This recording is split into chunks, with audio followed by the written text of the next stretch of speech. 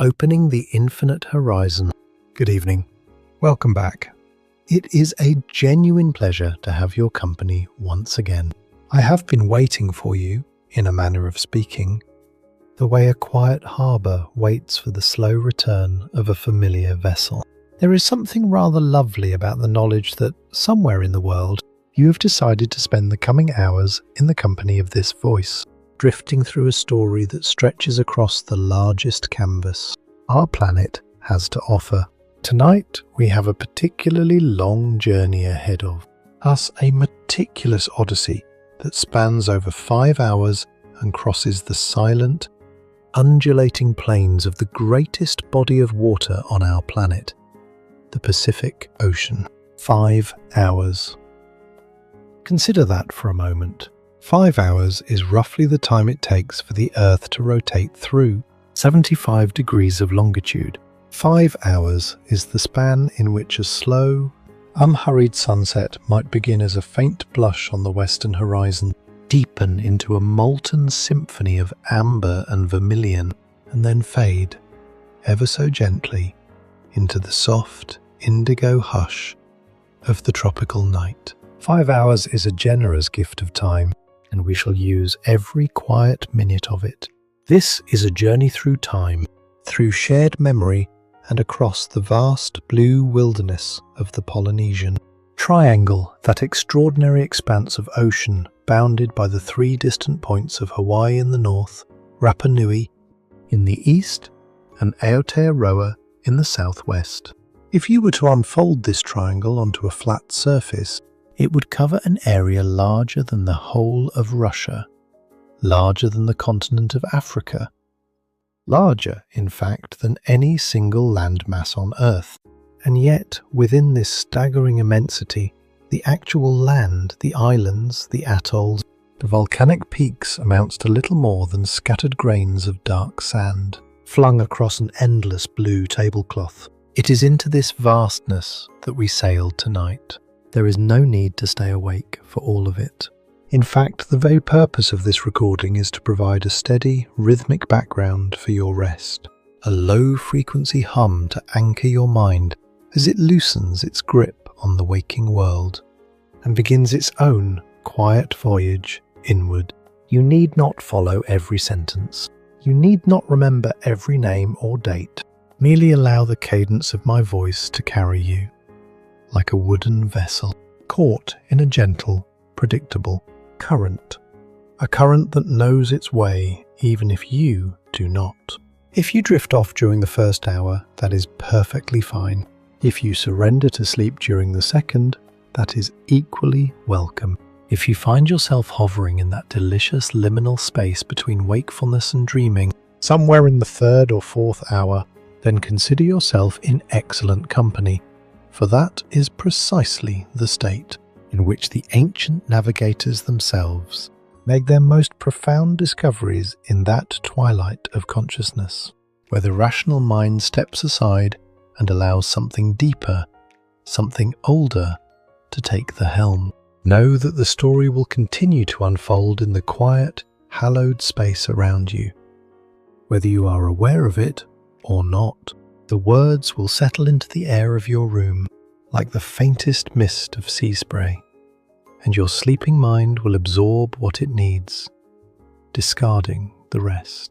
Like water running gently off the curved hull of a canoe, there is no test at the end of this. There is no obligation to retain. There is only the slow, comforting accumulation of atmosphere, of imagery, and of peace. Now, before we truly begin, a gentle caution. It is highly improbable that you will survive this voyage. By which I mean, of course, that the steady, irresistible pull of sleep is likely to claim you long before we reach our final destination. The navigators of old would have respected this, for they understood that sleep was not a weakness, but a necessity, a sacred interval in which the body repaired itself, the spirit replenished its reserves, and the mind quietly sorted through the vast archive of the day's observations, filing away what mattered and releasing what did not. You are not surrendering by falling asleep.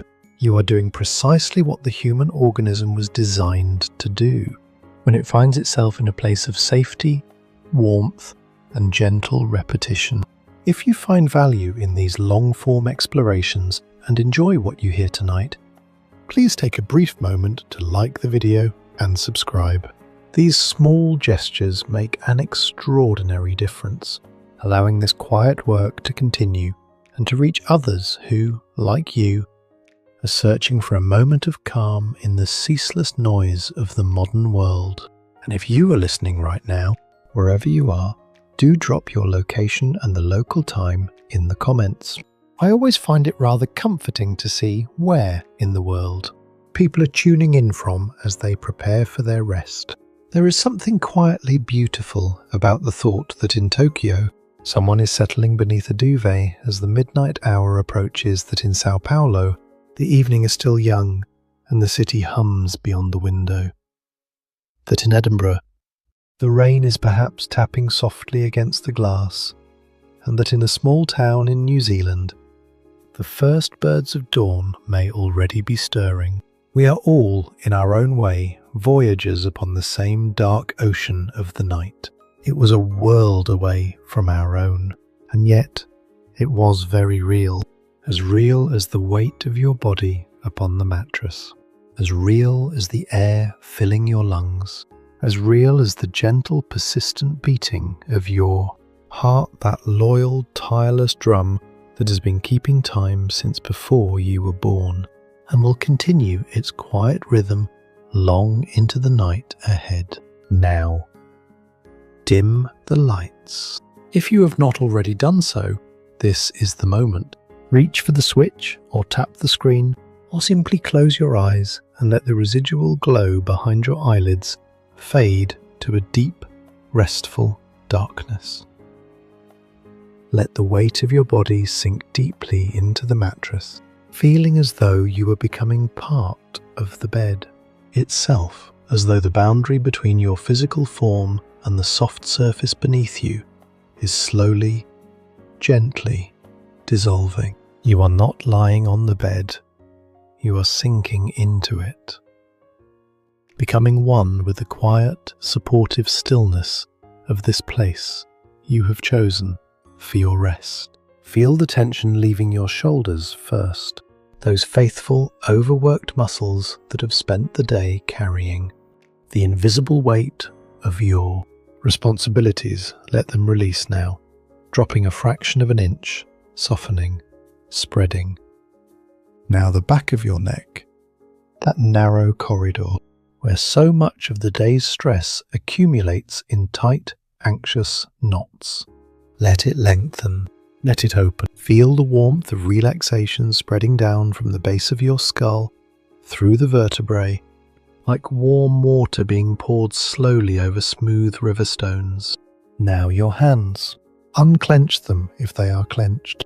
Spread your fingers gently and then let them curl naturally, as a leaf curls when it falls from the branch, not with effort, but with the simple, graceful surrender to gravity. Your hands have done so much today. They have typed and gripped and carried and gestured. They have held phones and pens and cups, and perhaps the hands of those you love. Now they need do nothing. They are merely resting, as still and quiet as two shells upon a shore. Let your breathing slow, finding a steady, natural pace. Do not force it. Do not count it, unless counting brings you comfort. Simply observe it as one might observe the tide, noting its rhythm without trying to change it. In and out. In and out.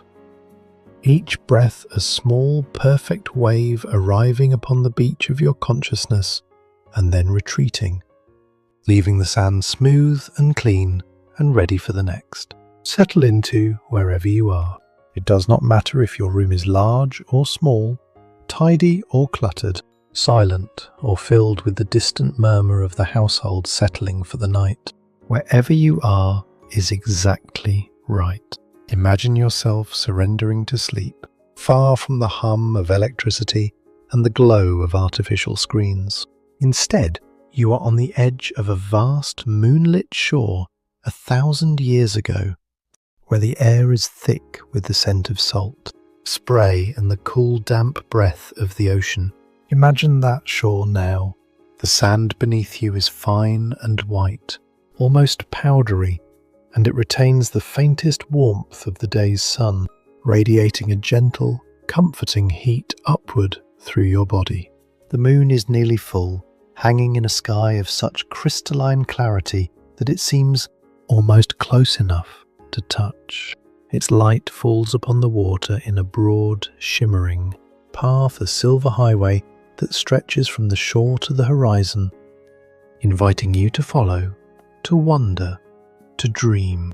The waves arrive in slow, unhurried sets, 3 or 4 gentle surges, each slightly different from the last, each rolling up the beach with a soft, hissing whisper before retreating with a faint musical rattle of tiny shells and coral fragments. Between the sets there is a pause, a held breath of the ocean itself. And in that pause, you can hear the deeper sound of the reef, a low subterranean rumble that vibrates through the sand and into your bones. It is the heartbeat of the Pacific, and tonight it beats for you. Behind you, the coconut palms stand in a dark, whispering congregation, their fronds rustling in the lightest of breezes, with a sound like the turning of ancient pages. The air carries their scent, a green, slightly sweet fragrance that mingles with the salt and the ozone and the faint, almost imperceptible perfume of frangipani blossoms that have fallen unseen onto the dark forest floor. It is an air you could drink. It is an air that seems to dissolve every thought, every worry, every lingering fragment of the day, leaving only the present moment, vast and quiet and utterly safe. Tonight's Odyssey is divided into 2 great movements, like a symphony composed, not of notes, but of miles. In part 1, which I've entitled The Voyage Out, we shall experience the intimacy of life aboard a great double-hulled canoe. We shall feel the salt dry upon our skin. We shall taste the fermented breadfruit and the sun-warmed water. We shall watch the master navigator read the swells with the sensitivity of a physician reading a pulse. We shall follow the legendary Kupe as he chases the horizon toward the long white cloud. And we shall kneel in the sand of an ancient shore, watching a Lapita potter press her intricate designs into the soft red clay. In part 2, which I have called The Roots of the Land, we shall transition from the salt of the sea to the dark soil of the islands, witnessing how these intrepid explorers became settlers, how their canoes became villages, their voyaging chants became the foundations of law and religion, and their knowledge of the stars became the architecture of entire civilizations. We shall walk through the taro patches at dusk. We shall stand beside a man named Tupai'a as he astonishes the officers of a British naval vessel with the contents of his extraordinary mine. We shall contemplate the quiet mystery of the sweet potato, a humble tuber that carries within its flesh one of the most provocative questions in all of human history. And at last we shall witness the rebirth of wayfinding in the modern age, when a canoe named Hokule'a proved to a doubting world that the ancient ways were not myth, but mastery. The stars are aligned. The tide is turning. The Senate lashings have been checked and tightened. The provisions are stowed. The navigator has read the sky and found it favourable. The crew stands ready, their bare feet braced upon the wet sand, waiting for the word to push the great hull into the shallows. Whether you stay with me for the full 5 hours, or depart for the world of dreams in the next few minutes, you are safe. You are comfortable, and the horizon is infinite. There is no edge to fall off. There is no storm on the forecast. There is only this, a voice, a story, and the gentle rocking motion of the sea. That was simply the way of things. The Pacific held its secrets close, offering them only to those who were willing to listen with patience and humility. Tonight, we listen. Tonight, we are the students of an ocean that covers a third of the Earth's surface and holds within its depths more stories than all the libraries of the world combined. Let us begin. The first canoe is waiting. The dawn is approaching, and somewhere, far beyond the curve of the earth, an island is dreaming of its discoverers. Let us go to them now. Segment 1. Daily Life Immersion. The rhythm of the Va'a. Imagine yourself, just for a moment, suspended between two worlds. You are resting upon the weathered wooden deck of a Hokule'a, a magnificent double-hulled voyaging canoe deep in the lonely heart of the Pacific. It is the hour before dawn, that fragile charcoal grey period where the stars begin to lose their piercing brightness, softening into the velvet backdrop of the coming day. This is the hour the Hawaiians called Wanao. The faint stirring of light that is not yet light, the rumour of the sun before the sun itself has spoken. You have been asleep, or something close to. It is shallow, rocking half-rest that is all the ocean will permit. Your body has learned, over the course of many days, at sea, to surrender itself to the constant motion. You no longer fight it. You no longer tense your muscles against the roll. Instead, you have become part of the vessel itself, rising and falling with the swell as naturally as the mast, as the ropes, as the carved prow that dips and lifts with the patience of a breathing creature. This is the first lesson the ocean teaches. Resistance is futile, and surrender is not weakness, but wisdom. There is no silence here, and yet it is profoundly quiet. These two things, which seem contradictory, are in fact perfectly compatible at sea. There is an abundance of sound, a ceaseless, layered orchestra of noise, and yet the overall effect is one of deep, enveloping calm. Because every sound is natural, every sound is rhythmic, and every sound has been present since the beginning of the voyage, weeks ago, so that by now your ears have woven them into a single, continuous fabric that your conscious mind no longer distinguishes from silence itself. Your ears attune, slowly, to the symphony of the vessel. Let us listen together, you and I, as though we were lying side by side on the central platform of this great canoe, our eyes still closed, letting the sounds wash over us like warm water. Beneath you, the heavy structural beams of the wa'a groan with a deep wooden resonance. These are the iako, the crossbeams that bind the two hulls together, the skeletal ribs that give the canoe its extraordinary stability. They are fashioned from the hardwood of the hau tree, chosen for its density and its resilience, and they have been lashed to the hulls, not with nails or bolts, for there is not a single piece of metal in this entire vessel, but with senet miles and miles of hand-braided coconut fibre cordage. This is the sound you hear the senet shifting, stretching and yielding with a low-frequency groan that is almost below the threshold of human hearing.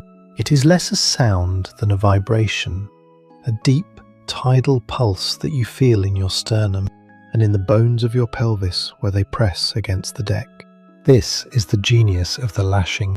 A rigid joint would snap in the first heavy sea. A bolted frame would fracture under the torque of a beam swell. But the senet breathes. It absorbs. It distributes the force of each wave across 1,000 individual fibres, each one twisting minutely against its neighbour, each one sharing the burden with the next. The result is a vessel that is not solid but flexible, not stiff but alive. It is a living sound, a rhythmic creak that mimics the steady breathing of a great, gentle animal, a whale perhaps, or some ancient, patient tortoise of the deep. The strength lay in the flexibility. This principle, so simple and so profound, was understood by the Polynesian shipwrights 1,000 years before European engineers arrived at the same conclusion, through mathematics and metallurgy.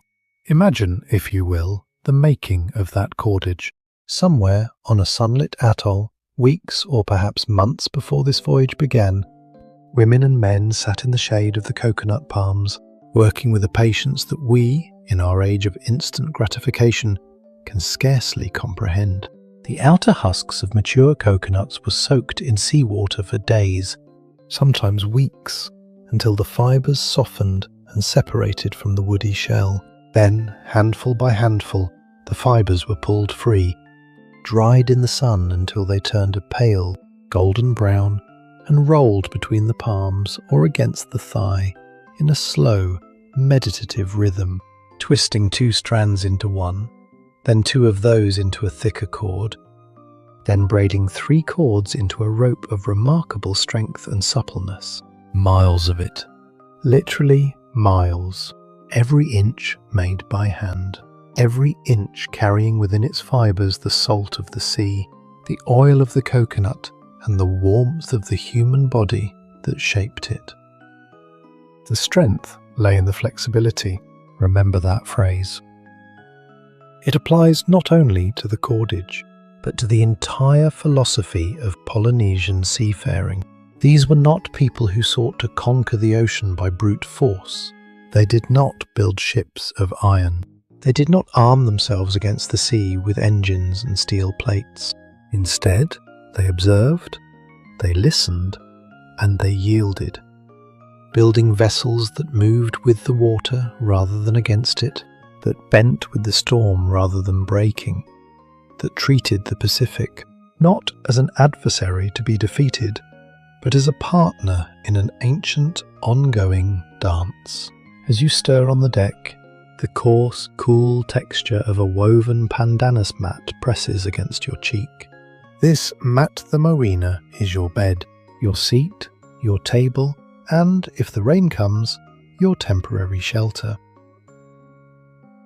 It smells of dried leaves and faintly of the sea, and its weave is tight enough to keep the splinters of the deck from your skin, but open enough to allow the air to circulate beneath you.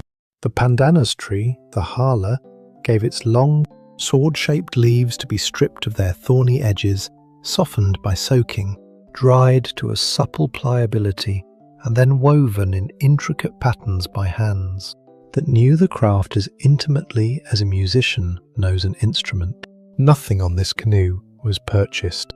Nothing was manufactured in a factory, wrapped in plastic, or delivered to a door. Everything, every rope, every mat, every carved fitting, every ounce of food was made by the hands of the community, from materials provided by the immediate natural world. Tonight, as you lie in your warm bed, surrounded by the comforts of the modern age, there is something quietly astonishing about this fact. Consider it gently and let it settle into your thoughts. Like a stone sinking slowly into clear water, the air is remarkably clean. Cleaner, in fact, than any air you are likely to have ever breathed. There is no dust here, no pollen, no exhaust, no chemical trace. There is only the sharp, ozonic tang of salt spray and the cool, clingy dampness of the night mist that has settled upon the rigging and the deck, like a fine, invisible dew. Each breath fills your lungs with a cold, bright clarity that tastes of minerals and distance. If you were to breathe in deeply now, in your bed tonight, and imagine that the air entering your nostrils is this pure, ocean-cleaned air, untouched by civilization, unspoiled by industry, carrying nothing but the memory of 10,000 miles of open water, you might find that even this simple act of imagination brings a certain looseness to your chest, a certain easing of the breath. Tonight, as you lie in your warm bed, consider for a moment that for these voyagers, there was only a few inches of carved timber between them and the infinite dark depths of the abyss. The Pacific Ocean, at its deepest point in the Mariana Trench, reaches nearly 11,000 meters below the top. Surface a depth so extreme that if you were to place Mount Everest at the bottom, its summit would still be submerged by more than 2 kilometers of black, crushing water. But you need not think of the Mariana Trench. Even here, in the open ocean between Tahiti and the Marquesas, the floor of the sea is 3,000 or 4,000 meters below the keel. That is the height of a respectable alpine mountain, inverted, filled with darkness, and inhabited by creatures that have never known the touch of sunlight. We take for granted the absolute stillness of our foundations, but here, every moment is defined by motion. The deck moves, the horizon moves, the clouds move, the stars move, or rather appear to move, in their slow, stately arcs. Even the water itself is in constant migration, the great ocean currents flowing like invisible rivers within the body of the sea, carrying warmth from the equator toward the poles, and cold from the poles toward the equator in a circulatory system, as vast and vital as the bloodstream of the earth itself. The only stillness is the stillness you find within yourself, and this too is a lesson the ocean teaches. That peace is not the absence of movement, but the acceptance of it. The first light begins to smudge the eastern horizon, a faint ethereal wash of milky lavender and bruised indigo, as though someone has taken a damp cloth and drawn it across the lowest edge of the sky, lifting the darkness by the smallest, most tentative of degrees. This is not yet dawn. This is the promise of dawn, the whispered overture before the symphony begins. The stars in the east are dimming, their light no longer sharp enough to cast reflections upon the water. But in the west and directly overhead, they still burn with a cold, crystalline intensity that seems almost defiant, as though they are reluctant to yield the sky to the approaching sun. You uncurl your limbs with deliberate slowness, your muscles already accustomed to the constant, subtle corrections needed to maintain balance on a moving floor.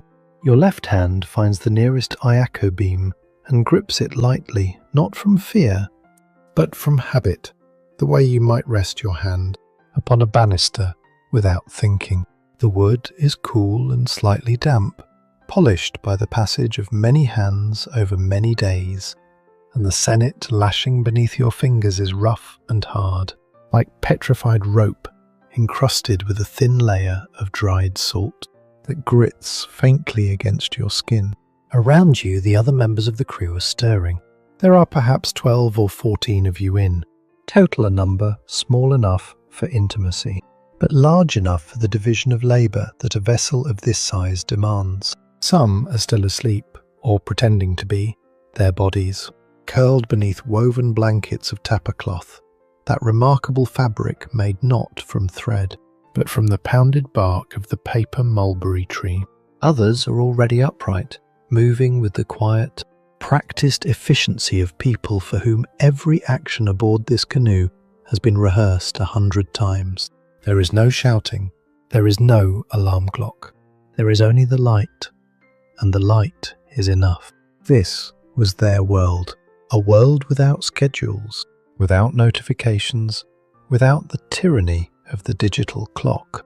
The day began when the sky said it began, and it ended when the darkness made further work impractical. Between these 2 points, the hours were filled not with frantic productivity, but with the steady, unhurried rhythm of essential tasks, performed with care and attention. There was always something to do aboard the Wa'a, but there was never any rush, because rushing at sea is not merely pointless, it is dangerous. A hasty movement can unbalance a man, An untied rope can whip in the wind and blind an eye. A moment of inattention can allow the sail to luff and the canoe to fall off course, by a degree that, over the span of a day, translates into miles of deviation. The ocean rewards patience. The ocean punishes haste. And so the days went on, quietly, steadily, one much like the last.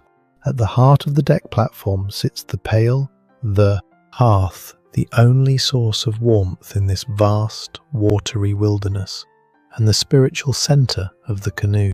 Imagine it now, a low rectangular box of volcanic stone, perhaps 2 feet wide and 3 feet long, filled with a bed of sand and coral gravel to insulate the precious wooden deck from the heat of the fire. This hearth is as sacred as it is practical. It is the continuation of the home fire, the ahi, carried from the village, from the island, from the ancestral land, and kept alive across the ocean, as a living ember of the community's identity. To let the fire die would be more than an inconvenience. It would be an omen, a severance of the spiritual connection between the voyagers and the land they had left behind. A young voyager is kneeling there now, blowing softly into a nest of dried coconut husks. His breath is measured, rhythmic almost, ceremonial, a slow, steady exhalation, directed through pursed lips into the centre of the fibrous bundle, where a single ember, no bigger than a thumb, glows a deep, sullen orange. The husks are perfect tinder, airy, fibrous, rich in oil. The ember catches. A thin tendril of smoke rises, pale against the dark sky, and then, with a soft, popping crackle, a small flame appears, no larger than the flame of a candle, but alive, vital, and infinitely welcome. The smell is instantaneous, a sweet, earthy scent of wood smoke that is unlike any other smell on the ocean. It is the smell of the land. It is the smell of home. It reaches you across the deck and fills your nostrils with a warmth that seems to radiate inward, loosening the cold of the night from your muscles. Wherever you are in the world tonight, if you have ever sat beside a campfire or a fireplace, or even lit a single match in a dark room, you know this scent. It is one of the oldest smells in the human experience, predating language, predating civilization, predating everything except the fundamental relationship between the human animal and the flame that kept it alive through the long, dark millennia of its earliest history. Into the small flickering fire, slices of fermented breadfruit, wrapped in damp green. Leaves are placed to roast. This is ma, a staple of the long voyage, and one of the great culinary inventions of the Pacific. The breadfruit, the ulu, is a remarkable tree, producing large, starchy fruit that, when ripe, can be roasted, boiled, fried, or, most importantly for the voyager, fermented and preserved for months or even years. The process of making ma is a form of anaerobic fermentation, not unlike the making of sauerkraut or kimchi in other parts of the world. Ripe breadfruit is peeled, cored, and placed in lined pits dug into the earth, where it is allowed to ferment slowly, developing a sour, tangy flavour and a dense, paste-like consistency that can be stored indefinitely when wrapped in leaves. It is not, by any modern standard, a delicacy, but it is reliable, nourishing, and calorie-dense, the perfect food for a journey measured not in hours, but in weeks. When you peel back the charred outer leaf, the steam rises in a warm cloud, smelling of cooked starch and ancient earth, with a faintly acidic undertone that tells of the fermentation. The ma is pale, almost white, with a smooth, heavy texture that falls somewhere between soft bread dough and cold porridge. It is hot, yielding, and slightly tacky to the touch of your teeth. The taste is bland but comforting, a starchy, mildly sour warmth that fills the stomach and quiets the insistent gnawing of morning hunger. You eat slowly, pulling small pieces from the warm bundle and chewing them thoroughly. Because aboard the wa'a, meals are not events to be hurried through, but intervals to be savoured, moments of communal pause in the ongoing work of the voyage. Alongside the ma, there might be dried fish, strips of skipjack, tuna or bonito that have been split, salted with seawater and dried in the sun, until they are as hard and dark as strips of old leather. These must be chewed for a long time, softening gradually in the mouth, releasing a deep, concentrated flavour of the sea, intensely salty, faintly smoky, with an umami richness that coats the tongue. There might also be small bundles of dried seaweed, pressed into thin, brittle sheets that dissolve on the tongue with a burst of briny mineral flavour. And there is always coconut. Fresh coconut, if they have made landfall recently, or dried copra if they have not, its sweet, oily flesh, providing the fats that the body craves in the cool, salt-saturated air of the open ocean. To wash it down, a bamboo container is passed from hand to hand. The container is a section of a single, thick bamboo cane, perhaps a foot long and 4 inches in diameter, sealed at one end by the natural node of the plant and stoppered at the other with a plug of rolled leaves. The water inside is cool, or at least cooler than the air, and tastes faintly of the woody, sun-warmed bamboo, from which it has absorbed the subtlest flavour during the days of storage. It is not the flat, chlorinated, plastic-bottled water of the modern world. It is living water, with a character and a personality of its own.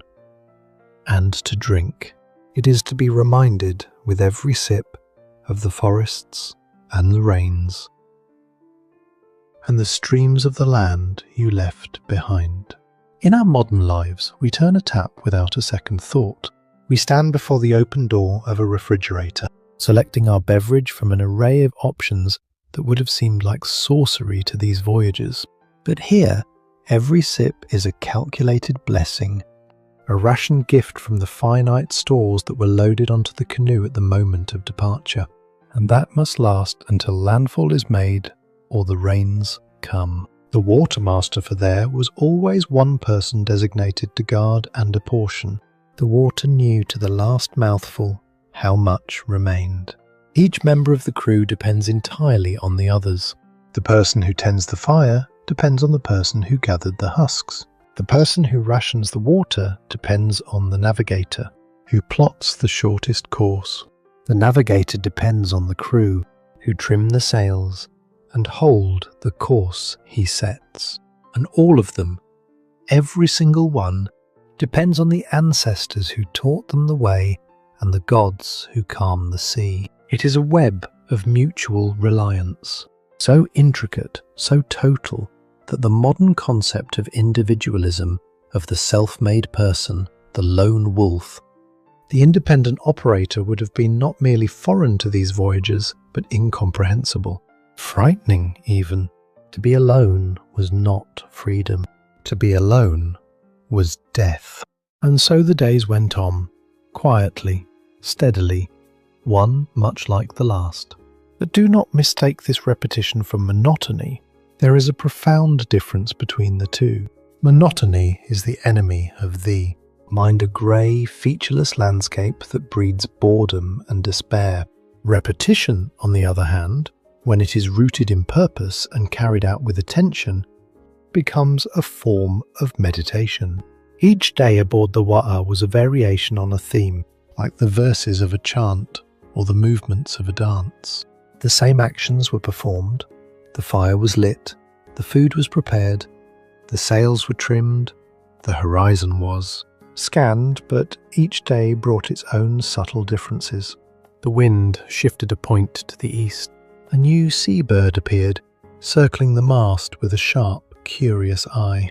The colour of the water changed, deepening from cobalt to indigo, suggesting a change in the depth of the ocean floor far below. These small variations were not merely noticed, they were treasured. discussed, interpreted, and stored in the communal memory of the crew as data points in the ongoing narrative of the voyage. But the most vital presence on the deck is the master navigator, the Hokule'a, the keeper of the path. He sits at the stern of the canoe, slightly elevated on a raised platform that gives him an unobstructed view of the horizon in every direction. His posture is one of deep, meditative stillness, his spine straight, his legs crossed, his hands resting upon his knees. His eyes are open but unfocused, as though he is looking not at the surface of the sea, but through it into some deeper layer of reality that the untrained eye cannot perceive. He is feeling the sea. This is not a metaphor. It is a literal physical act of perception that engages not merely the eyes and the ears, but the entire body, the skin, the inner ear, the soles of the feet, the base of the spine. The navigator has spent a lifetime training his body to become an instrument of extraordinary sensitivity, a living compass that responds to the most subtle variations in the movement of the water beneath the hull. Beneath the surface noise of the wind-driven waves, the chop, the splash, the slap of water against wood, there are deeper pulses. These are the ocean swells, the great rolling undulations that are generated by distant weather systems and that travel across thousands of miles of open ocean in straight, predictable lines. Unlike waves, which are local, chaotic and short-lived, swells are global, orderly and persistent. A swell generated by a storm near Antarctica may travel northward across the entire breadth of the Pacific, maintaining its direction and its rhythm for days or even weeks, losing only the smallest fraction of its energy as it goes. The navigator feels the specific signature of these swells against his spine. He has memorized their directions, mapping them onto the star compass in his mind. A swell from the southeast arrives in the house of Manu Marangai. A swell from the northeast enters through Manu Tokerau. At any given moment there may be 3, 4, or even 5 distinct swells passing beneath the hull, each from a different direction, each with its own period and amplitude, and the navigator can distinguish them all, separating them in his mind as a trained musician might separate the individual instruments in a complex orchestral passage. When the canoe aligns with a swell, the hull pitches, the bow lifting and then falling in a slow, rocking motion. When the swell strikes from the side, the canoe rolls, the port hull rising, and then the starboard, or vice versa, in a gentle, alternating sway. And when the swell arrives at an oblique angle, the canoe corkscrews a complex spiraling motion that lifts each corner of the vessel in sequence: bow port, bow starboard, stern port, stern starboard, in a pattern as regular and predictable as the turning of a wheel. To the untrained ear, it is just the sound of water. To him, it is a map not of land, but of energy, of invisible rivers flowing through the body of the sea, each one pointing back to its origin and forward to its destination. If a swell is disrupted, if its regular rhythm stutters, or its amplitude diminishes, it means that somewhere ahead, an island or a reef is interfering with its passage, bending the swell around its bulk like water flowing around a stone in a stream. The navigator reads these disruptions the way a physician reads an anomaly, in a heartbeat, with careful, focused attention and a lifetime of accumulated knowledge. The Grand Master Navigator Mao Piailug, who in the 20th century would become the living bridge between the ancient knowledge and the modern revival, once said, "If you can read the ocean, you will never be lost." This is a statement of such quiet confidence, such absolute assurance, that it takes your breath away. Never be lost. Not rarely lost. Not usually able to find your way. Never. in a wilderness of water that covers 65 million square miles, where the islands are separated by distances that would swallow entire European countries, and where the only landmarks are invisible patterns of energy moving through the sea. This man said, "Never lost." And he meant it. And he was right. The sun is now fully above the horizon, warming your shoulders and drying the salt crust on your arms. The world has transformed in the space of an hour. The charcoal greys and muted lavenders of the pre-dawn have given way to a blazing palette of gold and turquoise.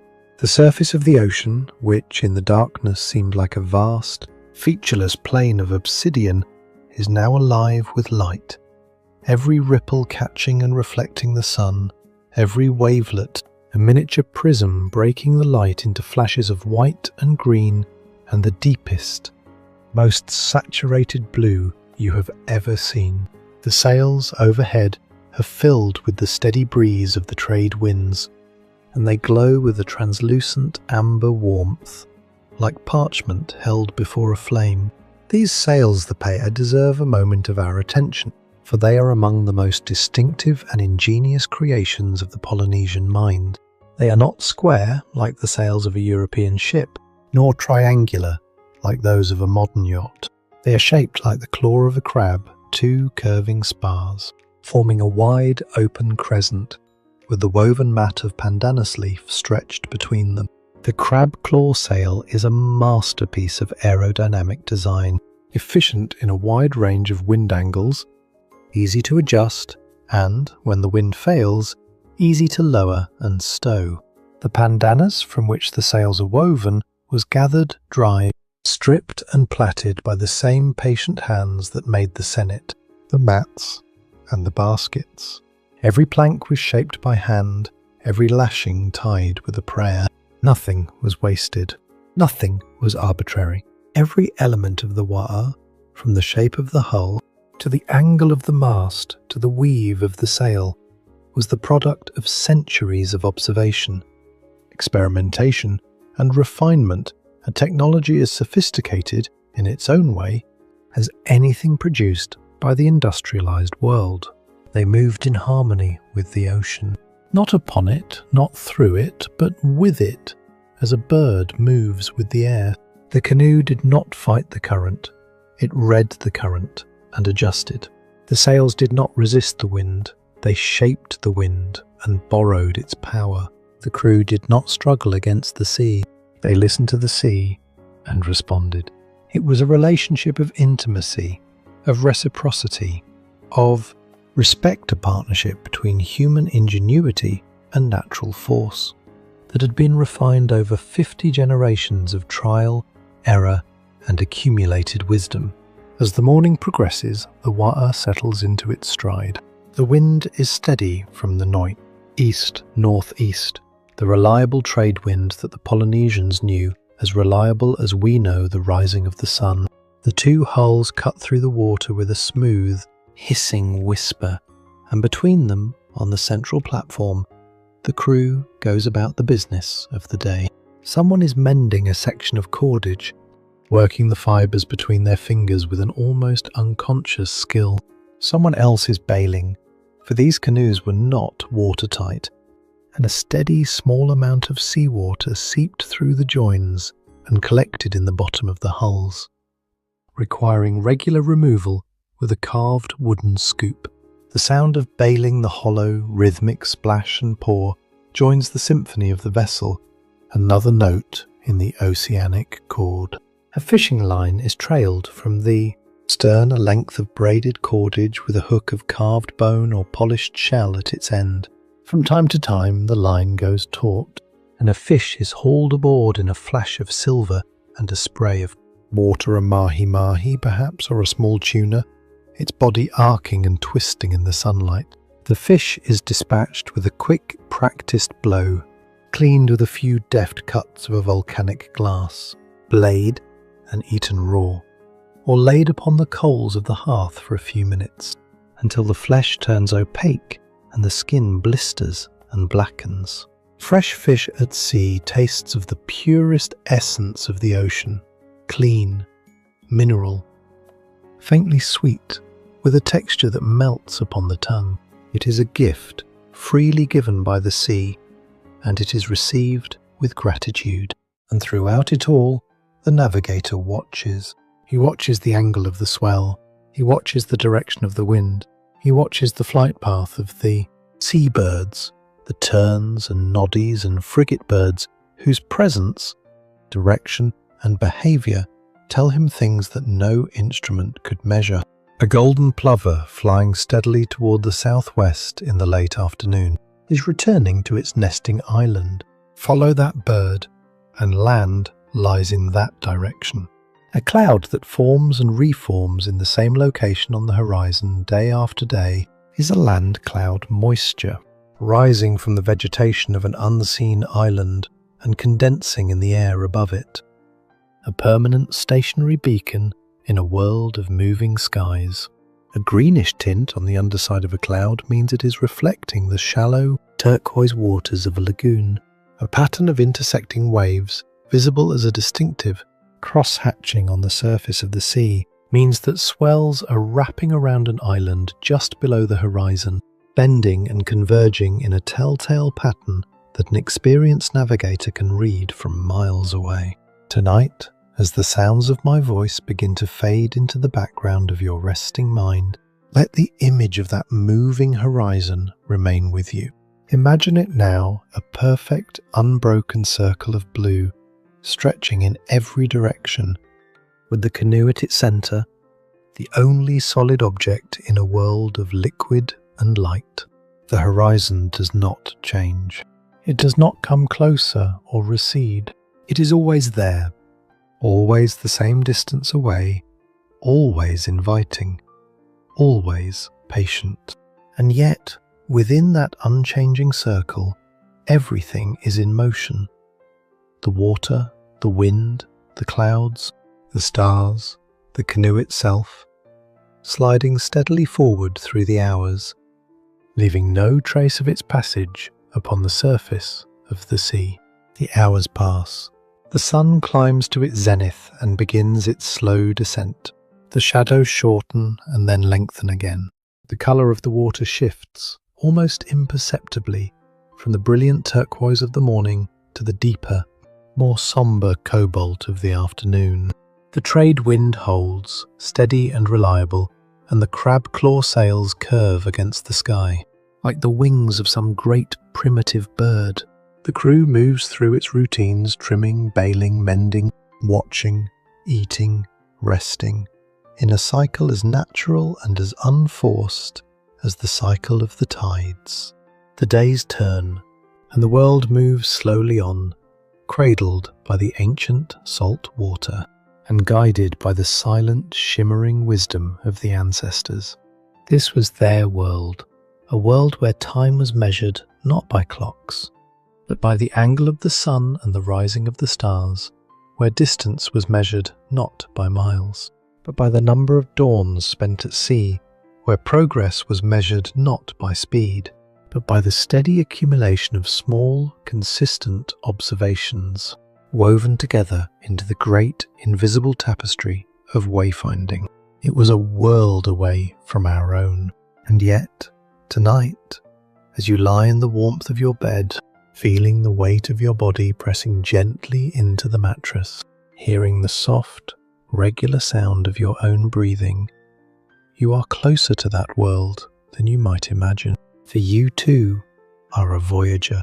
You too are crossing a vast, featureless expanse, the ocean of the night, guided by nothing more than the steady rhythm of your own breath. And the quiet, persistent faith that morning will come. The ancient navigators understood this. They knew that every sleep was a small voyage, a departure from the known world of consciousness into the unknown waters of the dream, and that every waking was a landfall, a safe arrival upon the shore of a new day. So let the canoe carry you. Let the swell rock you. Let the creak of the sennet and the whisper of the hull through the water become the background music of your rest. You are aboard the Wa'a now. You are part of the crew, and the horizon, that infinite, unchanging circle, is holding you at its centre, safe and still and perfectly at peace. And so the days went on, quietly, steadily, one much like the last.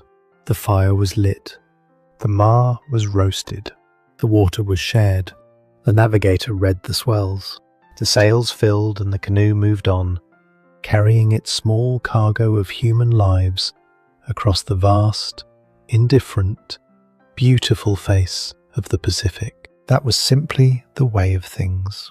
Behind you, the coconut palms stand in a dark, whispering congregation, their fronds rustling in the lightest of breezes, with a sound like the turning of ancient pages. The air carries their scent, a green, slightly sweet fragrance that mingles with the salt and the ozone and the faint, almost imperceptible perfume of frangipani blossoms that have fallen unseen onto the dark forest floor. It is an air you could drink. It is an air that seems to dissolve every thought, every worry, every lingering fragment of the day, leaving only the present moment vast and quiet and utterly safe. Tonight's Odyssey is divided into two great movements, like a symphony composed, not of notes, but of miles. In part 1, which I've entitled The Voyage Out, we shall experience the intimacy of life aboard a great double-hulled canoe. We shall feel the salt dry upon our skin. We shall taste the fermented breadfruit and the sun-warmed water. We shall watch the master navigator read the swells with the sensitivity of a physician reading a pulse. We shall follow the legendary Kupe as he chases the horizon toward the long white cloud. And we shall kneel in the sand of an ancient shore, watching a Lapita potter press her intricate designs into the soft red clay. In part 2, which I have called The Roots of the Land, we shall transition from the salt of the sea to the dark soil of the islands, witnessing how these intrepid explorers became settlers, how their canoes became villages, their voyaging chants became the foundations of law and religion, and their knowledge of the stars became the architecture of entire civilizations. We shall walk through the taro patches at dusk. We shall stand beside a man named Tupai'a as he astonishes the officers of a British naval vessel with the contents of his extraordinary mine. We shall contemplate the quiet mystery of the sweet potato, a humble tuber that carries within its flesh one of the most provocative questions in all of human history. And at last we shall witness the rebirth of wayfinding in the modern age, when a canoe named Hokule'a proved to a doubting world that the ancient ways were not myth, but mastery. The stars are aligned. The tide is turning. The Senate lashings have been checked and tightened. The provisions are stowed. The navigator has read the sky and found it favourable. The crew stands ready, their bare feet braced upon the wet sand, waiting for the word to push the great hull into the shallows. Whether you stay with me for the full 5 hours, or depart for the world of dreams in the next few minutes, you are safe. You are comfortable, and the horizon is infinite. There is no edge to fall off. There is no storm on the forecast. There is only this, a voice, a story, and the gentle rocking motion of the sea. That was simply the way of things. The Pacific held its secrets close, offering them only to those who were willing to listen with patience and humility. Tonight, we listen. Tonight, we are the students of an ocean that covers a third of the Earth's surface and holds within its depths more stories than all the libraries of the world combined. Let us begin. The first canoe is waiting. The dawn is approaching, and somewhere, far beyond the curve of the earth, an island is dreaming of its discoverers. Let us go to them now. Segment 1. Daily Life Immersion. The rhythm of the Va'a. Imagine yourself, just for a moment, suspended between two worlds. You are resting upon the weathered wooden deck of a Hokule'a, a magnificent double-hulled voyaging canoe deep in the lonely heart of the Pacific.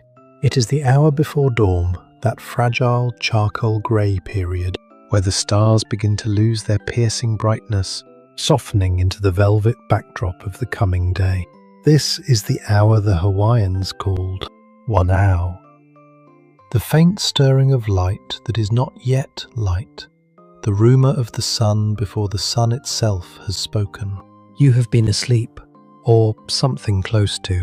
It is shallow, rocking half-rest that is all the ocean will permit. Your body has learned, over the course of many days, at sea, to surrender itself to the constant motion. You no longer fight it. You no longer tense your muscles against the roll. Instead, you have become part of the vessel itself, rising and falling with the swell as naturally as the mast, as the ropes, as the carved prow that dips and lifts with the patience of a breathing creature. This is the first lesson the ocean teaches. Resistance is futile, and surrender is not weakness, but wisdom. There is no silence here, and yet it is profoundly quiet. These two things, which seem contradictory, are in fact perfectly compatible at sea. There is an abundance of sound, a ceaseless, layered orchestra of noise, and yet the overall effect is one of deep, enveloping calm. Because every sound is natural, every sound is rhythmic, and every sound has been present since the beginning of the voyage, weeks ago, so that by now your ears have woven them into a single, continuous fabric that your conscious mind no longer distinguishes from silence itself. Your ears attune, slowly, to the symphony of the vessel. Let us listen together, you and I, as though we were lying side by side on the central platform of this great canoe, our eyes still closed, letting the sounds wash over us like warm water. Beneath you, the heavy structural beams of the wa'a groan with a deep wooden resonance. These are the iako, the crossbeams that bind the two hulls together, the skeletal ribs that give the canoe its extraordinary stability. They are fashioned from the hardwood of the hau tree, chosen for its density and its resilience, and they have been lashed to the hulls, not with nails or bolts, for there is not a single piece of metal in this entire vessel, but with senet miles and miles of hand-braided coconut fibre cordage. This is the sound you hear the senet shifting, stretching and yielding with a low-frequency groan that is almost below the threshold of human hearing. It is less a sound than a vibration, a deep, tidal pulse that you feel in your sternum and in the bones of your pelvis where they press against the deck. This is the genius of the lashing. A rigid joint would snap in the first heavy sea. A bolted frame would fracture under the torque of a beam swell. But the senet breathes. It absorbs. It distributes the force of each wave across 1,000 individual fibres, each one twisting minutely against its neighbour, each one sharing the burden with the next. The result is a vessel that is not solid but flexible, not stiff but alive. It is a living sound, a rhythmic creak that mimics the steady breathing of a great, gentle animal, a whale perhaps, or some ancient, patient tortoise of the deep. The strength lay in the flexibility. This principle, so simple and so profound, was understood by the Polynesian shipwrights 1,000 years before European engineers arrived at the same conclusion, through mathematics and metallurgy. Imagine, if you will, the making of that cordage. Somewhere on a sunlit atoll, weeks or perhaps months before this voyage began, women and men sat in the shade of the coconut palms, working with a patience that we, in our age of instant gratification, can scarcely comprehend. The outer husks of mature coconuts were soaked in seawater for days, sometimes weeks, until the fibres softened and separated from the woody shell. Then, handful by handful, the fibres were pulled free, dried in the sun until they turned a pale, golden brown, and rolled between the palms or against the thigh in a slow, meditative rhythm, twisting 2 strands into one, then 2 of those into a thicker cord, then braiding 3 cords into a rope of remarkable strength and suppleness. Miles of it. Literally miles. Every inch made by hand. Every inch carrying within its fibres the salt of the sea, the oil of the coconut, and the warmth of the human body that shaped it. The strength lay in the flexibility. Remember that phrase.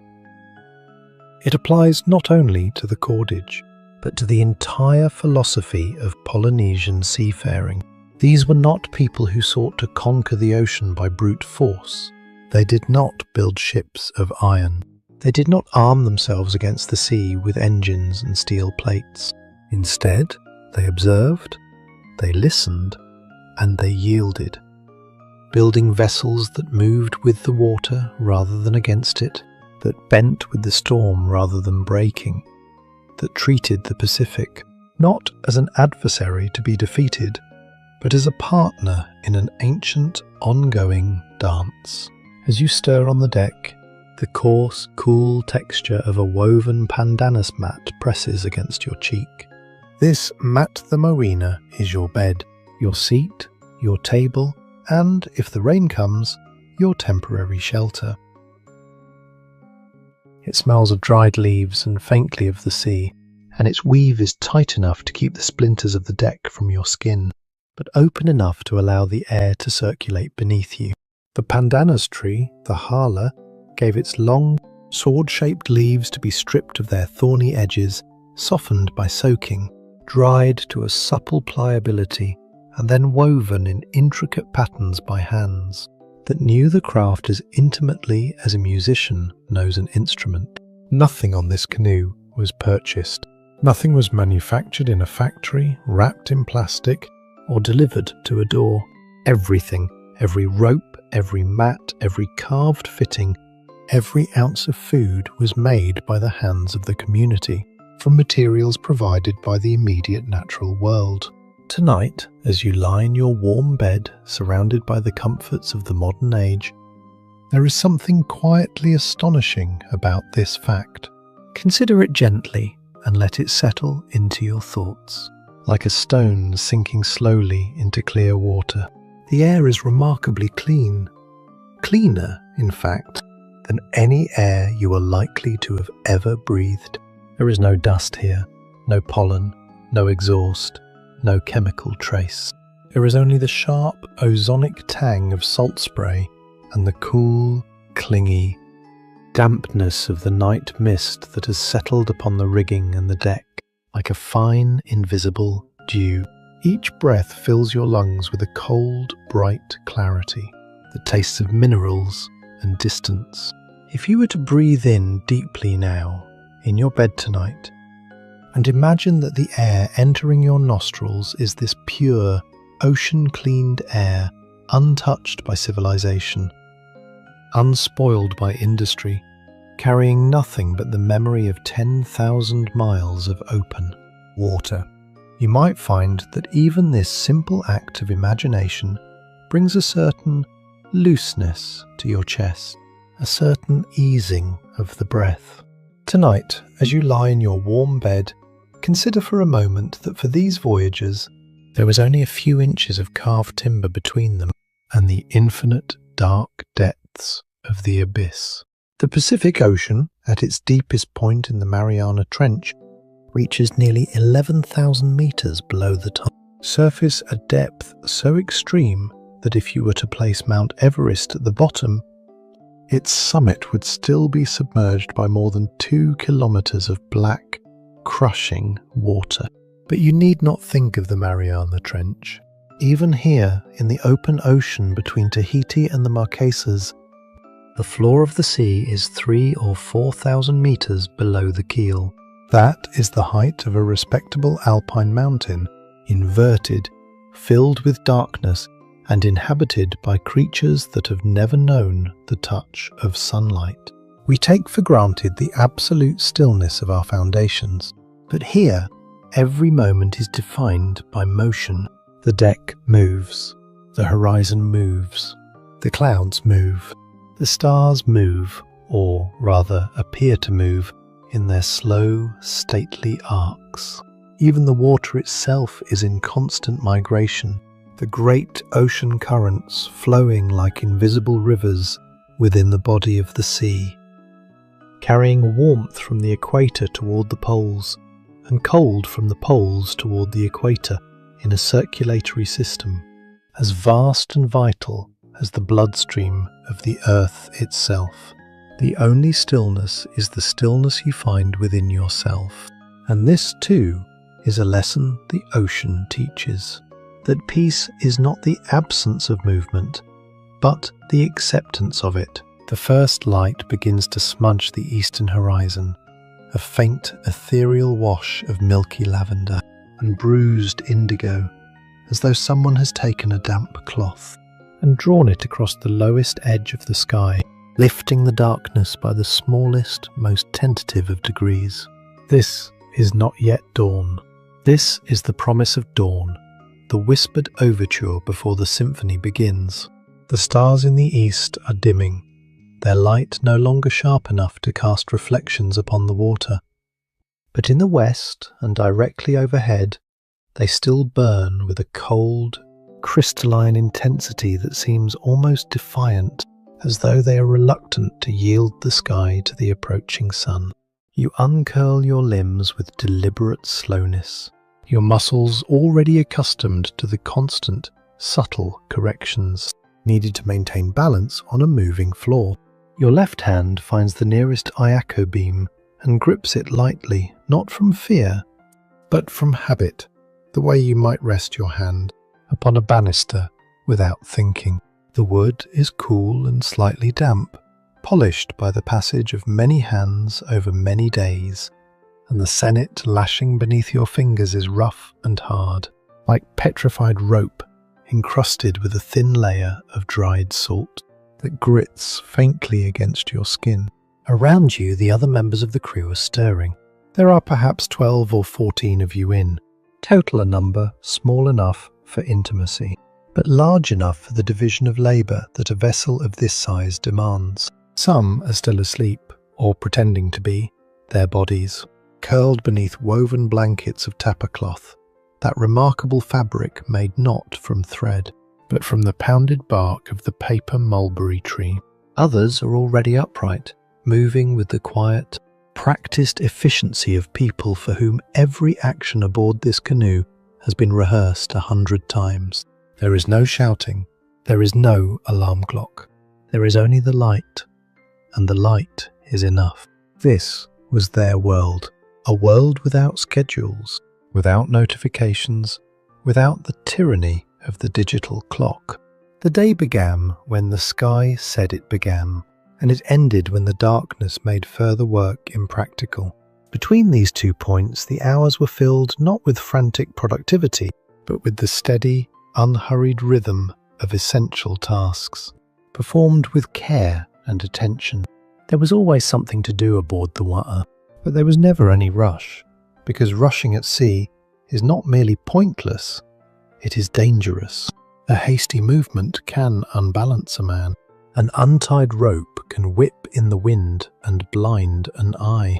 A moment of inattention can allow the sail to luff and the canoe to fall off course, by a degree that, over the span of a day, translates into miles of deviation.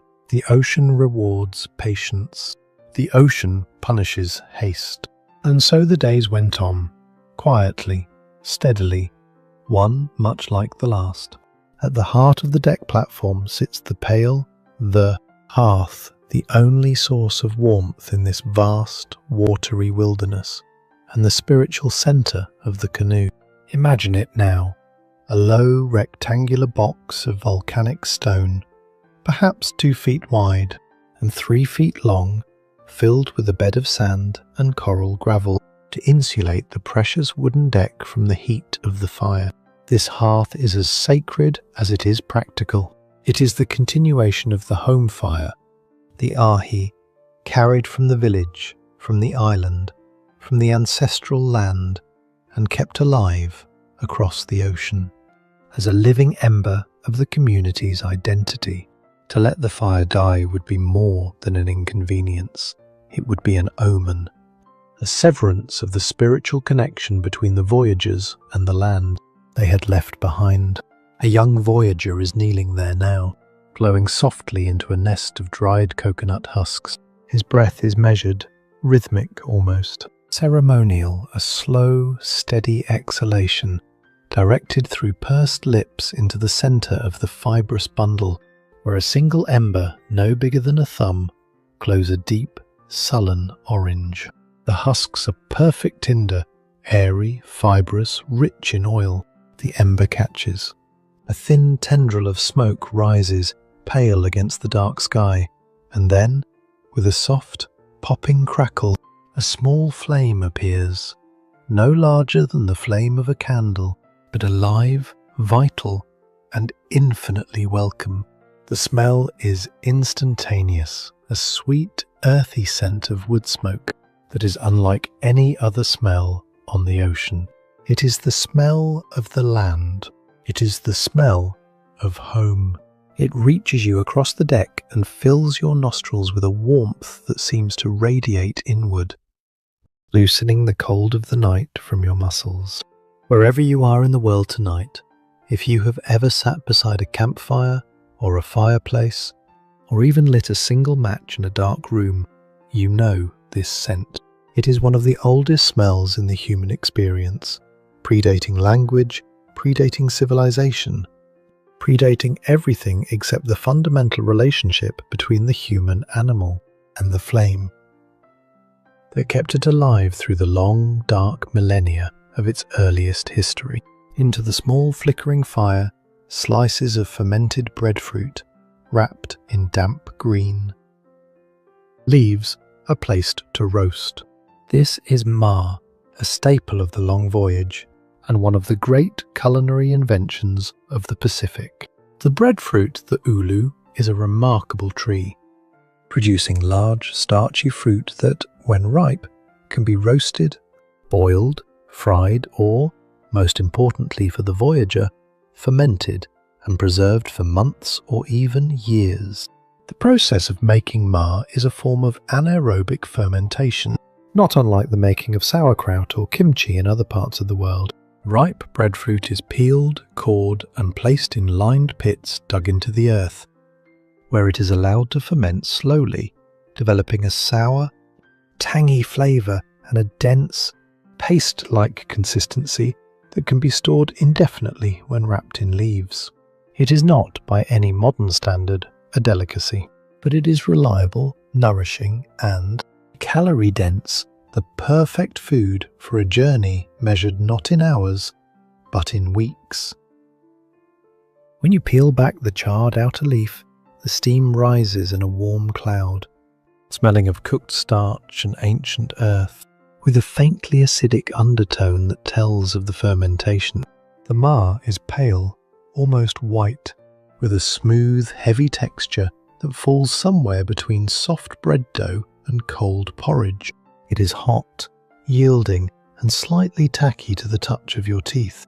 The taste is bland but comforting, a starchy, mildly sour warmth that fills the stomach and quiets the insistent gnawing of morning hunger. You eat slowly, pulling small pieces from the warm bundle and chewing them thoroughly. Because aboard the wa'a, meals are not events to be hurried through, but intervals to be savoured, moments of communal pause in the ongoing work of the voyage. Alongside the ma, there might be dried fish, strips of skipjack, tuna or bonito that have been split, salted with seawater, and dried in the sun, until they are as hard and dark as strips of old leather. These must be chewed for a long time, softening gradually in the mouth, releasing a deep, concentrated flavour of the sea, intensely salty, faintly smoky, with an umami richness that coats the tongue. There might also be small bundles of dried seaweed, pressed into thin, brittle sheets that dissolve on the tongue with a burst of briny mineral flavour. And there is always coconut.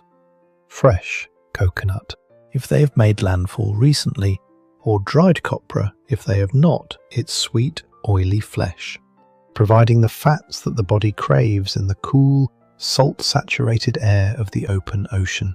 To wash it down, a bamboo container is passed from hand to hand. The container is a section of a single, thick bamboo cane, perhaps a foot long and 4 inches in diameter, sealed at one end by the natural node of the plant, and stoppered at the other with a plug of rolled leaves.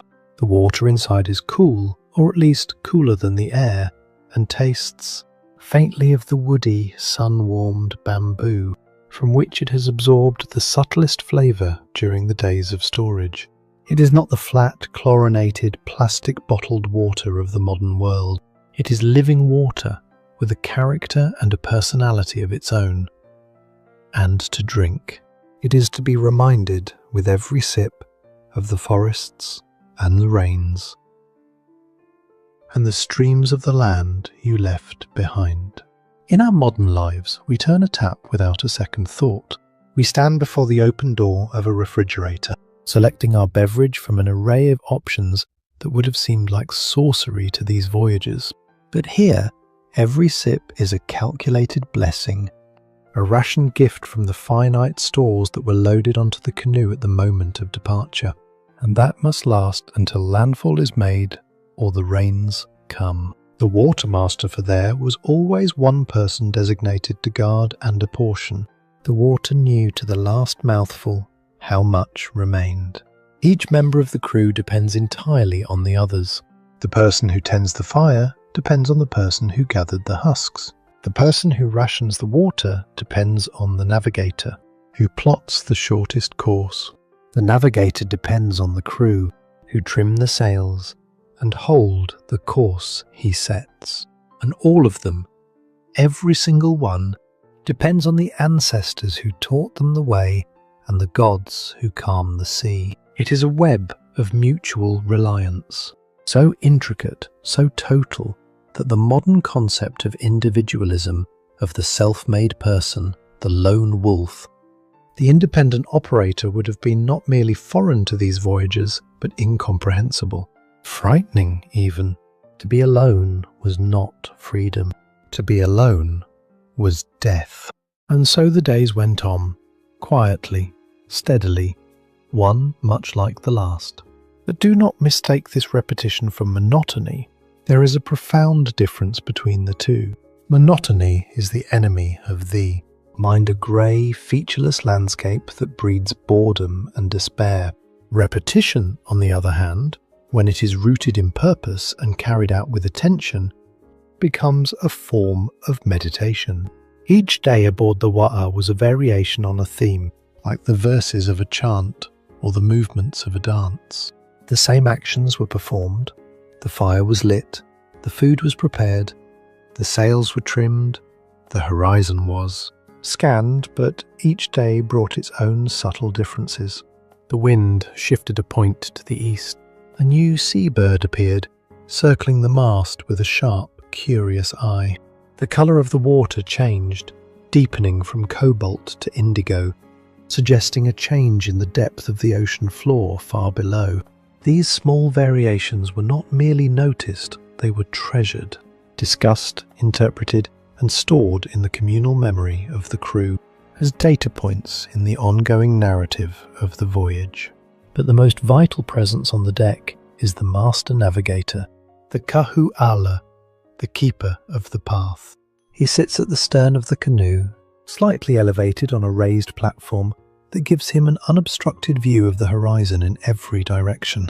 His posture is one of deep, meditative stillness, his spine straight, his legs crossed, his hands resting upon his knees. His eyes are open but unfocused, as though he is looking not at the surface of the sea, but through it into some deeper layer of reality that the untrained eye cannot perceive.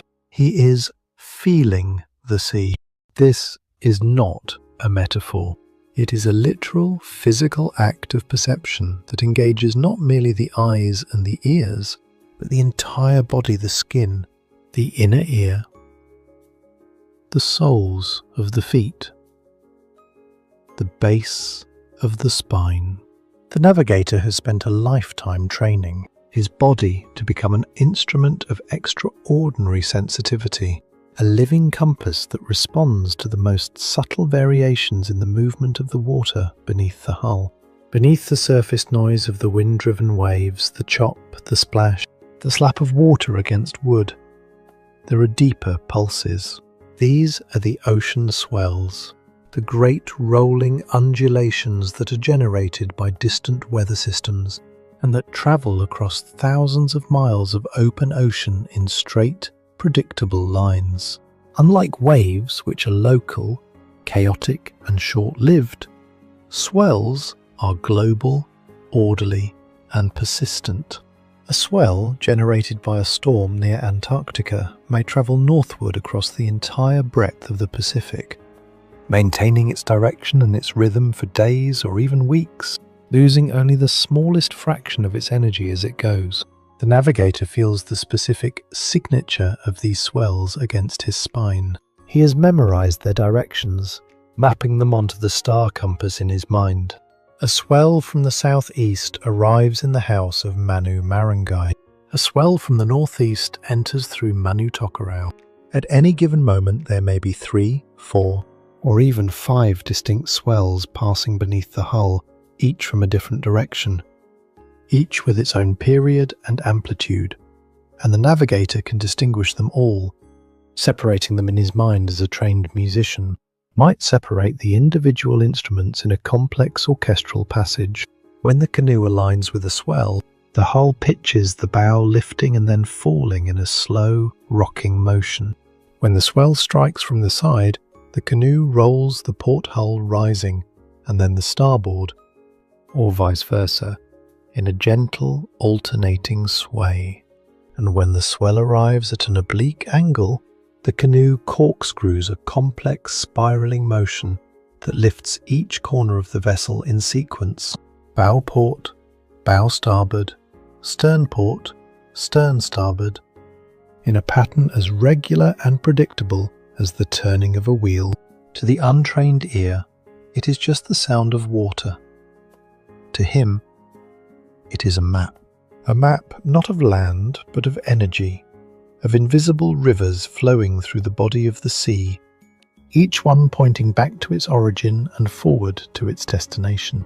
If a swell is disrupted, if its regular rhythm stutters, or its amplitude diminishes, it means that somewhere ahead, an island or a reef is interfering with its passage, bending the swell around its bulk like water flowing around a stone in a stream. The navigator reads these disruptions the way a physician reads an anomaly, in a heartbeat, with careful, focused attention and a lifetime of accumulated knowledge. The Grandmaster Navigator Mao Piailug, who in the 20th century would become the living bridge between the ancient knowledge and the modern revival, once said, "If you can read the ocean, you will never be lost." This is a statement of such quiet confidence, such absolute assurance, that it takes your breath away. Never be lost. Not rarely lost. Not usually able to find your way. Never. In a wilderness of water that covers 65 million square miles, where the islands are separated by distances that would swallow entire European countries, and where the only landmarks are invisible patterns of energy moving through the sea, this man said, "Never lost." And he meant it. And he was right. The sun is now fully above the horizon, warming your shoulders and drying the salt crust on your arms. The world has transformed in the space of an hour. The charcoal greys and muted lavenders of the pre-dawn have given way to a blazing palette of gold and turquoise. The surface of the ocean, which in the darkness seemed like a vast, featureless plain of obsidian, is now alive with light, every ripple catching and reflecting the sun, every wavelet a miniature prism breaking the light into flashes of white and green and the deepest, most saturated blue you have ever seen. The sails overhead have filled with the steady breeze of the trade winds, and they glow with a translucent amber warmth, like parchment held before a flame. These sails, Tupai'a, deserve a moment of our attention, for they are among the most distinctive and ingenious creations of the Polynesian mind. They are not square, like the sails of a European ship, nor triangular, like those of a modern yacht. They are shaped like the claw of a crab, two curving spars, forming a wide, open crescent, with the woven mat of pandanus leaf stretched between them. The crab claw sail is a masterpiece of aerodynamic design, efficient in a wide range of wind angles, easy to adjust, and, when the wind fails, easy to lower and stow. The pandanus from which the sails are woven was gathered, dried, stripped and plaited by the same patient hands that made the sennet, the mats, and the baskets. Every plank was shaped by hand, every lashing tied with a prayer. Nothing was wasted. Nothing was arbitrary. Every element of the wa'a, from the shape of the hull, to the angle of the mast, to the weave of the sail, was the product of centuries of observation, experimentation, and refinement, a technology as sophisticated, in its own way, as anything produced by the industrialized world. They moved in harmony with the ocean, not upon it, not through it, but with it, as a bird moves with the air. The canoe did not fight the current, it read the current and adjusted. The sails did not resist the wind, they shaped the wind and borrowed its power. The crew did not struggle against the sea, they listened to the sea and responded. It was a relationship of intimacy, of reciprocity, of respect, a partnership between human ingenuity and natural force that had been refined over 50 generations of trial, error, and accumulated wisdom. As the morning progresses, the wa'a settles into its stride. The wind is steady from the north, east, northeast, the reliable trade wind that the Polynesians knew, as reliable as we know the rising of the sun. The two hulls cut through the water with a smooth, hissing whisper, and between them, on the central platform, the crew goes about the business of the day. Someone is mending a section of cordage, working the fibres between their fingers with an almost unconscious skill. Someone else is bailing, for these canoes were not watertight, and a steady small amount of seawater seeped through the joins and collected in the bottom of the hulls, requiring regular removal with a carved wooden scoop. The sound of bailing, the hollow, rhythmic splash and pour, joins the symphony of the vessel, another note in the oceanic chord. A fishing line is trailed from the stern, a length of braided cordage with a hook of carved bone or polished shell at its end. From time to time the line goes taut, and a fish is hauled aboard in a flash of silver and a spray of water, a mahi-mahi perhaps, or a small tuna, its body arcing and twisting in the sunlight. The fish is dispatched with a quick, practiced blow, cleaned with a few deft cuts of a volcanic glass, blade, and eaten raw, or laid upon the coals of the hearth for a few minutes, until the flesh turns opaque and the skin blisters and blackens. Fresh fish at sea tastes of the purest essence of the ocean, clean, mineral, faintly sweet, with a texture that melts upon the tongue. It is a gift freely given by the sea, and it is received with gratitude. And throughout it all, the navigator watches. He watches the angle of the swell. He watches the direction of the wind. He watches the flight path of the seabirds, the terns and noddies and frigate birds, whose presence, direction, and behaviour tell him things that no instrument could measure. A golden plover flying steadily toward the southwest in the late afternoon is returning to its nesting island. Follow that bird, and land lies in that direction. A cloud that forms and reforms in the same location on the horizon day after day is a land cloud moisture. rising from the vegetation of an unseen island and condensing in the air above it. A permanent stationary beacon in a world of moving skies. A greenish tint on the underside of a cloud means it is reflecting the shallow, turquoise waters of a lagoon. A pattern of intersecting waves, visible as a distinctive cross-hatching on the surface of the sea, means that swells are wrapping around an island just below the horizon, bending and converging in a telltale pattern that an experienced navigator can read from miles away. Tonight, as the sounds of my voice begin to fade into the background of your resting mind, let the image of that moving horizon remain with you. Imagine it now a perfect, unbroken circle of blue, stretching in every direction, with the canoe at its centre, the only solid object in a world of liquid and light. The horizon does not change. It does not come closer or recede. It is always there, always the same distance away, always inviting, always patient. And yet, within that unchanging circle, everything is in motion. The water, the wind, the clouds, the stars, the canoe itself, sliding steadily forward through the hours, leaving no trace of its passage upon the surface of the sea. The hours pass. The sun climbs to its zenith and begins its slow descent. The shadows shorten and then lengthen again. The colour of the water shifts, almost imperceptibly, from the brilliant turquoise of the morning to the deeper, more sombre cobalt of the afternoon. The trade wind holds, steady and reliable, and the crab-claw sails curve against the sky, like the wings of some great primitive bird.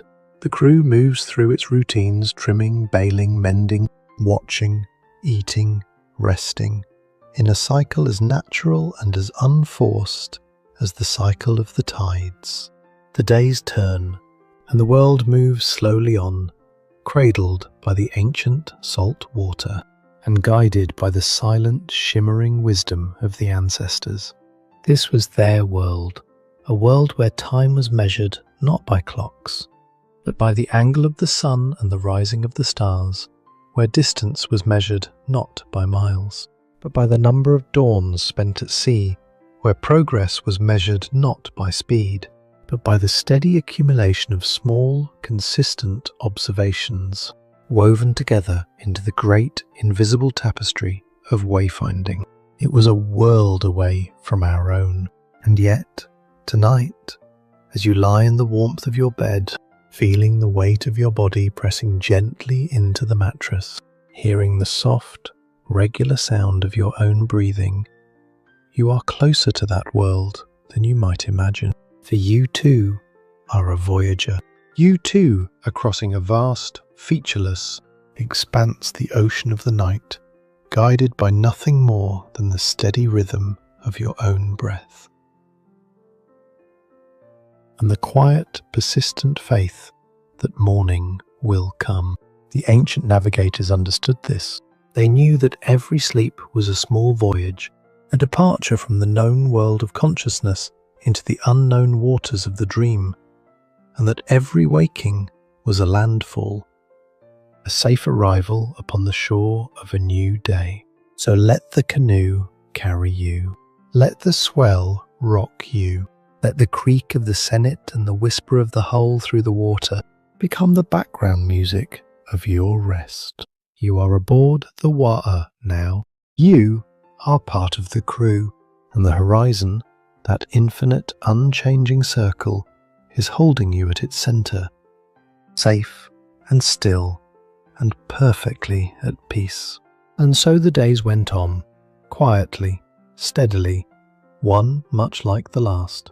The fire was lit, the ma was roasted, the water was shared, the navigator read the swells, the sails filled and the canoe moved on, carrying its small cargo of human lives across the vast, indifferent, beautiful face of the Pacific. That was simply the way of things.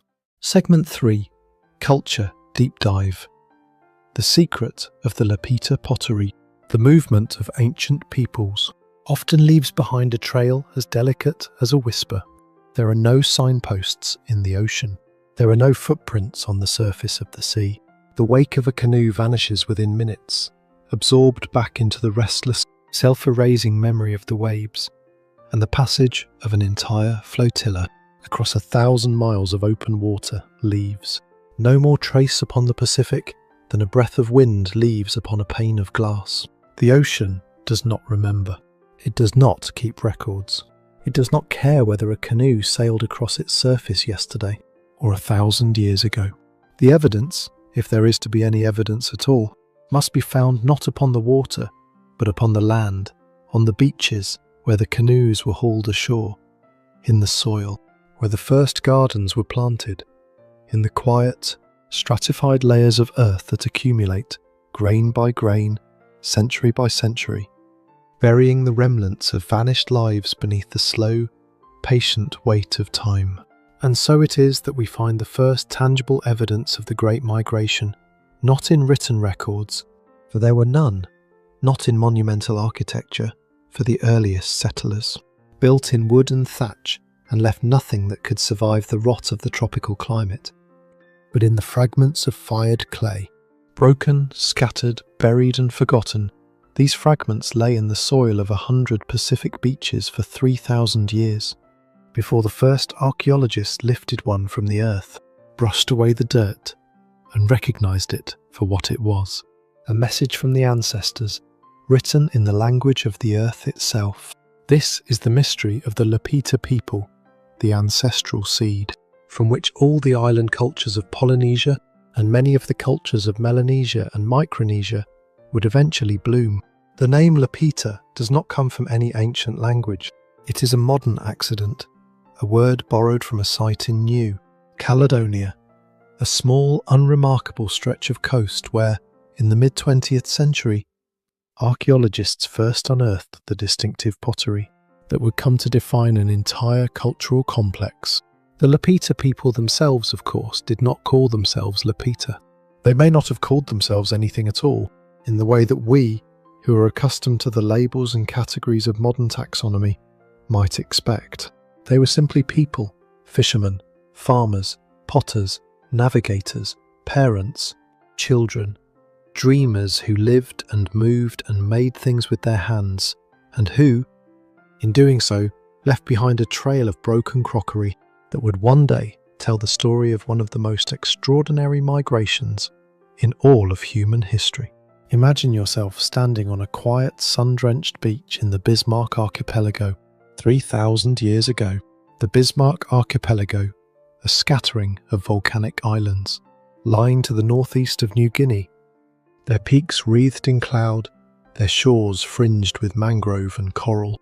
This is the western edge of the Pacific world, the place where the Asian landmass begins to fragment into the 10,000 islands of Oceania, the place where the deep green forests of the continental shelf give way to the open blue immensity of the greatest ocean on Earth. The beach beneath your feet is a narrow crescent of dark volcanic sand, not the white powdery coral sand of the atolls further east, but a coarser, grittier substrate, grey-black in colour, flecked with fragments of obsidian and basalt.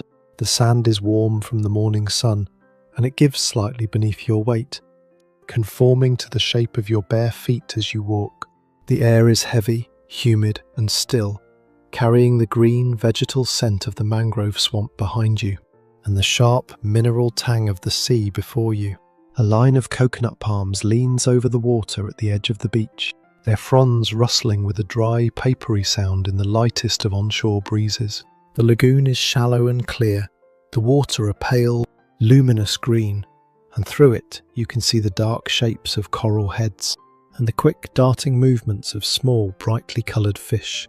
And there, in a cleared area just above the high tide line, in the shade of a lean-to shelter of poles and palm fronds, you are watching a master potter at work. She, for in many Pacific cultures, pottery was the domain of women, is seated on a mat of woven leaves, her legs folded beneath her, her back straight, her hands moving with the slow, deliberate precision of someone performing an act that is, at once deeply practical and profoundly sacred.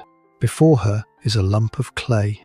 The clay has been gathered from a riverbank further inland, carried down to the coast in a woven basket, and worked by, hand-kneaded, pounded, mixed with a tea-mite of crusite, coral or volcanic sand, to give it strength and prevent it from cracking during the firing. It is a reddish-brown colour, the colour of iron-rich earth, and it releases, as the potter works it, a faint, metallic scent, the scent of minerals and groundwater and the deep, ancient chemistry of the soil. This is the smell of the earth itself, the raw material from which the potter will fashion a vessel that may survive for 3,000 years, longer than any empire, longer than any language, longer than the living memory of any people on earth. The potter shapes the clay with her hands, building up the walls of the vessel coil by coil, a technique as old as pottery itself, in which long snake-like rolls of clay are laid one upon another and smoothed together with the fingers and with the flat, water-smoothed stone used as a paddle. There is no wheel. There is no kiln. There is only the hands, the clay, the stone, and the patience of a woman who has been taught this craft by her mother, who was taught by her mother, who was taught by her mother, in an unbroken chain of transmitted knowledge that stretches back through the centuries, to the very first person who ever pressed wet earth into a shape and held it up to the fire. When the walls are built and the shape is formed, a wide, open-mouthed vessel, perhaps a foot in diameter, with a gently curving profile that suggests a shallow bowl, or a wide-lipped pot, the potter reaches for her stamp. This is the tool that makes Lapita pottery, the instrument that transforms a simple, functional vessel into an object of extraordinary beauty and cultural significance. The stamp is small, no larger than the pad of a thumb.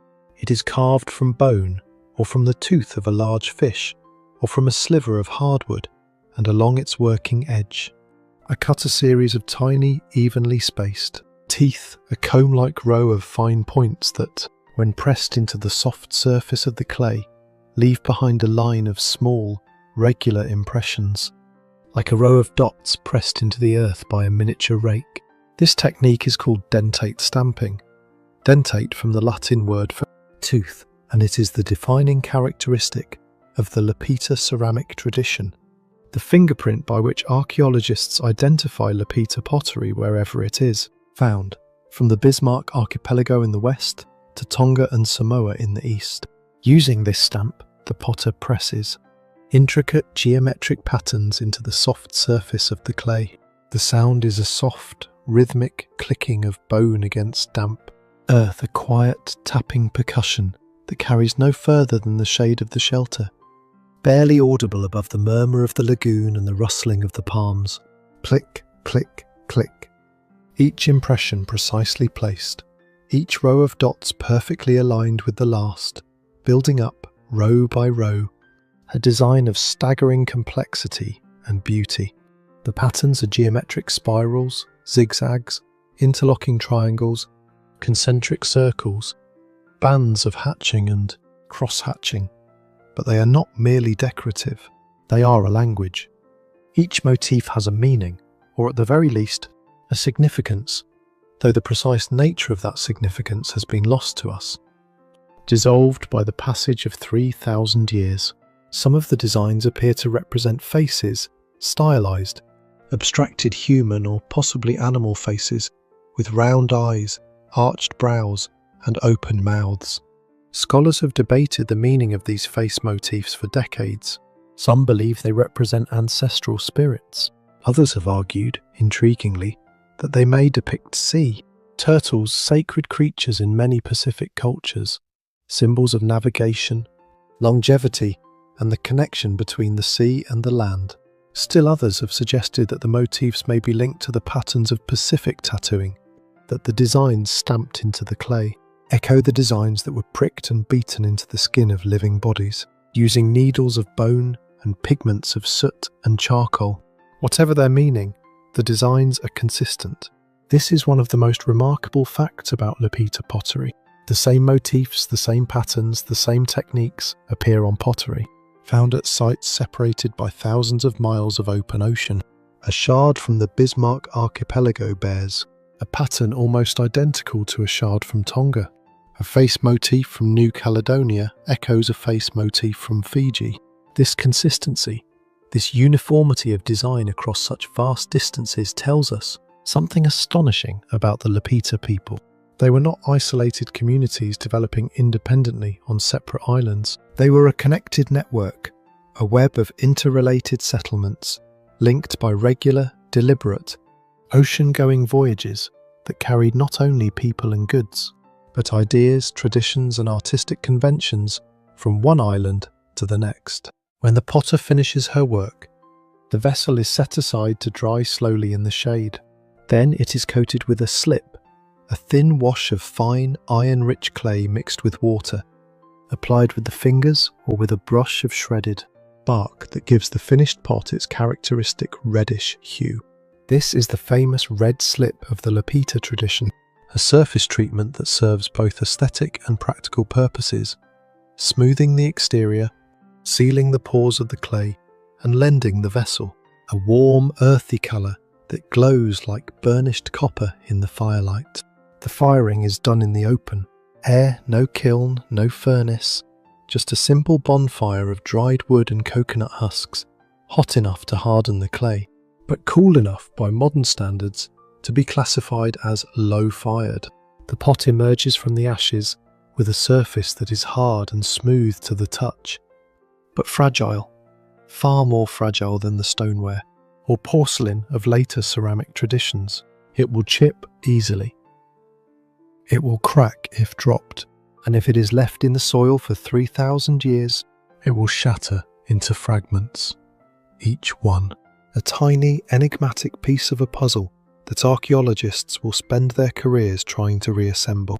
Archaeologists have found these red-slipped shards, moving steadily eastward from the Bismarck archipelago to the Solomon Islands, from the Solomons to Vanuatu, from Vanuatu to New Caledonia, from New Caledonia to Fiji, and from Fiji to Tonga and Samoa.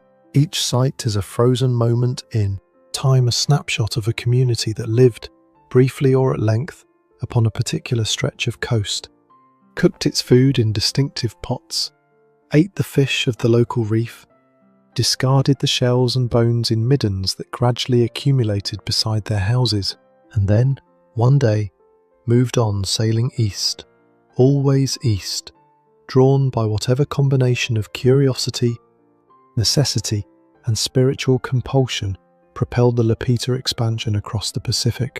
The dates tell their own quiet story. The earliest Lapita sites in the Bismarck archipelago date to around 1500 BC. By 1200 BC, the pottery appears in the remote islands of Vanuatu. By 1000 BC, it has reached Fiji, Tonga and Samoa, the western gateway of Polynesia. In the space of 500 years, a cultural tradition had spread across 3,000 miles of ocean, leapfrogging from island to island with a speed and a consistency that suggest not random drift, but deliberate exploration, a planned, systematic expansion carried out by skilled navigators who knew what they were doing and where they were going. Tonight, as you rest in the comfort of your home, surrounded by objects of plastic and glass and pressed metal, consider the significance of these vessels. We live in a world of disposable things, of paper cups and plastic bottles, and aluminium trays that are used once and discarded without a second thought. The objects that surround us are manufactured by machines in factories we will never visit, designed by people we will never meet, made from materials extracted from the earth in places we will never see. We have, for the most part, lost the connection between the hand and the thing it makes, between the maker and the material, between the object and the earth from which it came. But every Lapita pot was made by a specific person, on a specific day, in a specific place.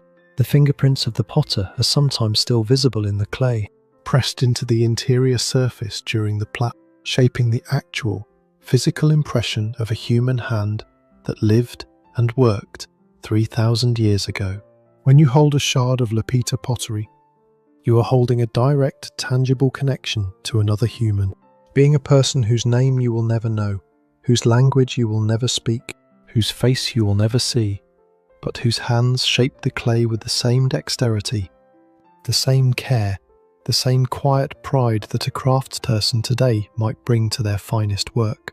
Every shard found on a remote beach is a testament to a canoe that arrived safely. Every fragment of red-slipped, dentate-stamped pottery is proof that someone, 3,000 years ago, loaded a pot onto a canoe, sailed across miles of open ocean, and landed on a new shore. The pot survived the voyage. It was used. It was broken. It was discarded. It was buried. It was forgotten. And 3,000 years later, an archaeologist knelt in the sand, brushed away the dirt, and found it. And in finding it, found the trace of a journey that would otherwise have been lost entirely. This was simply the way of things. The earth provided, and the people remembered. The clay came from the riverbank. The stamp came from the bone of a fish or the tooth of a shark. The fire came from the wood of the forest.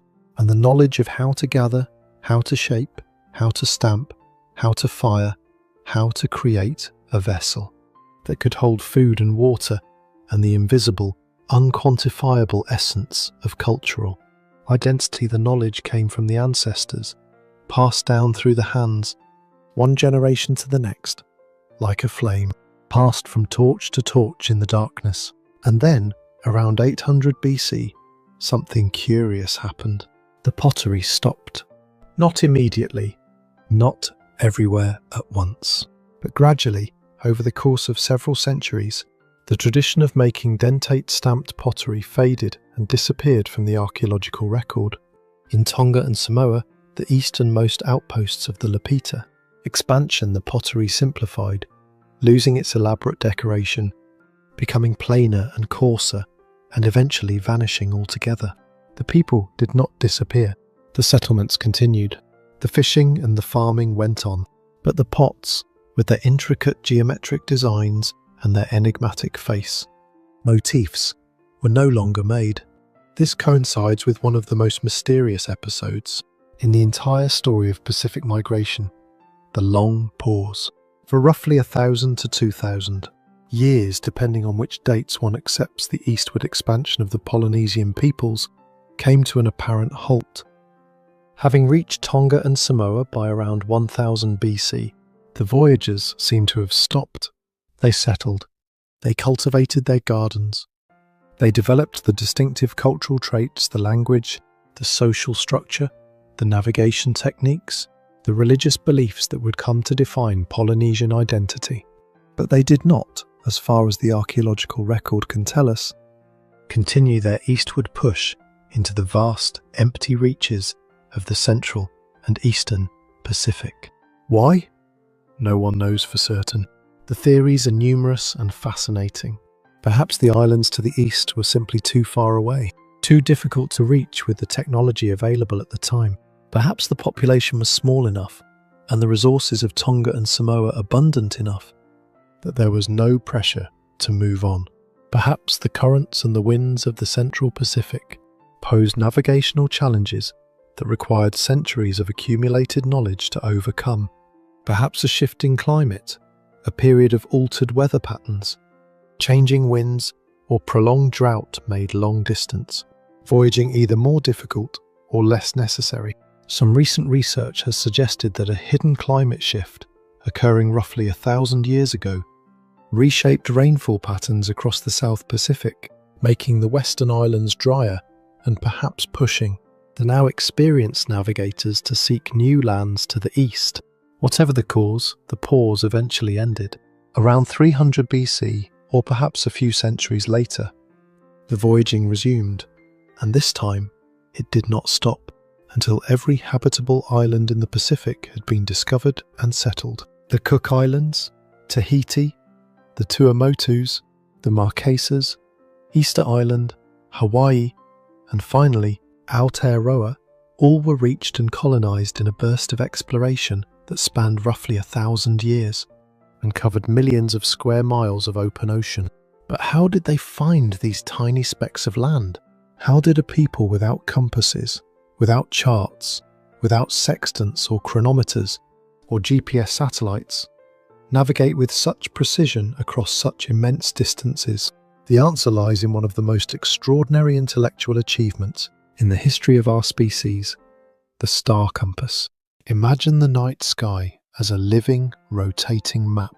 Not the static, printed sky chart that you might find in a modern textbook flat, two-dimensional, frozen in a single moment of time, but a dynamic, three-dimensional, continuously moving sphere of light that wraps around you in every direction, from horizon to horizon, and turns, slowly and steadily, around a fixed point in the south, like an enormous inverted bowl rotating on an invisible axis.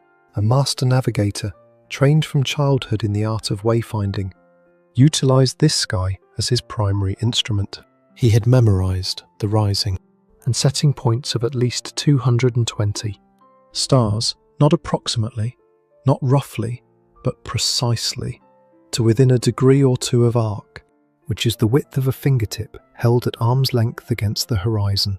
He knew which star rose in which house of the compass, and which house it set in on the opposite side of the sky. He knew which stars were visible at which latitudes, and how their positions shifted as the canoe moved north or south. He knew the meridian pairs of stars that crossed the overhead point at the same time, providing a precise north-south reference line.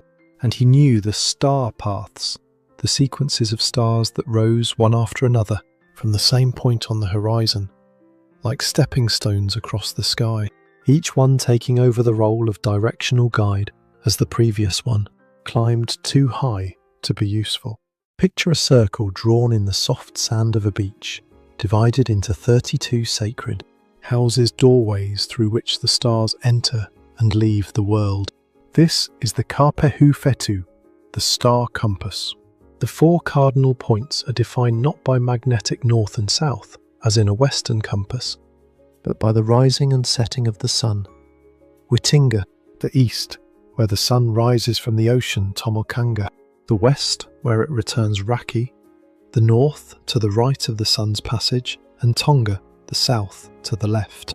Each of the four quadrants between these cardinal points is further divided into 7 houses, each with its own name and its own set of associated stars. The names of the houses are themselves a poetry of the navigator's art. Ra, the sun. Kainga, where the sun lives. Ngoi, the land bird, the brown noddy, used by navigators to find land, for it, flies out to sea at dawn to fish, and returns to its island at dusk. Manu, the canoe, as a bird, flying across the ocean. Narangi, the heavens, where the clues reside. Nareo, the voices, for the navigator, listens to the voices of the stars that guide him. And finally, Haka, the void, the empty quarter of the sky, where there are no reliable stars, no celestial signposts. The zone, where the navigator must rely on his other senses, and the true test of his skill begins. To the navigator, the sky was a clock, a compass, and a library. It told him the time of night by the positions of the stars. It told him his direction by the rising and setting points. It told him his latitude by the altitude of certain stars above thee. Horizon for a star that passes directly overhead is telling you, as clearly as any GPS signal, that you are at the same latitude as that star's declination. And it told him stories, the myths and legends encoded in the constellations, the ancestral narratives that connected the navigator to his lineage, his culture, and his place in the cosmos. There were no magnetic needles or glass lenses. There was no brass sextant, no printed almanac, no satellite beaming signals from orbit. There was only the human brain, holding a vast, shimmering grid of light against the darkness at the sea. It was a feat of memory, of concentration, of sustained, meditative attention that rivals anything produced by the literate, instrument-dependent cultures of the West. A navigator in training would spend years, not months, years learning the star compass, memorizing the positions and movements of hundreds of stars, practicing the art of dead reckoning, developing the physical sensitivity to read the swells with his body, and absorbing, through chanted instruction and practical experience, the accumulated wisdom of a navigational tradition that stretched back to the Lapita era and beyond. It was a world away from our own, where we rely on the invisible signals of satellites orbiting the Earth at 20,000 kilometers, where a device in our pocket can tell us our position to within a meter, where the very concept of being lost has been rendered almost quaint by the ubiquity of digital mapping. And yet, it was very real. The star compass worked. It guided canoes across thousands of miles of open ocean with a precision that astonished the European navigators who first encountered it. It was not magic. It was not luck. It was science, observational science of the highest order, developed and refined over centuries by people who had no written language, but who possessed an intellectual tradition as rigorous, as systematic, and as demanding as any university curriculum in the modern world. This was their world, a world where the mind was the bridge between two horizons, where the human brain was the most sophisticated instrument on board, and where the difference between life and death, between reaching the island and being lost forever, in the emptiness of the Pacific, depended not on technology, but on the depth and accuracy of one person's knowledge. Modern science has finally begun to whisper the answer to their origins through the study of genetic. Echoes whispers written not in clay or stone, but within the marrow of the bone, in the coiled, microscopic strands of DNA that every human being carries within every cell of their body. These are the molecular archives of our species, the biological records that document, with a precision that no oral tradition and no archaeological excavation can match, the movements and the mixtures of human populations across the surface of the Earth. DNA analysis has confirmed a journey that began in Southeast Asia nearly 5,000 years ago, when a population of farming, seafaring people, speakers of the Austronesian family of languages, the most geographically widespread language family on Earth, began to move south and east from the islands of Taiwan and the Philippines into the vast archipelago of island Southeast Asia. From there they spread into the islands of Melanesia, where they encountered and intermarried with the indigenous Papuan populations, who had been living there for tens of thousands of years. The genetic signature of this mixing is still visible today in the DNA of modern Polynesian people, who carry a distinctive blend of Austronesian and Papuan ancestry, a blend that tells the story of two very different populations, meeting, merging, and producing the cultural and genetic heritage that would one day populate the most remote islands on Earth.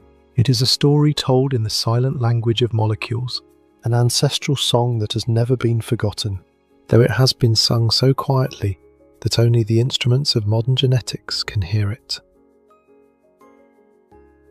Every Polynesian person alive today carries within their cells the echoes of that ancient journey, the molecular memory of the Lapita potters, of the Austronesian farmers, of the Papuan foragers, and of the countless unnamed individuals who, generation after generation, pushed the boundary of the known world a little further east, a little further into the void, a little closer to the horizon.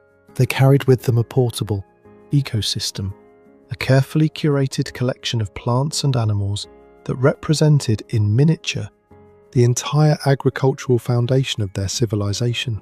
On every voyaging canoe, alongside the human passengers and the provisions for the journey, there were plants: the taro, with its broad heart-shaped leaves and its starchy edible corm; the yam, with its rough fibrous skin and its sweet dense flesh; the breadfruit, that magnificent versatile tree that provided food, timber, fibre and medicine; the coconut, the most useful plant in the Pacific, providing food, drink, oil, fibre, wood and thatch; the banana, the sugar cane, the paper mulberry for making tapa cloth, the tea plant, the pandanus and dozens of others.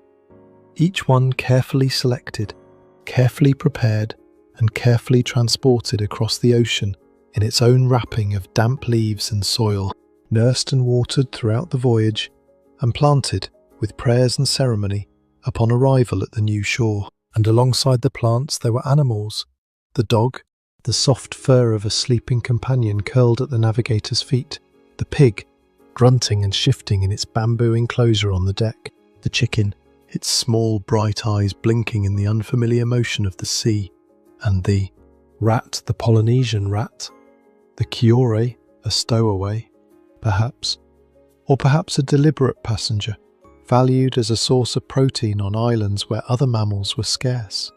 This was the canoe garden, the transported landscape, the portable paradise, a complete, self-sustaining agricultural package that ensured that wherever the Voyagers landed, they could recreate the world they had left behind. They were not merely exploring, they were colonizing, not in the exploitative, extractive sense that the word acquired during the European colonial era, but in the original agricultural sense of the word. They were planting. They were rooting. They were making a new land into a new home. Every mile was earned through an intimate dialogue with the natural world. The navigator read the stars. The potter read the clay. The farmer read the soil. The fisherman read the reef. And all of them, together, read the signs that the ocean and the sky provided. The clouds, the swells, the birds, the wind, the colour of the water, the smell of the air, weaving these observations into a comprehensive, coherent understanding of the world that enabled them to survive and eventually to thrive in one of the most challenging environments on Earth. That was simply the way of things. The sea provided passage, the clay provided vessels, the stars provided direction, and the human mind provided the extraordinary, improbable, magnificent bridge that connected all of these things together into a single, functioning civilization. Imagine yourself there, on that beach in the Bismarck archipelago, 3,000 years ago, witnessing the first canoe pull onto a virgin shore. Listen to the slow, rhythmic grinding of the wooden hull as it kisses. The virgin sand, a sound like nothing else on earth, a sound that is both an ending and a beginning, the final note of one voyage and the first note of a new settlement. The crew steps ashore. The plants are unloaded. The fire is kindled. The first meal is cooked in a freshly made pot, stamped with the ancient patterns, slipped with the ancient red, and set upon the embers of a fire that will burn, in one form or another, for generations to come. It was a world of immense mystery, and tonight it is the world that carries you toward your own quiet horizon of sleep. The shards are still in the soil. The stars are still in the sky. The ocean is still singing its ancient, endless song, and the thread of human courage that connects the Lapita potters to the Polynesian navigators, to the modern wayfinders, to you, lying here in the quiet darkness of your room, has never been broken. It stretches, thin and strong and luminous, across 3,000 years and 10,000 miles, and tonight, as your eyes grow heavy and your breathing slows, you are part of that thread. You are woven into the same great tapestry of human movement and human memory. And so the days went on, quietly, steadily, one much like the last. The clay was gathered, the pots were made, the canoes were launched, the stars were read, and the world moved slowly on, carrying its fragile cargo of human lives across the vast, indifferent, beautiful face of the Pacific. One island at a time, one generation at a time, one breath at a time. Segment 4, Society and Elite. The Aliki and the sacred Marae. Once the anchor is dropped and the roots of a society take hold in the dark volcanic soil, a different kind of structure emerges. It is a structure not of wood and cordage, but of obligation, of hierarchy, of invisible threads, binding every individual to every other in a web of mutual dependency. so intricate that to pull upon a single strand is to feel the vibration in every corner of the community.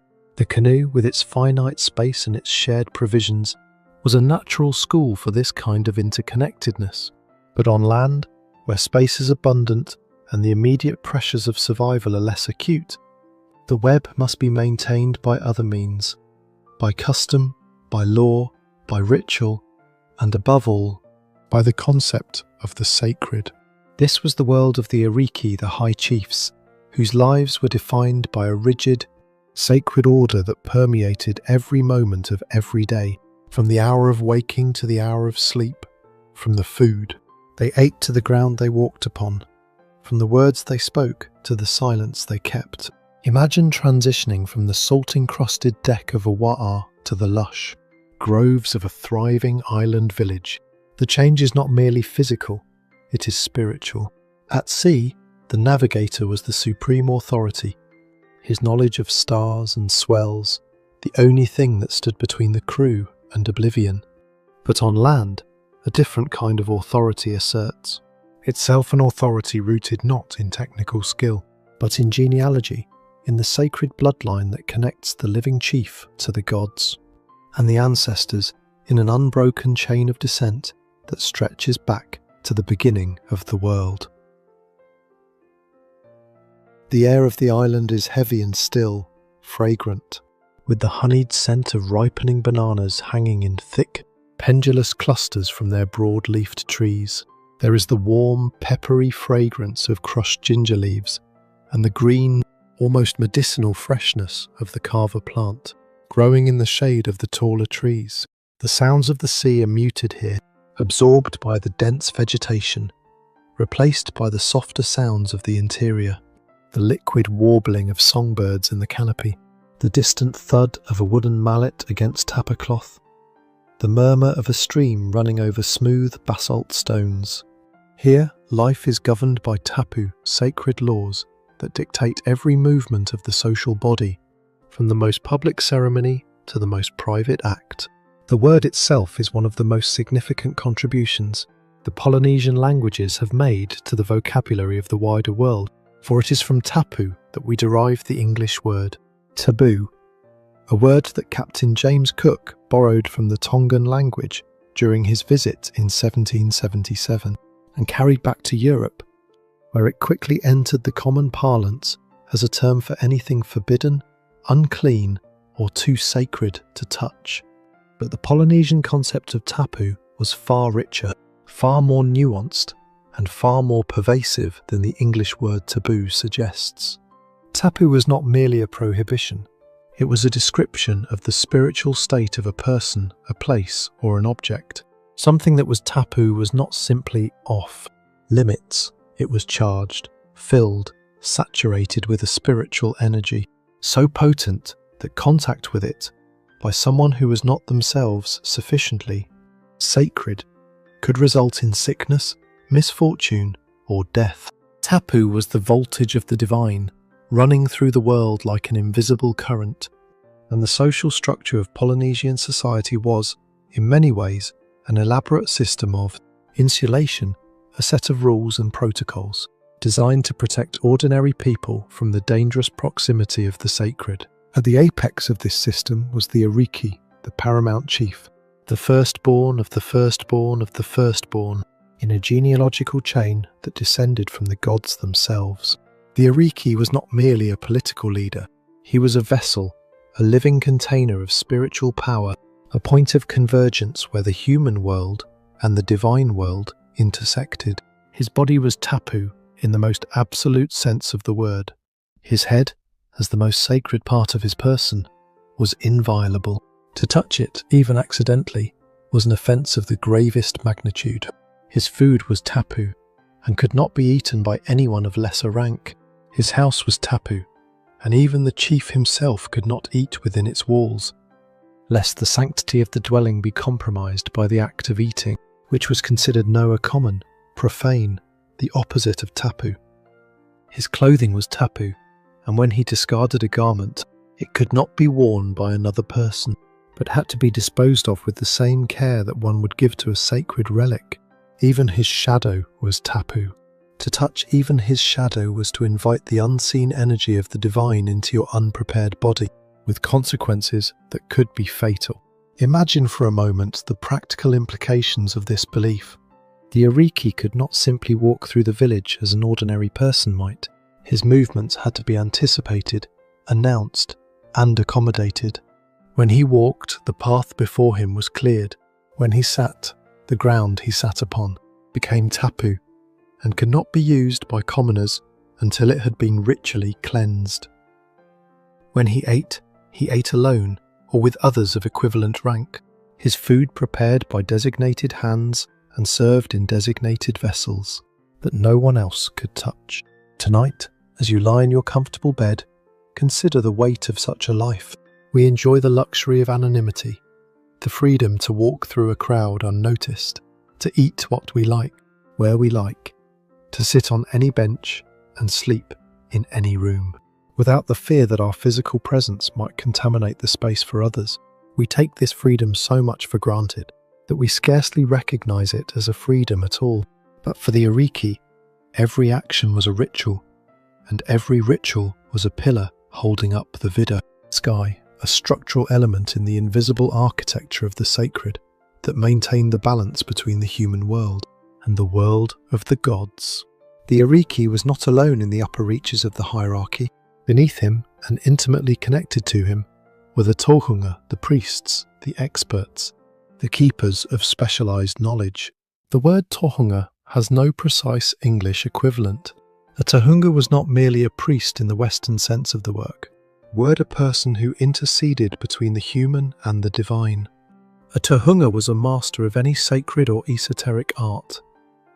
A tohunga whakairo was a master carver. A tohunga tamoko was a master tattooist. A tohunga waka was a master canoe builder. And a tohunga ahulewa was a priest of the highest order, responsible for the most sacred rituals, the most powerful prayers, and the most dangerous acts of spiritual mediation. This was their world, a world in which knowledge was not democratically distributed, but jealously guarded, passed from master to apprentice in long, arduous processes of instruction that might take years or even decades to complete. A world in which the right to practice certain arts was determined not by ability alone, but by birth, by rank, by the genealogical credentials that proved one's fitness to handle the dangerous, volatile power of the sacred. That was simply the way of things. But let us shift our gaze now from the invisible structures of power to the physical heart of this power, the Marae. If the Aliki was the living embodiment of the sacred, the Marae was its architectural expression, the place where the seen and the unseen worlds came together, where the prayers of the living rose to the ears of the gods, and where the boundaries between the human and the divine were deliberately, ritually, and dangerously thinned. Imagine a vast platform of black basalt stones. You are approaching it now, in the imagination of your resting mind, walking slowly through a grove of ironwood trees, whose needle-like leaves carpet the ground in a soft, russet blanket that muffles the sound of your footsteps. The trees thin, the sky opens, and before you, occupying a clearing of perhaps 100 paces in length and half as many in width, lies the Marae. The first thing you notice is the silence, not the natural silence of the forest, which is always alive, with the small, busy sounds of birds and insects, but a different kind of silence. A silence that feels imposed, deliberate, as though the air itself has been cleared of sound by the sheer weight of accumulated sanctity. This is a place that has been prayed over for generations. Every stone in the platform has been placed by human hands with ceremonial precision, each one carried from the quarry or the riverbed and set into position, with the accompaniment of chants that bound it to the structure, not merely physically, but spiritually. The ground beneath your feet is cool, unyielding, and ancient. The basalt stones are fitted together with remarkable precision, not cemented, not mortared, but laid dry, each stone selected for its shape and its fit, locked into place by gravity and by the skill of the builder. The surface is smooth from centuries of bare feet crossing it, and it draws the last lingering heat of the day from your soles as you step onto it, replacing the warmth with a cool, dense solidity that feels as though you are standing on the bedrock of the earth itself, in the great Marae of Tupai'a on the island of Raiatea, the most sacred site in all of eastern Polynesia, the spiritual centre from which the navigators departed, and to which the spirits of the dead returned.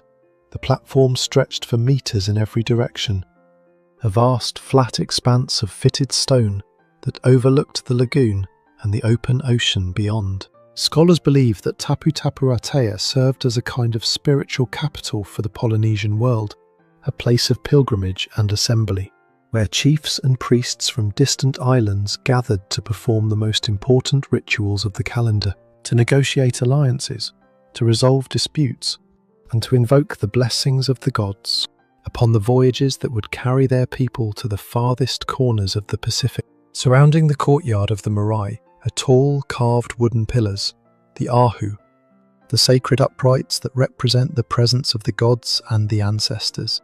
In some Marae, these pillars are inlaid with iridescent slivers of paua, shell the New Zealand abalone that glow in the flickering light, with a shifting spectral luminescence of blue and green and violet, as though the eyes of the ancestors themselves were peering out from the darkness. Other pillars are carved with figures stylized human forms with wide staring eyes and open mouths, their bodies decorated with the spiral and geometric patterns that echo the designs of the Lapita pottery, the ancient artistic vocabulary that has been carried, adapted and elaborated across 3,000 years and 10,000 miles. The light is provided by kukui nut, torches the candle nut, the tree of light, whose oil-rich kernels burn with a bright, steady, slightly smoky flame that casts a warm amber glow across the stone platform and the carved pillars, throwing long, shifting shadows that seem to animate the figures, making them flicker and breathe in the uncertain light. The smoke from the torches rises in thin, wavering columns, carrying with it the faint, resinous scent of the burning oil and mingling with the smoke of sandalwood, which was sometimes burned as an offering to the gods. The air was thick with the smoke of sandalwood, a fragrance that is at once sweet and austere, warm and cool, earthly and transcendent. Sandalwood, that precious, slow-growing tree, whose heartwood releases its scent only when it is cut or burned, was one of the most valued substances in the Pacific world. Its smoke was believed to be pleasing to the gods, a vehicle for prayer, a medium through which the words of the chant could be carried from the human world to the divine. To breathe the smoke of sandalwood in the sacred space of the Marae was to breathe the boundary between two realities, to stand, for a moment, with one foot in the world of the living and one foot in the world of the spirit. You might hear the low, rhythmic thrum of a large wooden drum, the pahu. This was no ordinary instrument. The pahu was a sacred drum carved from a single log of breadfruit or coconut wood, its body hollowed with painstaking care, and its head covered with the stretched, dried skin of a shark, one of the most feared and respected creatures in the Pacific.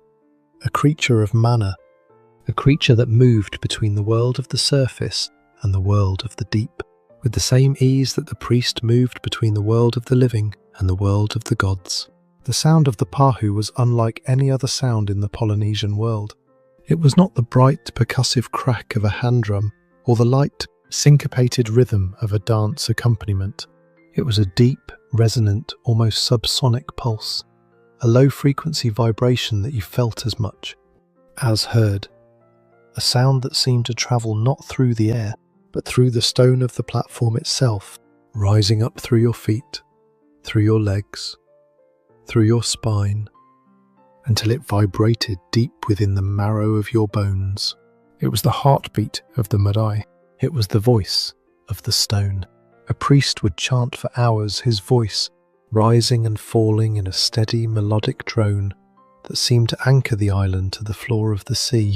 The chant was not a song in the modern sense of the word. It was not entertainment. It was not performance. It was not art for art's sake. It was technology. It was the most powerful technology the Polynesian world possessed. The technology of the word. The spoken formula that could heal the sick, calm the sea, cool the fish, bless the harvest, protect the voyager, and maintain the cosmic balance between the forces of Tapu and Noah, between the sacred and the profane, between the world of the gods and the world of humankind. The chants were composed in a language that was not the everyday language of the village. It was an older, more formal, more elevated, register of priestly language that preserved archaic words and grammatical forms that had long since disappeared from common speech. The effect was deliberately distancing, deliberately mysterious. The words of the chant were not meant to be immediately understood by the ordinary listener. They were meant to be felt to create an atmosphere of awe, of reverence, of the numinous, in which the boundary between the human and the divine became permeable and the ancestors drew near. This brings us to the concept of mana, spiritual power, as real as the wind and as measurable as the tide. Mana was not an abstraction. It was not a metaphor. It was, in the Polynesian understanding, a tangible, quantifiable force that permeated the universe and that could be accumulated, transferred, diminished, or destroyed by human action. Everything had mana: people, objects, places, words, deeds. But not everything had the same amount. A chief had more mana than a commoner. A firstborn had more than a younger sibling. A weapon that had killed an enemy chief had more mana than one that had not. A marae that had been the site of great rituals had more mana than a new, unconsecrated platform. Mana was inherited through the bloodline, which is why genealogy was of such paramount importance in Polynesian society. Your mana was determined in the first instance by who your parents were, and their mana was determined by who their parents were, in a chain of ancestral power that stretched back through the generations to the gods themselves. To know your genealogy was to know your mana. To recite your genealogy, to stand upon the Marae and declare in a clear, carrying voice the names of your ancestors, generation by generation, back to the beginning of the world, was to assert your spiritual authority, your right to speak, your place in the cosmic hierarchy. Imagine the pressure of such a belief. To live in a world where every action either increased or decreased mana, where a generous gift to a rival chief increased your mana at the expense of his, where a defeat in battle diminished your mana and elevated that of your enemy, where even the mana of your death could affect the mana of your descendants for generations to come.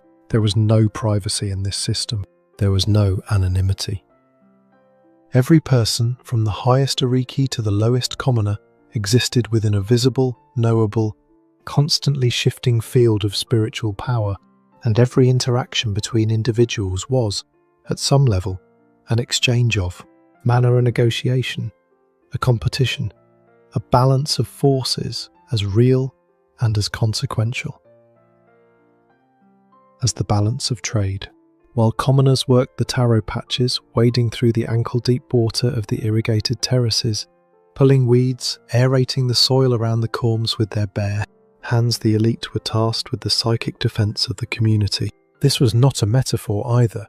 The Aliki and the Tohunga were the spiritual warriors of the society, the guardians of the invisible frontier between the human world and the world of malevolent spirits, hostile gods and the angry dead. They performed the rituals that kept the community in the good graces of the divine. They recited the prayers that protected the fishermen from the dangers of the deep. They conducted the ceremonies that ensured the fertility of the gardens and the abundance of the sea. And they maintained the Marae, the physical structure, yes, but also the spiritual structure, the invisible architecture of prayer and chant and offering that kept the sacred space charged with mana and ready for use. They were the navigators of the spirit world, just as the master navigator read the stars and the swells to guide the canoe across the physical ocean. The Tohunga read the signs and the omens to guide the community through the spiritual landscape. A dream, a bird call, a cloud formation, a sudden shift in the world. Wind, all of these could be messages from the gods, warnings of danger, predictions of abundance, instructions for action. The tohunga's role was to interpret these messages, to decode the language of the divine, and to advise the Aliki and the community accordingly. As the afternoon light begins to fade, one realises that these societies were masterpieces of human organisation, not in the mechanical, bureaucratic sense of the modern state, but in the organic, holistic sense of a living system in which every element is connected to every other, in which the spiritual and the practical are not separated into different departments, but woven together into a single, seamless fabric of daily life. The farmer who planted his taro according to the phases of the moon was not being superstitious. He was integrating his agricultural practice with a cosmological framework that gave meaning and structure to his work. The warrior who carried into battle a weapon that had been blessed by a tohunga was not engaging in empty ritual. He was arming himself with the accumulated mana of his ancestors, which was, in his understanding, a force as real and as potent as the edge of his blade. We take for granted today our global connectivity, the ease with which information flows from one side of the world to the other, the speed with which news travels, the ubiquity of communication. But for the Polynesians, connectivity was maintained not by fibre optic cables and satellite links, but by the careful preservation of names and stories. The genealogies were the network, the chants were the data, the Marae was the server, and the human memory was the medium in which all of this information was stored, processed, and transmitted from one generation to the next. It was a system of astonishing elegance and remarkable durability. Genealogies that were memorized and recited 1,000 years ago are still known and recited today by living people, in living languages, in living communities. No hard drive has ever lasted that long. No cloud server has ever been tested across such a span of time. Behind you lies the ocean, vast and infinite, a reminder of where you came from, of the courage and the skill that carried your ancestors across its surface to this shore. Before you lies the village, structured, sacred and safe, a world of order and meaning, created by human hands and human minds, out of the raw materials of stone and wood and earth and prayer. The torches are guttering now, their flames dying to low amber embers as the oil is consumed. The smoke of the sandalwood thins and dissipates into the night air. The pahu falls silent, its last reverberations fading into the stone of the platform, like ripples fading into the surface of a still pond. The Marae is quiet. The stars are coming out, one by one, filling the sky with the same constellations that guided the canoes across the ocean, the same stars that the navigators memorized and the priests invoked, the same ancient, patient, unchanging lights that shine tonight upon your closed eyelids as you rest in the comfort of your bed. Life, as it always does, carried on, held in place by the invisible threads of mana, by the careful observance of tapu, by the chanted genealogies that connected the living to the dead and the dead to the gods, and by the enduring stones of the Kos.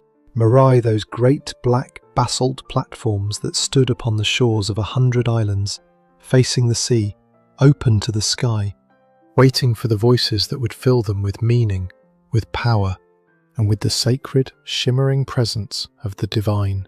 And so the days went on. The taro grew. The fish were caught. The drums were beaten. The prayers were chanted. The chiefs walked their careful paths through the village, their shadows tapu, their mana radiating outward like the warmth of a fire, touching everything, changing everything, holding everything in place.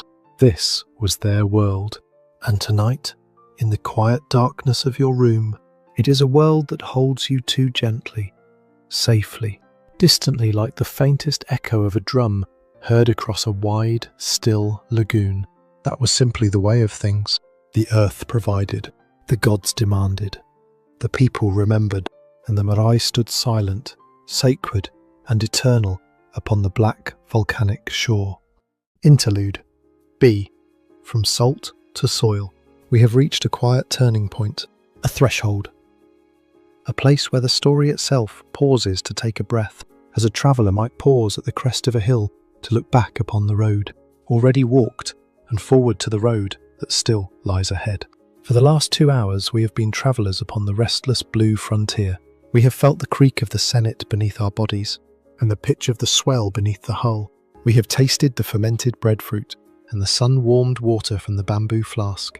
We have watched the master navigator read the ocean with the quiet, meditative concentration of a scholar, deciphering a sacred text. We have followed Kupe and Kramarotini across the endless obsidian mirror of the southern Pacific, sailing toward a cloud that did not move, toward a land that no human eye had ever seen. We have knelt beside the Lapita potter and watched her press, her bones stamp into the soft red clay, leaving behind a pattern that would survive for 3,000 years. And we have stood in the flickering torchlight of the Marae, breathing the smoke of the sandalwood, feeling the deep subsonic pulse of the shark-skin drum, vibrating through the basalt stones and into the marrow of our bones. We have been at sea for a long time, not merely in the narrative sense, though the narrative has certainly carried us far, but in the deeper, more personal sense that comes with sustained listening.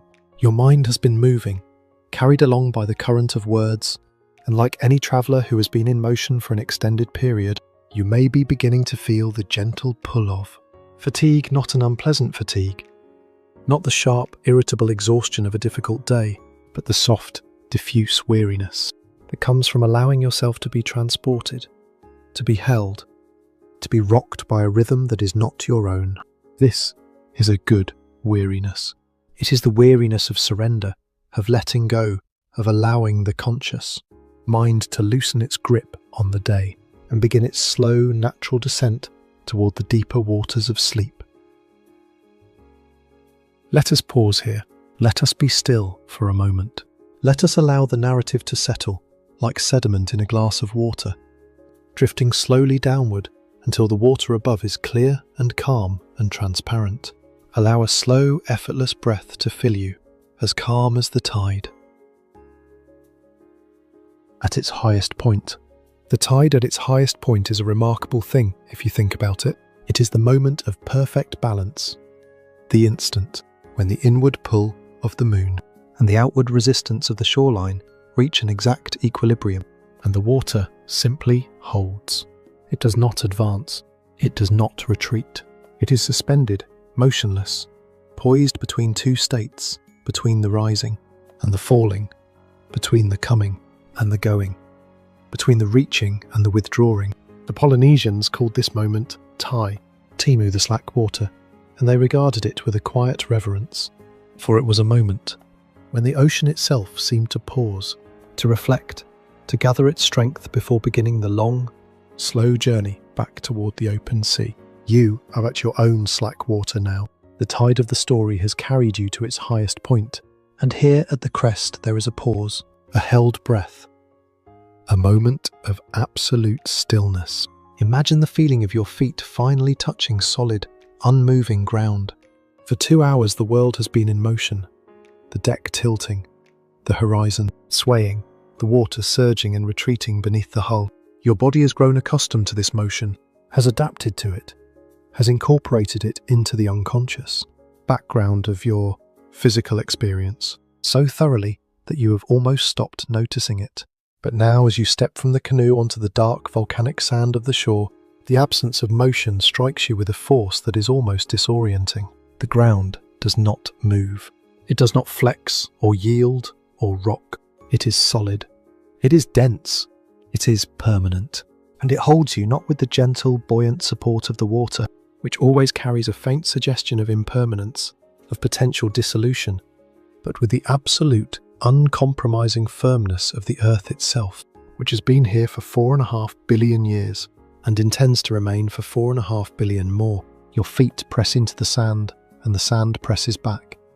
And the exchange is so simple, so fundamental, so profoundly reassuring that you feel in the soles of your feet and in the deep muscles of your legs a sensation that can only be described as gratitude.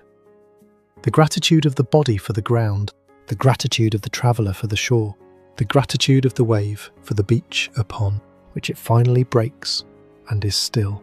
The transition from the salt of the sea to the soil of the island is a transition of the spirit. It is not merely a change of location, it is a change of mode, a change of rhythm, a change of the fundamental relationship between the self and the world. At sea, the self is small and the world is vast, an infinite, featureless expanse of water and sky, in which the canoe is the only solid object, the only point of reference, the only home. The sea demands alertness, vigilance, constant attention to the wind and the swell and the stars. It does not permit complacency. It does not forgive distraction. It is a world of becoming, of perpetual motion, of continuous adjustment and readjustment. But on land, the self finds a mirror. The island rises from the sea, like a reflection of the human need for permanence, for stability, for a place to stand and call one's own. The trees are rooted. The stones are fixed. The streams follow their channels without deviation, season after season, year after year. The birds return to the same nesting sites. The tides follow their ancient schedules. Everything on land speaks of continuity, of endurance, of the long, slow accumulation of life upon a foundation that does not shift. The air around you is becoming warmer, softer, and more fragrant. The sharp, ozonic tang of the open ocean, that clean, mineral scent that has been your constant companion, weeks is yielding now to something richer, something sweeter, something more complex. There is the green, chlorophyll freshness of living, vegetation of leaves and stems and roots, drawing water from the soil and releasing it into the air in an invisible, ceaseless exhalation of moisture. There is the warm, honeyed sweetness of blossoming, flowers the frangipani, the hibiscus, the tiare, each one adding its own note to the olfactory symphony of the island. There is the dark, loamy richness of the soil, itself a scent that is both ancient and immediate, both primitive and profoundly comforting, the smell of decomposition and regeneration, of death and birth, of the endless cycle by which the earth transforms the fallen leaf into the food of the growing root. And beneath all of these scents, like a bass note in a chord, there is the smell of wood smoke, somewhere beyond the trees, in the clearing. Where the village stands, a fire is burning. It is not the small, carefully tended hearth fire of the canoe, nursed from a single ember and fed with rationed handfuls of dried coconut husk. It is a larger fire, a generous fire, a fire that speaks of abundance and safety, and the luxury of having fuel to spare. Its smoke rises in a thin blue column through the canopy, carrying with it the scent of burning breadfruit. Wood, a warm, slightly resinous fragrance that settles into the nostrils and into the memory, becoming, in time, the smell of home itself. The rhythm of our story is shifting now. Feel it, if you can. The first half of our journey was governed by the rhythm of the ocean, the long, slow roll of the swells, the irregular slap of the waves, the unpredictable gusts of the wind. It was a rhythm of motion, of contingency, of the constant, exhilarating uncertainty that comes from travelling through a medium that is alive and volatile and forever in flux. But now, as we move from the sea to the land, the rhythm is changing. It is slowing, it is deepening, it is becoming more regular, more predictable, more grounded. Imagine the difference between the heartbeat of a runner and the heartbeat of a sleeper. The runner's pulse is fast, urgent, driven by the body's demand for oxygen and the muscle's demand for blood. Each beat is sharp and distinct, a percussive hammer stroke that you can feel in your temples and in the hollow of your throat. But the sleeper's pulse is something else entirely. A slow, deep, unhurried rhythm that seems to originate not in the chest, but in the very centre of the body. A rhythm so quiet and so steady that it merges with the silence around it and becomes almost indistinguishable from the silence itself. The rhythm of our story is making that same transition now, from the frantic pulse of the voyage to the steady, enduring heartbeat of the village, from the restless, searching energy of the explorer to the rooted, settled energy of the farmer, from the salt to the soil, from the wind to the hearth, from the horizon to the home. Take another breath, feeling the weight of your body settling into the mattress. Let that weight increase if it wants to. Let the gravitational pull of the Earth, that most fundamental, most constant, most reliable of all physical forces, draw you downward, millimetre by millimetre, into the soft surface beneath you. You are not sinking.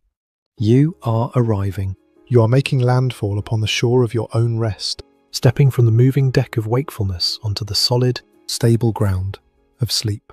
Feel the points of contact between your body and the bed, the back of your head pressing gently into the pillow, the shoulder blades spreading and settling against the sheet, the small of your back, the curve of the spine, the weight of the pelvis, the length of the legs, the heels, the toes. Each point of contact is anchor a tiny, tactile connection between you and the ground, between the floating, drifting self and the solid, unmoving earth. You are held. You are supported. You are not going to fall. As solid and secure as the islands we have found. Think of those islands for a moment. Think of what it meant to the Voyagers to find them to sea after weeks of nothing but water and sky, the dark, unmistakable outline of land rising from the sea, the relief, the gratitude, the profound, almost religious joy of knowing that the journey was over, that the void had yielded, that the ocean, which had seemed so infinite and so indifferent, had contained within it all along this gift, this green, solid, welcoming gift of land. That is where you are now. You have been at sea for a long time, carried by the words, rocked by the rhythm of the narrative, surrounded by the vast blue expanse of the story. And now you have arrived. The land is here. The ground is beneath you. The trees are overhead. The fire is burning. And the village is waiting, quiet, warm and safe. The sea remains behind us, a memory of our origin, a reminder of the courage and the skill that brought us here. We do not forget the sea. We do not deny it. It is part of us, as it is part of the Polynesian. Identity, the salt in the blood, the swell in the memory, the star path etched into the mind. But for now, for this quiet interval, we turn our faces away from the ocean and toward the land. We turn from the wind to the hearth. We turn from the horizon to the home. The first part of our voyage is complete. The canoe has been drawn up onto the beach, above the high tide line, and turned over so that the rain will not collect in the hulls. The provisions have been unloaded. The fire has been kindled. The taro has been planted, or rather, the shoots have been pressed into the soft, dark, alluvial soil of the stream bank, where the water will keep their roots moist, and the nutrients of the volcanic earth will feed their growth. The dogs are exploring the edge of the forest, their noses pressed to the unfamiliar ground, cataloguing the scents of a world they have never known. The chickens are scratching in the dirt behind the first shelters, their small, sharp claws leaving delicate three-toed marks in the soil, the first written record, one might say, of a new civilization upon a new land. The second part of our story, the story of the roots, is about to begin. It is a quieter story, a slower story, a story measured not in miles but in seasons, not in swells but in harvests, not in the rising and setting of navigational stars, but in the daily domestic rhythms of planting and cooking and weaving, and singing and sleeping and waking and planting again. It is, in many ways, the more extraordinary story, for any creature can move through the world. The whale moves, the albatross moves, the jellyfish moves, carried by the current without will or intention, but to stop moving, to choose a place and remain in it, to transform a piece of wild, untouched land into a home, a garden, a village, a society, a culture that requires something, that movement alone does not commitment, investment, the willingness to pour your energy and your hope and your labour into a specific patch of earth, in the faith that the earth will repay you, year after year, generation after generation, for as long as you treat it with the respect it deserves. The Voyagers became farmers, the navigators became builders, the children of the ocean became the children of the land, and the story goes on. Simply remain as you are, quiet and safe, as the world moves slowly on. The salt is drying on your skin, flaking away in the warm, fragrant air of the island. The ground is firm beneath your body. The fire is burning low, its embers pulsing with a soft orange glow that is the colour of warmth, the the colour of safety, the colour of the hearth. Breathe in. The air tastes of earth and green things and wood smoke. Breathe out. The ocean sighs behind you, a long, slow exhalation that is both a farewell and a blessing. The transition is complete. The shore has been crossed. The anchor has been set. And the second half of our voyage, the voyage of the roots, the voyage inward, the voyage toward the deep, still centre of the island. And the deep, still centre of your rest is about to begin. Take one more breath. Let it be slow. Let it be easy.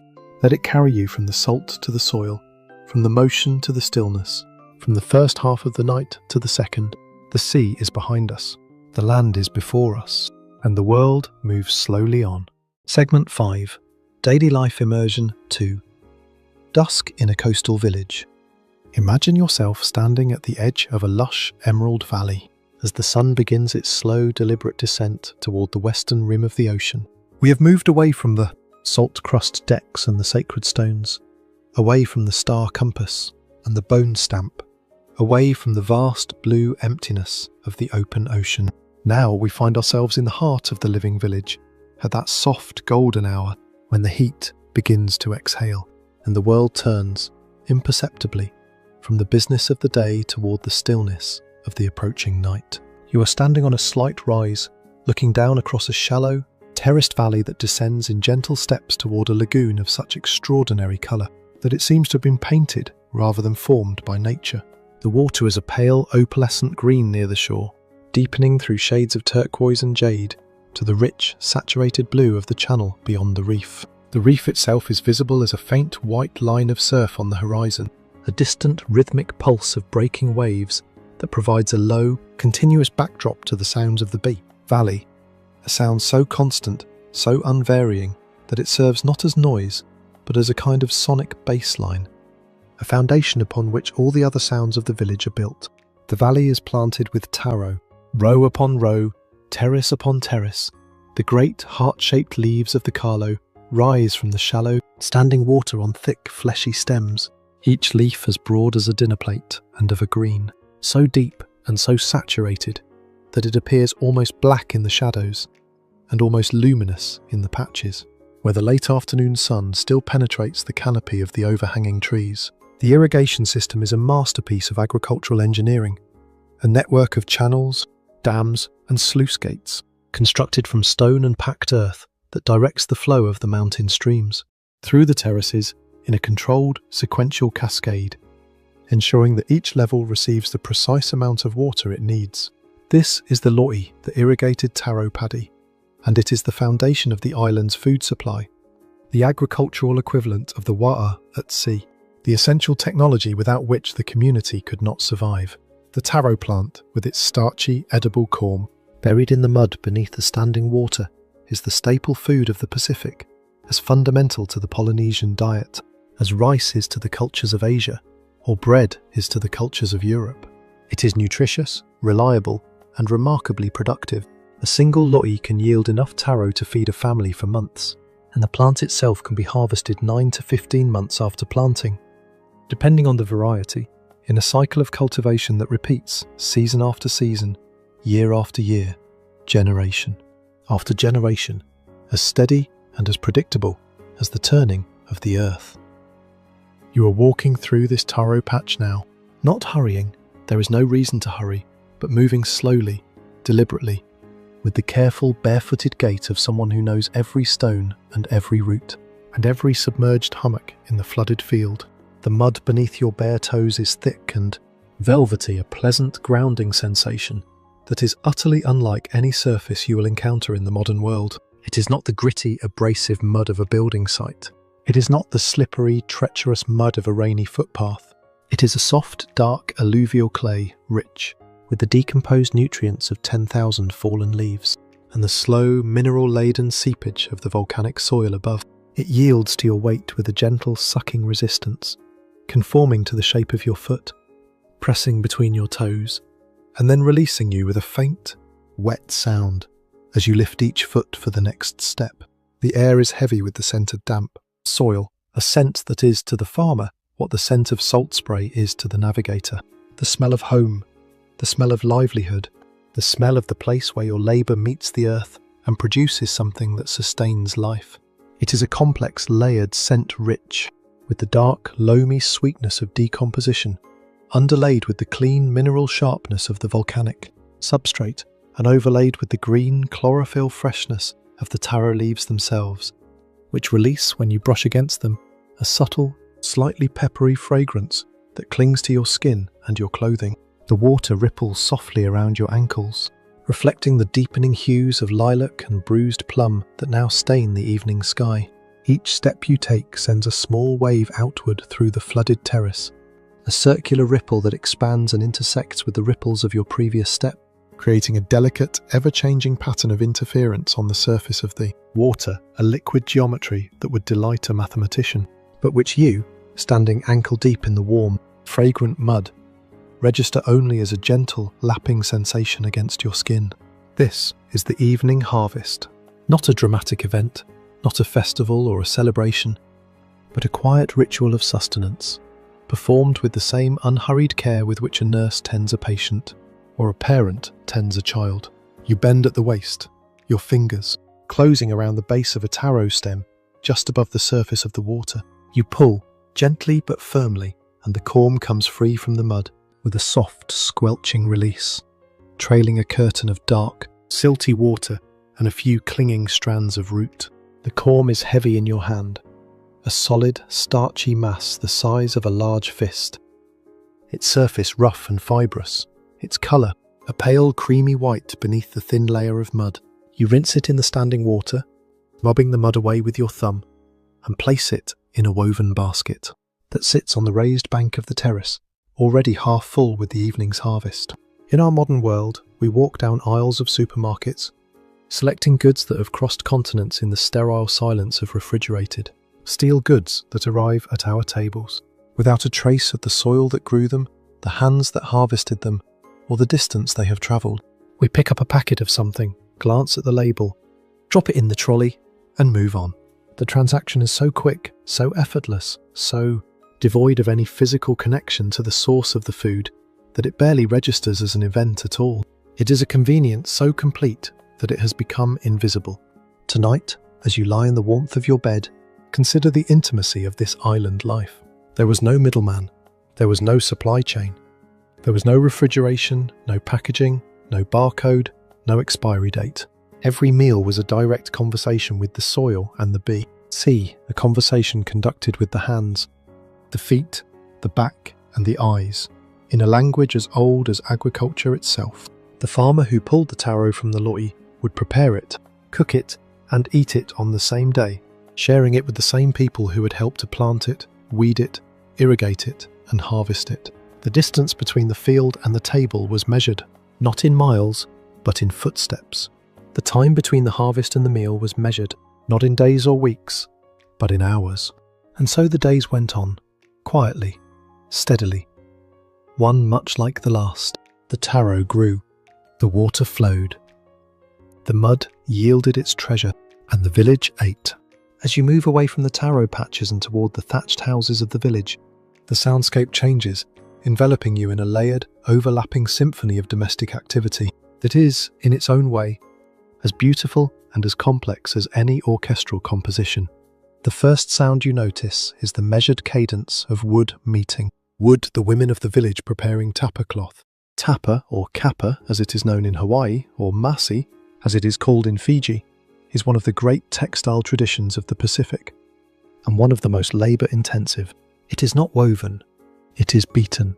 The inner bark of the paper mulberry tree, the wauki, is stripped from the trunk, soaked in water to soften the fibres, and then placed upon a flat, wooden anvil and pounded with a heavy grooved mallet called an ie kuku. The pounding is a long, repetitive process, hours and hours of rhythmic, steady striking that gradually spreads the fibres, flattening them and interlocking them until the narrow strip of bark has been transformed into a broad, thin sheet of cloth with a texture somewhere between linen and felt. The sound of the tapa beaters is one of the defining sounds of the Polynesian village, a hollow, resonant thwack that carries through the air with remarkable clarity. Each stroke followed by a brief ringing echo that fades into the next stroke.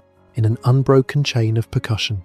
When several women are beating at once, each working at her own anvil, at her own pace, the individual rhythms overlap and interlock to produce a complex, syncopated pattern of sound. That is, quite literally, music. It is not intentional music.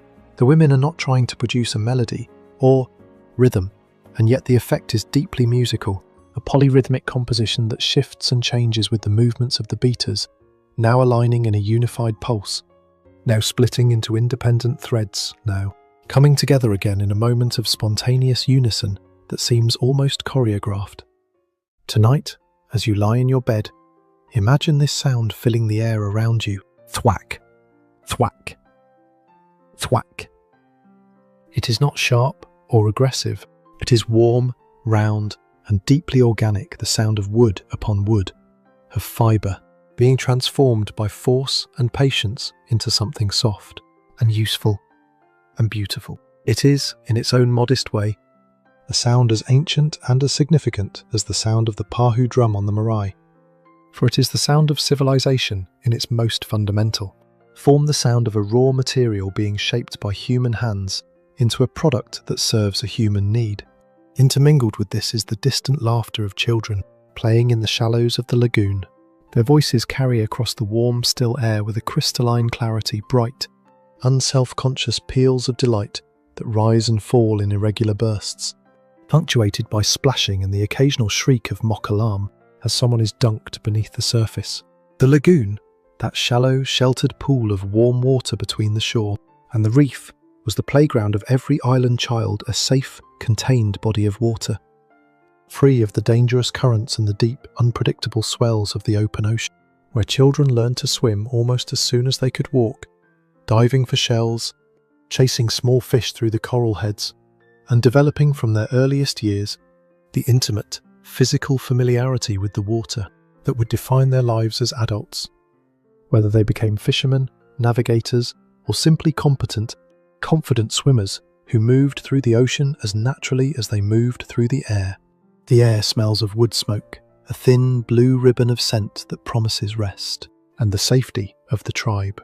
It drifts from the cooking fires that have been kindled beside each house, in preparation for the evening meal, and it carries with it the warm, sweet undertones of roasting. Food, the starchy, caramelizing scent of taro and breadfruit being cooked in the underground oven, the emu. The emu is one of the great culinary technologies of the Pacific, a simple, ingenious method of slow cooking food that produces results that no modern oven can replicate. A pit is dug in the earth, perhaps 2 feet deep and 4 feet across. A fire of hardwood is built in the pit and allowed to burn down to a bed of glowing coals. Smooth, rounded river stones are placed upon the coals and heated until they are almost white hot, a process that takes an hour or more, and that requires careful attention, for if the stones are heated too quickly, they may crack, and if they are not heated enough, the food will be undercooked. When the stones are ready, the coals are raked aside, and the food is laid upon the stones, wrapped in layers of large green leaves, banana leaves, tea leaves, taro leaves, that serve as both insulation and seasoning, imparting a subtle herbaceous flavour to the cooking food. A layer of wet burlap or more leaves is placed over the food, and then the entire pit is covered with earth, sealing in the heat and the steam, and creating, in effect, a natural pressure cooker that will slow cook the food for several hours, producing meat that falls from the bone, fish that flakes at the touch of a finger, and root vegetables that are soft, yielding, and infused with the smoky mineral essence of the hot stones. As the Aimu works its quiet magic beneath the earth, you find yourself sitting on a finely woven pandanus mat outside a small hut. The mat is smooth and cool beneath you, its weave tight and even, its surface decorated with a simple pattern of dyed stripes that catch the last amber light of the setting sun. The hut behind you is a modest structure of wooden poles and thatched pandanus, its roof sloping steeply to shed the tropical rain, its walls open on 3 sides to admit the breeze, creating a living space that is at once indoors and outdoors, sheltered and airy, private, and connected to the life of the village that flows around it on every side. A small fire flickers nearby, its amber glow, casting liquid shadows that dance and shift across the packed earth floor of the hut, and across the faces of the people seated around you. The fire is small, just a handful of coconut husks and a few sticks of dry wood, but its warmth is disproportionately comforting, a focal point for the eye and the body, a gathering place for the attention of the group. In a world without electric light, fire is everything. It is the sun after the sun has gone. It is the centre of the social world, the point around which stories are told, decisions are made, children are nursed, and the old are honoured. To sit by a fire is to be part of a circle of light in the encroaching darkness, a circle of warmth in the cooling air, a circle of faces illuminated by the same gentle, flickering glow. A wooden bowl is placed before you. It is carved from a single piece of dense, dark hardwood tamanu, perhaps, or milo, and polished by long use to a smooth, satiny sheen. Inside the bowl is poi, the quintessential Polynesian food, made by pounding cooked taro corm with a stone pestle until it reaches a smooth, uniform consistency that ranges, depending on the amount of water added, from the thickness of a heavy paste to the fluidity of a thin porridge. Alongside the poi are pieces of fresh fish, steamed in the imu in parcels of banana leaf, their flesh white and flaky and glistening, with the juices released during the cooking. As you eat, the taste is simple, beautifully, profoundly simple. The poi is silken on the tongue, a creamy, starchy smoothness that coats the palate with a mild, slightly sweet, faintly earthy flavour that serves not as the main event of the meal, but as its foundation, its base note, the neutral canvas upon which the other flavours are painted. Fresh poi, made from taro that has been harvested and cooked on the same day, has a clean, almost floral quality, a subtlety that rewards patience and attention, revealing its character slowly, layer by layer, like a quiet conversation that deepens over time. The fish is its perfect complement, the salty sweetness of the sea set against the earthy mildness of the land. The flesh dissolves on the tongue, releasing a burst of clean marine flavour mineral, saline, faintly sweet, that is intensified by the smoky, herbaceous notes imparted by the banana leaf, wrapping and the hot stones of the imu. There is no sauce, no seasoning beyond the natural salt of the seawater and the subtle flavourings of the leaves. There does not need to be. The ingredients speak for themselves in a language of flavour that is as old as the relationship between the human palate and the natural world. You eat with your fingers. There are no utensils, no implements beyond the hand itself. 1 or 2 fingers are dipped into the poi, twirled gently to gather a clinging mass of the thick, yielding paste, and lifted to the mouth. The fish is pulled apart in small, manageable pieces and placed upon the tongue. The eating is unhurried. There is conversation quiet, desultory conversation, the easy, rambling talk of people who have known each other all their lives, and who have no need to fill every silence with words. Someone mentions the state of the reef. Someone else comments on the size of the taro harvest. A child asks a question and is answered with a gentle, amused correction. The tropical night air is turning now, becoming slightly damp and refreshing, as though the atmosphere itself is releasing the moisture it has absorbed during the heat of the day. The temperature drops, not dramatically, not enough to make you cold, but enough to notice, enough to make the warmth of the fire a little more welcome, enough to make you draw your legs a fraction closer to the embers and feel, with a quiet animal gratitude, the radiant heat upon your shins and your bare forearms. Beyond the glow of the embers, the jungle is a wall of velvet blackness.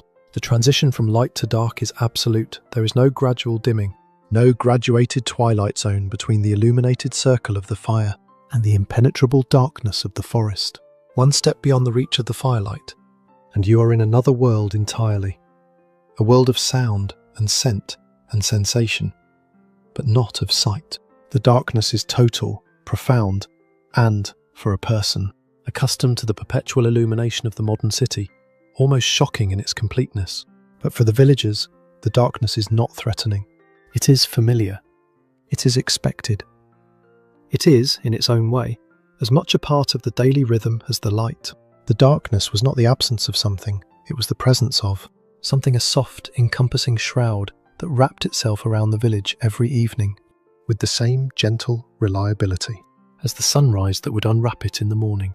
The darkness brought with it its own sounds, the high electric trill of the cicadas, the deep resonant croak of the tree frogs, the occasional startling screech of a night bird, disturbed from its perch in its own sense, as the flowers that had closed during the heat of the day opened their petals to the cooler night air and released their perfume into the darkness. The ocean is a low subterranean sigh the swell against the coral barrier, that distant, eternal rhythm that has been the background to every moment of every day.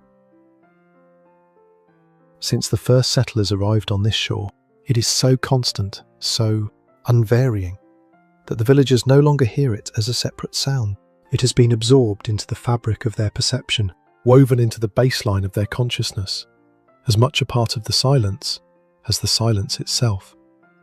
But tonight, as you lie in your bed, your own ears are tuned by 2.5 hours of oceanic narrative.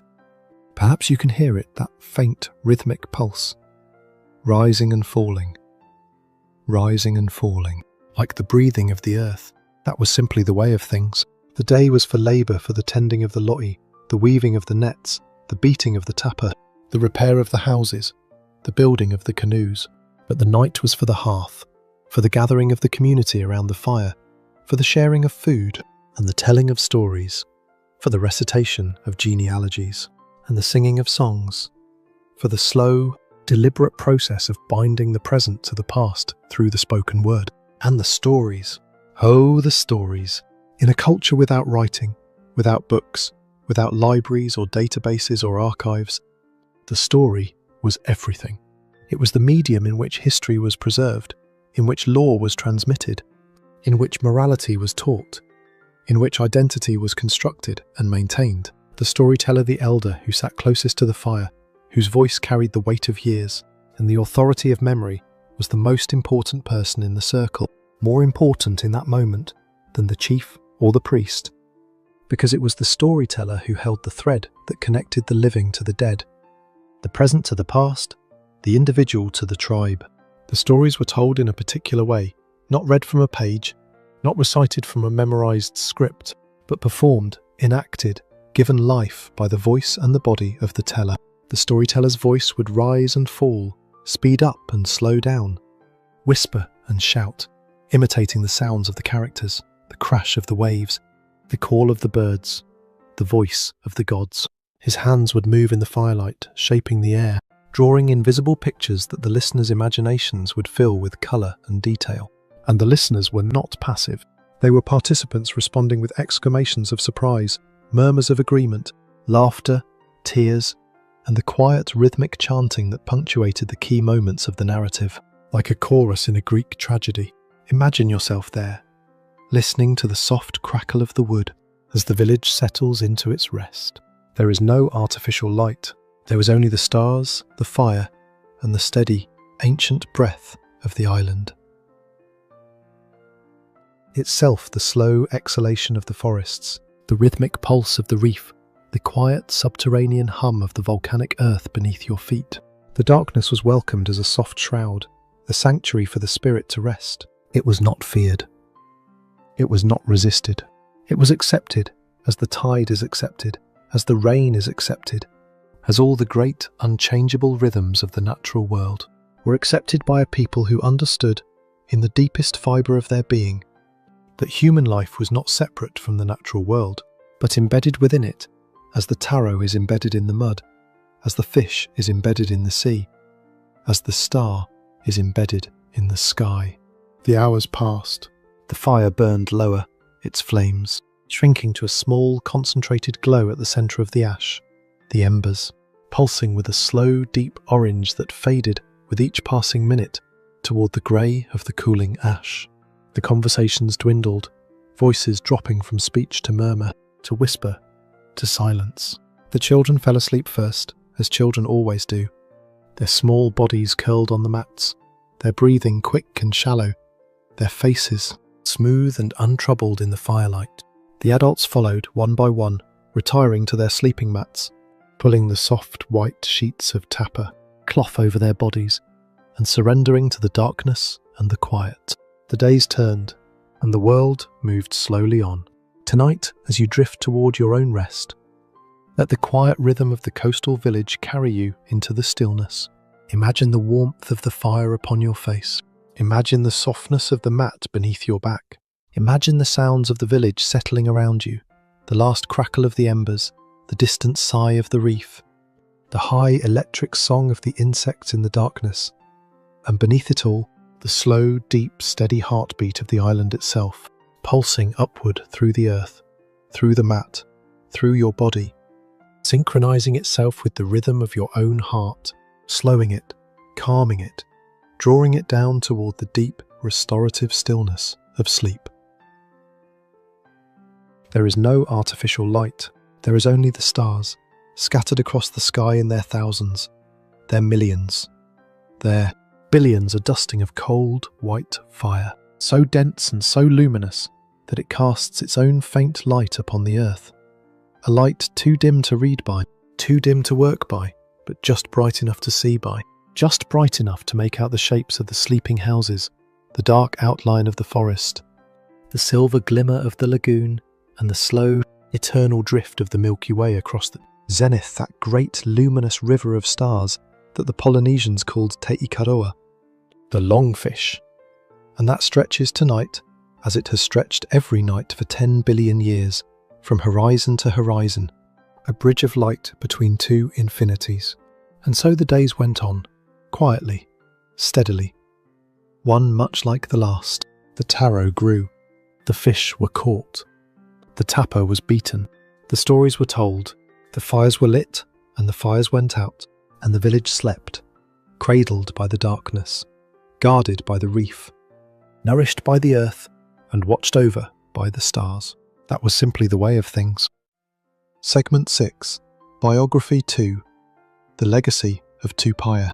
History is often told as a series of collisions, as though the great currents of human civilization were planets in a vast, dark cosmos, spinning in their separate orbits for millennia, until the moment when gravity draws them into the same trajectory, and they meet, not gently, not tentatively, but with a force that reshapes the surface of both worlds forever. The encounter between the Polynesian Pacific and the European Atlantic was one such collision. It was a meeting of two ways of knowing, two ways of moving through the world, two ways of understanding the relationship between the human being and the ocean, and it produced in its wake consequences that are still being measured, still being debated, still being mourned, and celebrated 2.5 centuries later. But occasionally, within the larger narrative of collision and conquest, there is a smaller, quieter story. A story not of armies and empires, but of individuals, of two people from different worlds, who find in their brief time together a point of connection, a bridge across the chasm of cultural difference, a moment of mutual recognition that transcends the politics and the power dynamics of the encounter. At the centre of one such story was a man named Tupai'a.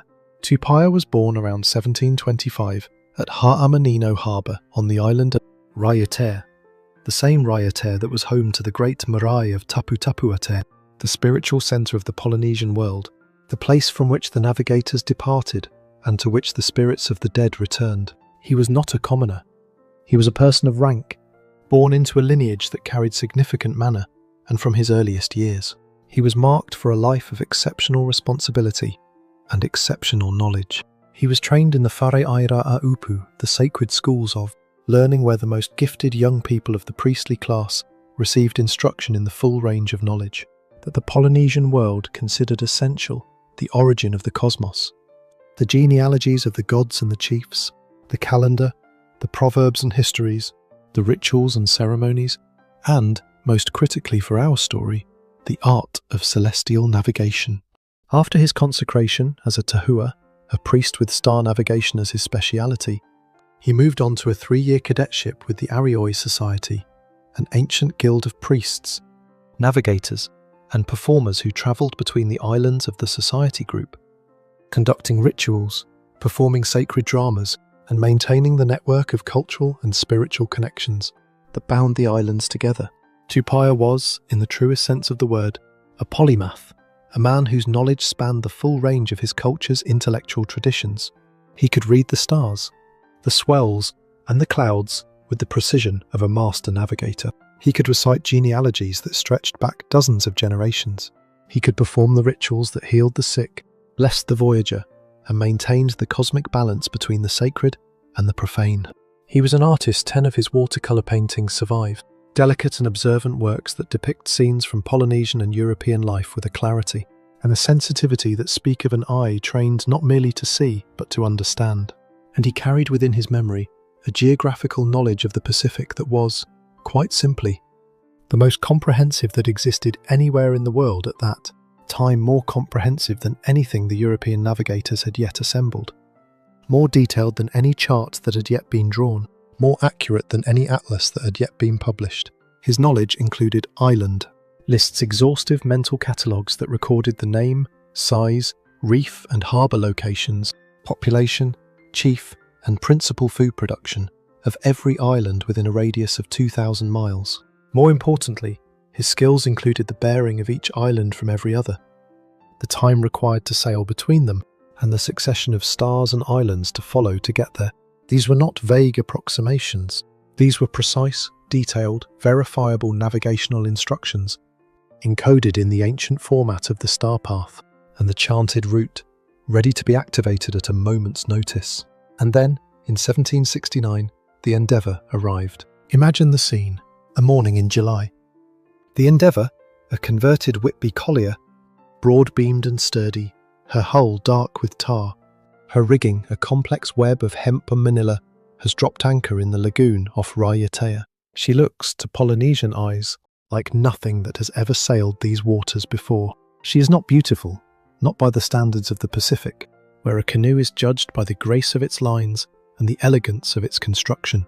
She is functional, industrial, utilitarian, a vessel designed not for harmony with the ocean, but for mastery of it, her hull reinforced with copper sheathing to resist the boring of tropical worms, her holds packed with the instruments and provisions of empirical science, chronometers, sextants, telescopes, barrels of salt pork, casks of rum, reams of paper, bottles of ink, and the personal collections of Joseph Banks, the expedition's wealthy and enthusiastic botanist, who had brought with him an entire entourage of artists, secretaries, and servants. The ship was fragrant with a pungent scent of pine tar and weathered hemp, rope a smell as alien to the tropical Pacific as the smell of roasting breadfruit would have been to a London drawing room.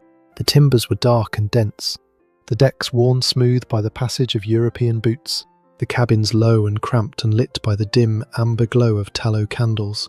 Everything about the vessel spoke of a different relationship with thee. See, a relationship based not on intimacy and reciprocity, but on measurement and control, on the confident assumption that the natural world could be catalogued, classified, and subdued by the instruments of rational inquiry. To Tupai'a, the arrival of the Endeavour was an opportunity. The details of his motivation are debated by historians, but the broad outline is clear. Tupai'a saw in Cook's expedition a chance to extend his knowledge, to travel beyond the boundaries of the world he already knew, and perhaps, though this is speculation, to find his way back to Raiatea, from which he had been exiled several years earlier, when warriors from Bora Bora invaded the island, wounding him and driving him into refuge on Tahiti. He chose to board the Endeavour. Consider, for a moment, the magnitude of that decision. He was stepping from the warm, sun-bleached sand of his homeland onto the salt-encrusted oak of a British naval vessel. He was leaving behind the spiritual geography of his ancestors, the Marae, the star paths, the chanted routes, the sacred groves, the familiar constellations that had guided his people for 1,000 years, to enter a world of clocks and printed charts, of sextants and logarithm tables, of a rigid, hierarchical social order that bore no resemblance to the fluid, manner-based hierarchy of the Polynesian world. He was leaving behind his language, his food, his clothing, his gods. He was stepping, quite literally, from one civilization into another, with no guarantee that he would ever step back. Joseph Banks, the botanist, was delighted. He described Tupai'a in his journal with a mixture of genuine admiration and the casual, unself-conscious condescension that characterized much of the European encounter with the Pacific. He noted Tupai'a's evident intelligence, his navigational skills, and his usefulness as an interpreter. He also compared him, with a frankness that makes the modern reader wince, to a curiosity, a specimen, an exotic acquisition to be displayed and discussed upon his return to the drawing rooms of London. "I do not know why I may not keep him as a curiosity," Banks wrote, "as well as some of my neighbours, did lions and tigers at a larger expense than he will probably ever put me to. It is a quotation that reveals, in a single sentence, the enormous gap between the European and the Polynesian understanding of the encounter. To Banks, Tupai'a was an object of interest, fascinating, yes, but ultimately a specimen, a conversation piece, a token of the exotic. To Tupai'a, Banks and Cook were visitors to his world. Visitors who possessed impressive technology, but who were, in many ways, profoundly ignorant of the ocean they presumed to chart. The asymmetry of power was real. The Endeavour carried cannons, and the canoe did not, but the asymmetry of knowledge was, in many respects, reversed. Tonight, as you lie in the quiet safety of your room, consider the courage required for such a step. We live in a world where the entire planet is mapped at the touch of a screen, where every street corner is photographed, every ocean floor surveyed, every mountain peak measured to the nearest centimetre. The unknown has been, for all practical purposes, eliminated. But for Tupai'a, this was a journey into a literal void. He knew the Pacific. He knew the islands, the stars, the swells, the winds, but he did not know what lay beyond.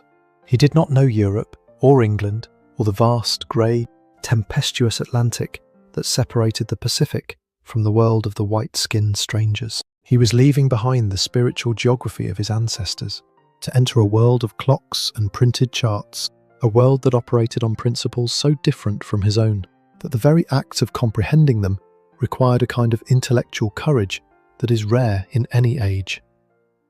A man's worth was measured by the knowledge he carried within his breath, and Tupai'a's breath held more knowledge than any single European on the Endeavour could claim. British officers were stunned to find that Tupai'a knew the location of every island for hundreds of miles in every direction. In the captain's cabin, illuminated by the amber glow of tallow, candles, with the creak of the ship's timbers and the slap of the waves against the hull, providing a constant, low accompaniment, Tupai'a began to draw. He did not use a compass. He did not consult a chart. He did not reach for a ruler or a protractor, or any of the instruments that lay in their velvet-lined cases upon Cook's desk. He used his mind. He reached into the vast, ordered archive of geographical knowledge that he had been building since childhood, an archive stored not on paper, but in the neural pathways of his brain, encoded not in the symbols of European cartography, but in the star paths, the island lists, and the chanted routes of the Polynesian wayfinding tradition, and he began to translate that knowledge into a visual form that his European hosts could understand. He sketched a map, but the word sketch does an injustice to what Tupai'a produced. What he drew was a comprehensive chart of the Pacific Ocean, showing the locations, relative positions, and interconnections of 74 islands spread across an area of ocean that spanned thousands of miles. The islands ranged from the familiar waters of the Society Group to the distant archipelagos of Samoa, Tonga, the Cook Islands, the Austral Islands, and even, according to more recent research, as far east as the Marquesas and as far north as Hawaii. It was, by any measure, a staggering achievement. But it was also, for a long time, a misunderstood one. The European officers who examined Tupai'a's map could not make sense of it. The islands seemed to be in the wrong places. The distances seemed distorted. The orientation seemed inconsistent. For 2 centuries, the map was dismissed by European scholars as a crude, inaccurate, essentially useless piece of work, the naive effort of an untrained mind, attempting to reproduce, in 2 dimensions, a knowledge that it possessed only in the form of memorized sailing directions. It was not until modern researchers undertook a careful, sustained analysis of the map that its true genius was revealed. Tupai'a had not drawn a conventional chart with a single fixed orientation and a consistent scale. He had invented a cartographic system of his own, a system that reflected the logic of Polynesian wayfinding rather than the conventions of European cartography. Each island on the map was oriented according to its own local bearing from the island at the centre of the chart, rather than according to a single, fixed north point. The result was a map that looked, to European eyes, like a jumble, but which, when decoded, according to its own internal logic, proved to be remarkably, even astonishingly, accurate. Tupai'a's mind was a living archive of 1,000 years of Polynesian voyaging. He had not simply memorised a list of islands and their locations. He had internalised an entire navigational system, a system that encoded the relationships between islands not as fixed points on a flat surface, but as dynamic directional vectors radiating outward from the navigator's position, each one defined by a star path, a swell direction, and a sailing time. It was a fundamentally different way of thinking about geography, not static, but kinetic, not visual, but experiential, not based on the bird's eye view of the cartographer, but on the horizon level, perspective of the navigator standing on the deck of a canoe. This was their world, a world where geography was a song in the heart, where the map was not a thing you looked at, but a thing you felt, a thing you carried within your body, a thing that existed not on paper, but in the relationship between the navigator and the ocean.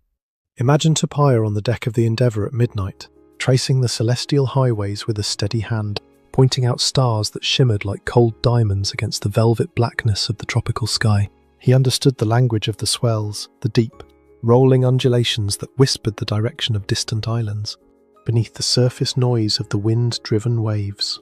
He knew the secret messages of the birds, which species flew to sea at dawn and returned at dusk, which species ranged far from land and which stayed close, which species nested on which islands and at which seasons. He knew the colour of the water, the shape of the clouds, the direction of the current, and the meaning of every shift in the wind. And all of this knowledge, this vast, intricate, painstakingly accumulated knowledge, existed nowhere but in his mind. There was no backup. There was no copy. There was no second edition. If Tupai'a died, the archive died with him.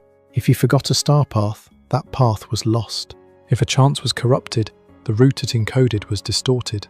The fragility of the system was its weakness, but also, paradoxically, its strength. For it meant that the keeper of the knowledge was not merely a librarian or a technician. He was the knowledge. He was the map. He was the living, breathing, walking embodiment of 1,000 years of accumulated wisdom, and his life was not merely his own. It was the life of the tradition, the culture, the civilization that had created him. Life, as it always does, carried on. The Endeavour sailed south from the Society Islands, with Tupai'a aboard as navigator, interpreter, and cultural advisor. When the ship reached New Zealand Aotearoa, the land of the long white cloud that Kupe had discovered centuries earlier, Tupai'a's role became even more critical. For a brief, remarkable moment, two vastly different ways of knowing the world were held in a single hand. Tupai'a acted as a vital translator between the British crew and the Maori people. This was possible because the Polynesian languages, though they had diverged over the centuries of separation, retained enough common vocabulary and grammatical structure to be mutually intelligible, at least at a basic level. Tupai'a's Tahitian was close enough to Maori that he could communicate, haltingly at first, but with increasing fluency, with the people of New Zealand. His mana, his spiritual authority as a priest and navigator from the ancestral homeland, was recognised and respected by the Maori, who welcomed him, not as a curiosity or a specimen, but as a tohunga, a man of knowledge, a living link to the world they had left behind when their ancestors sailed south from Hawaii. They presented him with a precious dogskin cloak, a mark of the highest respect. Imagine what it must have been like for the Maori to encounter Tupai'a. Here was a man who spoke a language that was recognisably, hauntingly similar to their own, a man from the ancestral homeland, from the mythical Hawaii, from the place where the stories began. He brought news from islands that the Maori had left behind generations ago. He brought a living connection to the navigational tradition, the spiritual tradition, the cultural tradition that was the foundation of their own identity. He was, in their eyes, not a stranger, but a relative, a distant cousin arriving after a long absence, carrying within his voice the echoes of a shared past. For Cook and the British officers, Tupai'a's ability to communicate with the Maori was invaluable. Without him, the encounter between the Endeavour and the people of New Zealand would have been conducted entirely through the blunt, unreliable language of gestures and the even blunter language of firearms.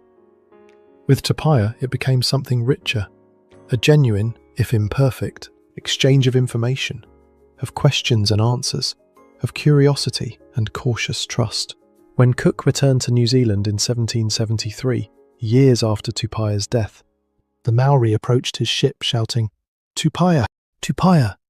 a testament to the impression that the Raiatean priest had made during his brief time among them. However, the transition to the European way of life took its toll. Tupai'a was not merely a passenger aboard the Endeavour. He was a man out of place, a person of rank and spiritual authority, trapped in a social hierarchy that did not recognise his status, eating food that was alien to his constitution, breathing air that was thick with the unfamiliar smells of tar and tallow, and unwashed European bodies, and sleeping in cramped, dark quarters that bore no resemblance to the open, airy platforms of the Pacific canoe. The crew's impression of him was mixed. Some respected his knowledge and his evident intelligence. Others resented his pride, the natural, unaffected dignity of a man who had been raised to command, and who did not easily defer to those he considered his equals or his inferiors. One midshipman recorded that Tupai'a was a man of real genius, a priest of the First Order, and an excellent artist, but also noted that he was by no means beloved by the crew, who found him proud and austere. The food disagreed with him. The salt pork, the hard biscuit, the absence of fresh fruit and vegetables, the standard naval diet of the 18th century, monotonous and nutritionally deficient by any standard, caused him to develop scurvy, that ancient mariner's curse, that slow, degrading disease of vitamin deficiency that loosens the teeth, opens the wounds, and drains the body of its strength. Tupai'a cured himself, characteristically, by his own methods, eating raw fish and fresh plants whenever the ship made landfall, but the malady returned whenever fresh provisions were unavailable. Tupai'a never saw his home again. The Endeavour, in need of repairs, put into the Dutch colonial port of Batavia, modern-day Jakarta, in October 1770. Batavia was a pestilential place, a swampy, fever-ridden harbour notorious for the diseases that lurked in its stagnant waters and its crowded, unsanitary streets. Within weeks of arriving, the crew began to fall ill.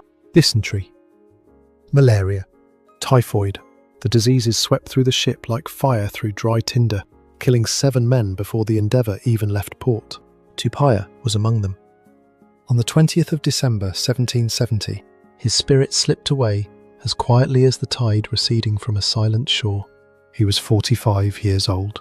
He died far from the ocean he knew, far from the stars he had memorised, far from the Marae, where he had been consecrated, far from the ancestors whose names he carried in his breath. He died in a foreign port, among foreign people, of a foreign disease, and he was buried in a foreign soil that had never heard the chants of his gods, or felt the footsteps of his people. Cook recorded his passing with a brevity that borders on callousness. He was a shrewd, sensible, ingenious man, but proud and obstinate, which often made his situation on board both disagreeable to himself and those about him. It is a eulogy that tells us more about the man who wrote it than about the man it describes. The qualities that Cook found disagreeable, the pride, the obstinacy, were in Tupai'a's own world the natural attributes of a person of manner. His refusal to defer was not a character flaw, it was the expression of a status that the hierarchical niceties of the British Navy were not equipped to recognise. He left behind a legacy that changed the way the West viewed the Pacific. His map, misunderstood for 2 centuries, has been revealed by modern scholarship as one of the most remarkable cartographic achievements of the 18th century, a document that encodes in a single, hand-drawn image the accumulated navigational knowledge of an entire civilization. His role as translator and mediator between the British and the Maori laid the groundwork for all subsequent encounters between the two cultures, encounters that would eventually produce the Treaty of Waitangi, the founding document of modern New Zealand. And his very presence aboard the Endeavour, his knowledge, his dignity, his quiet, unshakable confidence in the superiority of his own tradition challenged, whether the British officers acknowledged it or not, the comfortable European assumption that the peoples of the Pacific were primitive, ignorant, and in need of the civilizing influence of the West. We take for granted the ease with which we share information, the instantaneous transmission of data across continents, the effortless accessibility of the sum total of human knowledge through a device that fits in our pocket. But Tupai'a's map was a gift of immense proportions, a gift of knowledge, freely given from one civilization to another, encoded in a form that the recipients did not fully understand and would not fully appreciate for more than 200 years. It was an act of intellectual generosity that has few parallels in the history of cross-cultural encounter. The world moved slowly on, and the stars Tupai'a loved continued to guide the way, long after his voice had fallen silent. They are there tonight, Sirius, Canopus, the Southern Cross, Pleiades burning in the same positions they occupied when Tupai'a pointed them out to Cook on the deck of the Endeavour, explaining with the patience of a teacher and the authority of a master the ancient highways of the Polynesian sky. They do not know that he is gone. They do not mark his passing. They simply shine, as they have always shone, as they will always shine, indifferent to the lives and the deaths of the creatures who look up at them from the surface of this small, blue, spinning world. And so the days went on. The Endeavour sailed home without Tupai'a. The charts were drawn, the reports were filed, the specimens were catalogued. The British Empire expanded its knowledge of the Pacific, and the Pacific, in return, received the mixed blessings of European contact, new tools, new diseases, new religions, new ideas, and a new, ruthless, relentless pressure upon the land and the sea, and the people that would reshape the island world forever. But somewhere, in the oral traditions of a dozen Pacific communities, the name of Tupai'a endured. In the meeting houses of the Maori, his visit was remembered and retold. In the genealogies of Raiatea, his lineage was preserved. In the chants and the stories and the prayers of the people he had served, his manner lived on, diminished, perhaps, by the passage of time, but never extinguished, never forgotten, never entirely consumed by the silence. Life, as it always does, carried on. But for a brief, shining moment, one man had held the Pacific in his. Mind all of it. Every island, every star path, every swell direction, every sacred name, and had offered it, freely and without reservation, to a world that did not yet know how to receive it. That gift is still being unwrapped. And tonight, as you lie in the quiet darkness, his stars are shining overhead, patient and eternal, waiting for anyone who has the courage to look up and the wisdom to listen. That was simply the way of things. Interlude. See. The star path above. We have reached the final, quiet interlude, the last still pool in the river of our narrative before the current carries us onward, toward the closing movements of this long, blue odyssey. If you are still awake, you have been a remarkable companion. If you are hovering somewhere in that delicious liminal space, between wakefulness and dreaming, then you are in excellent company, for that is precisely where the navigators did their finest work in the twilight of consciousness, where the rational mind steps aside, and the body itself becomes the instrument of perception. And if you have already slipped away entirely into the warm, dark waters of sleep, then these words are settling around you like the softest of blankets, their meaning dissolving into pure sound, pure rhythm, pure vibration, a low, steady hum that asks nothing of you but your continued breathing. Take a slow, gentle breath, not a dramatic breath, not a breath that requires any effort or any thought, simply the next breath in the long, unbroken sequence of breaths that has sustained you since the moment you entered this world. And that will sustain you through this night and into the morning that waits, patient and certain, on the other side of the darkness. In and out. In and out. The simplest thing in the world, the most essential thing in the world, the one thing that connects every human being who has ever lived, the Lapita potter and the modern city dweller, the Aliki and the commoner, the navigator and the passenger, the waking and the sleeping in a single, universal rhythm that transcends all the boundaries of culture, of language, of time, and of space. Imagine yourself looking upward now, not with effort, not craning your neck or straining your eyes, but simply allowing your gaze behind your closed eyelids to drift upward as naturally as a bubble rising through still water. You are lying on your back, and above you is the great velvet canopy of the night sky, the most ancient, most beautiful, most humbling spectacle that the natural world has to offer. The air is perfectly clear.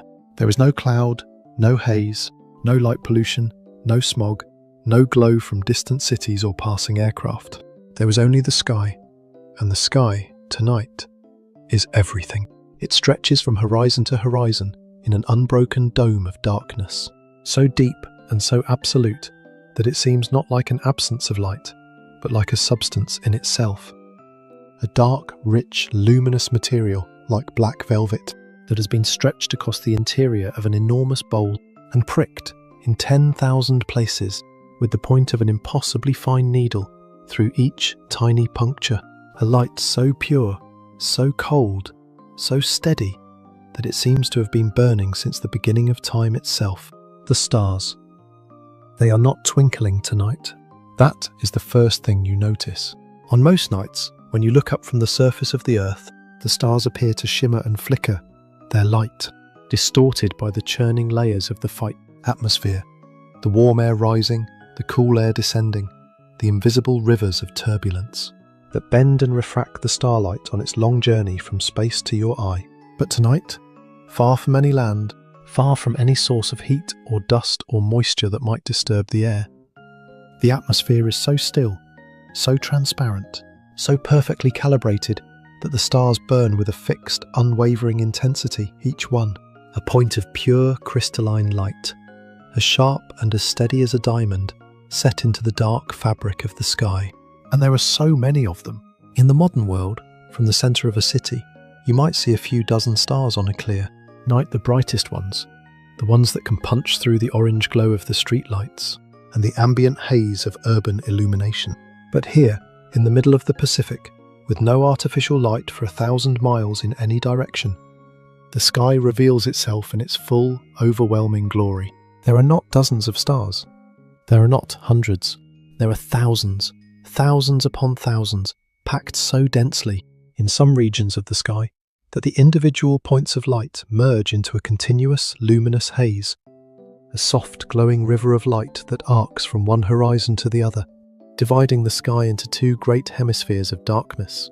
This is the Milky Way, Te Ikaroa, the longfish, as the Polynesian navigators knew it, the edge-on view of our own galaxy, a vast spiralling disk of 200 billion stars, seen from the inside, from our small, unimportant position in one of its outer arms. Every star you can see with your naked eye, every single one of the thousands that fill the sky tonight, is a sun. A nuclear furnace burning hydrogen into helium at temperatures of millions of degrees, pouring its energy out into the void in a ceaseless, extravagant flood of light. Some of those suns are larger than our own. Some are smaller. Some are old. Some are younger. Some have planets orbiting them, worlds of rock and ice and gas. Some, perhaps not so different from our own, spinning in their lonely orbits around their distant fires. The light you see from the nearest of these stars left its source a little over 4 years ago.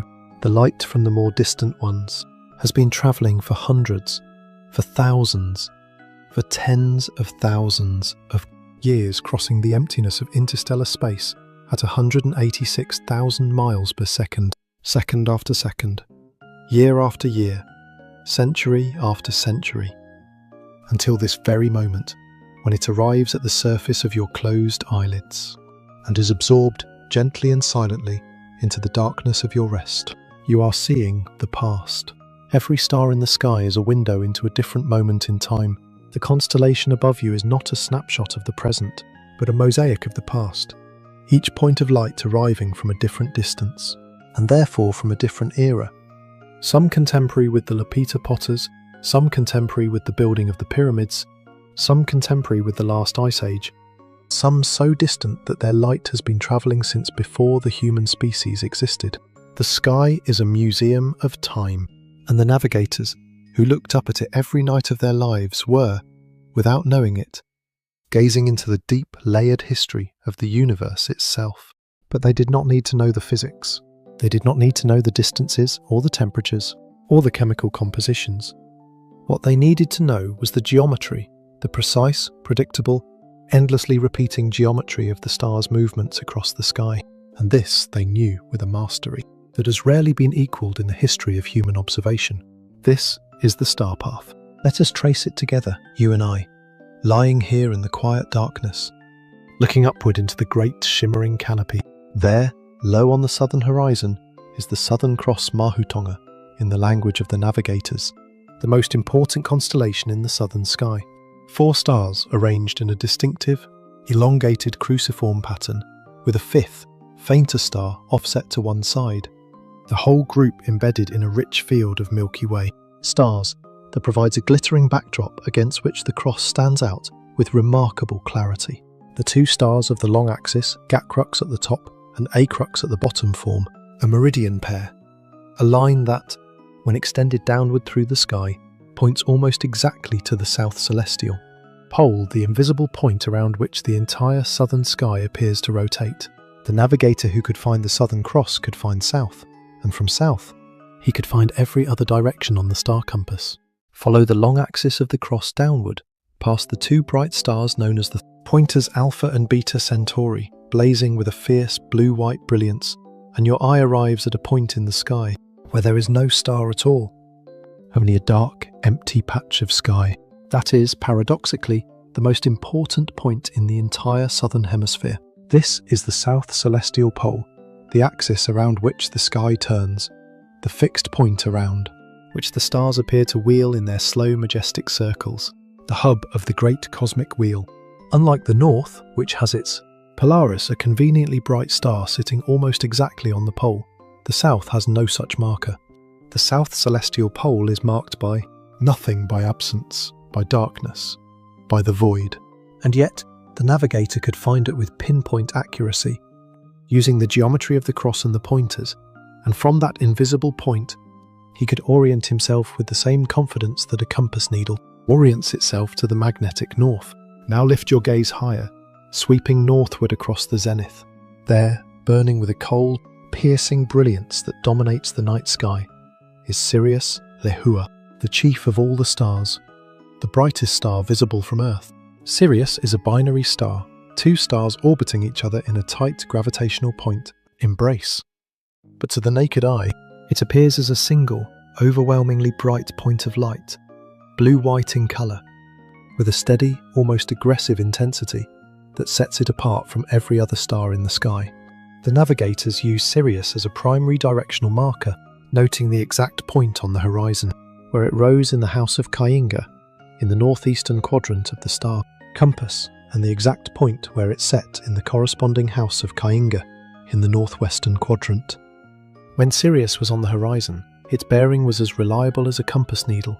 When it climbed higher, it became less useful for direction, but invaluable for timekeeping, its position against the meridian, telling the navigator, with remarkable precision, what hour of the night it was.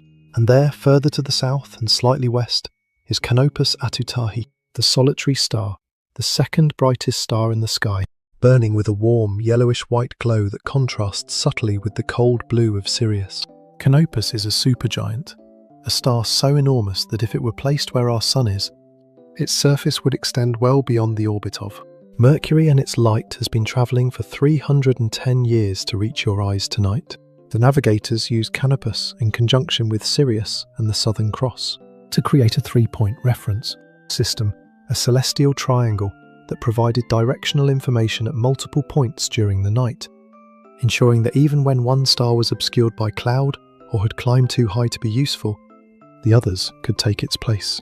And scattered across the sky between these great landmarks are the hundreds of lesser stars that the navigator also knew by name and by position, each one assigned to its house in the star compass, each one rising and setting at a specific point on the horizon, each one tracing its own predictable arc across the sky, night after night, season after season, century after century, with a regularity so absolute, so unwavering, so utterly dependable, that it constituted, for the navigator, the closest thing to certainty that the natural world could provide.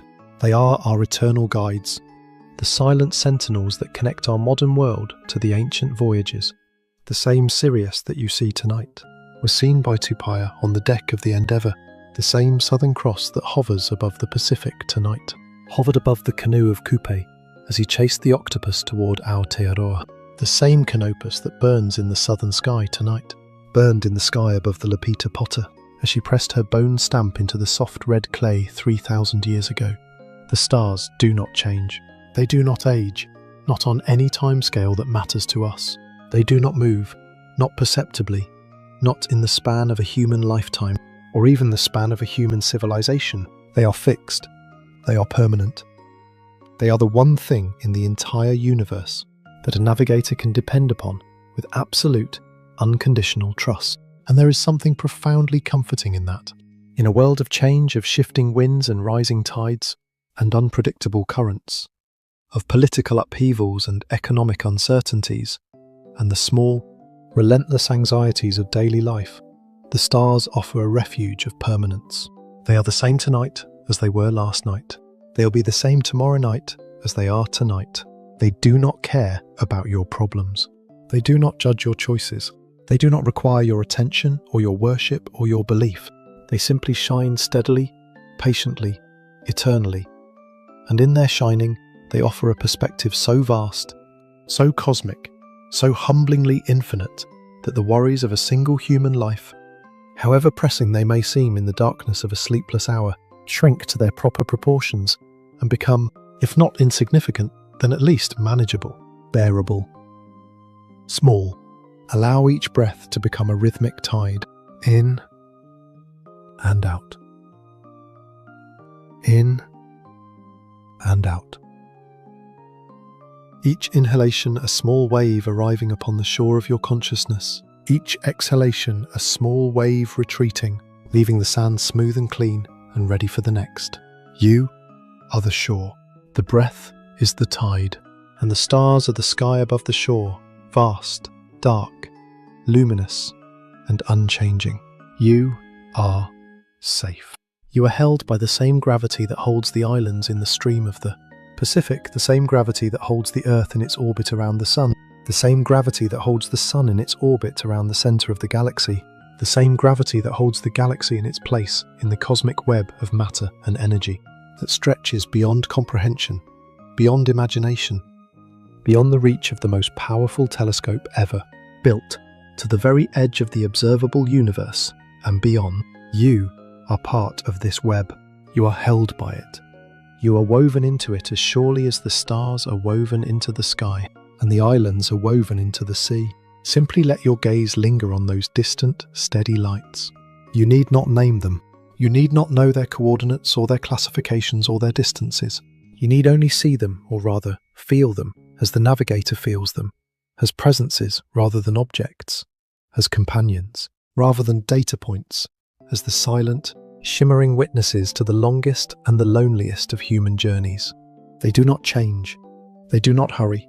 They do not flicker or fade or fail. They burn with the same quiet, dependable fire that they have burned with since the first navigator looked up from the deck of the first canoe and saw in their arrangement a pattern that could be read, a language that could be learned, a path that could be followed across the vast, dark, featureless wilderness of the sea. The path is clear. The night is soft. The air is still. The ocean is quiet.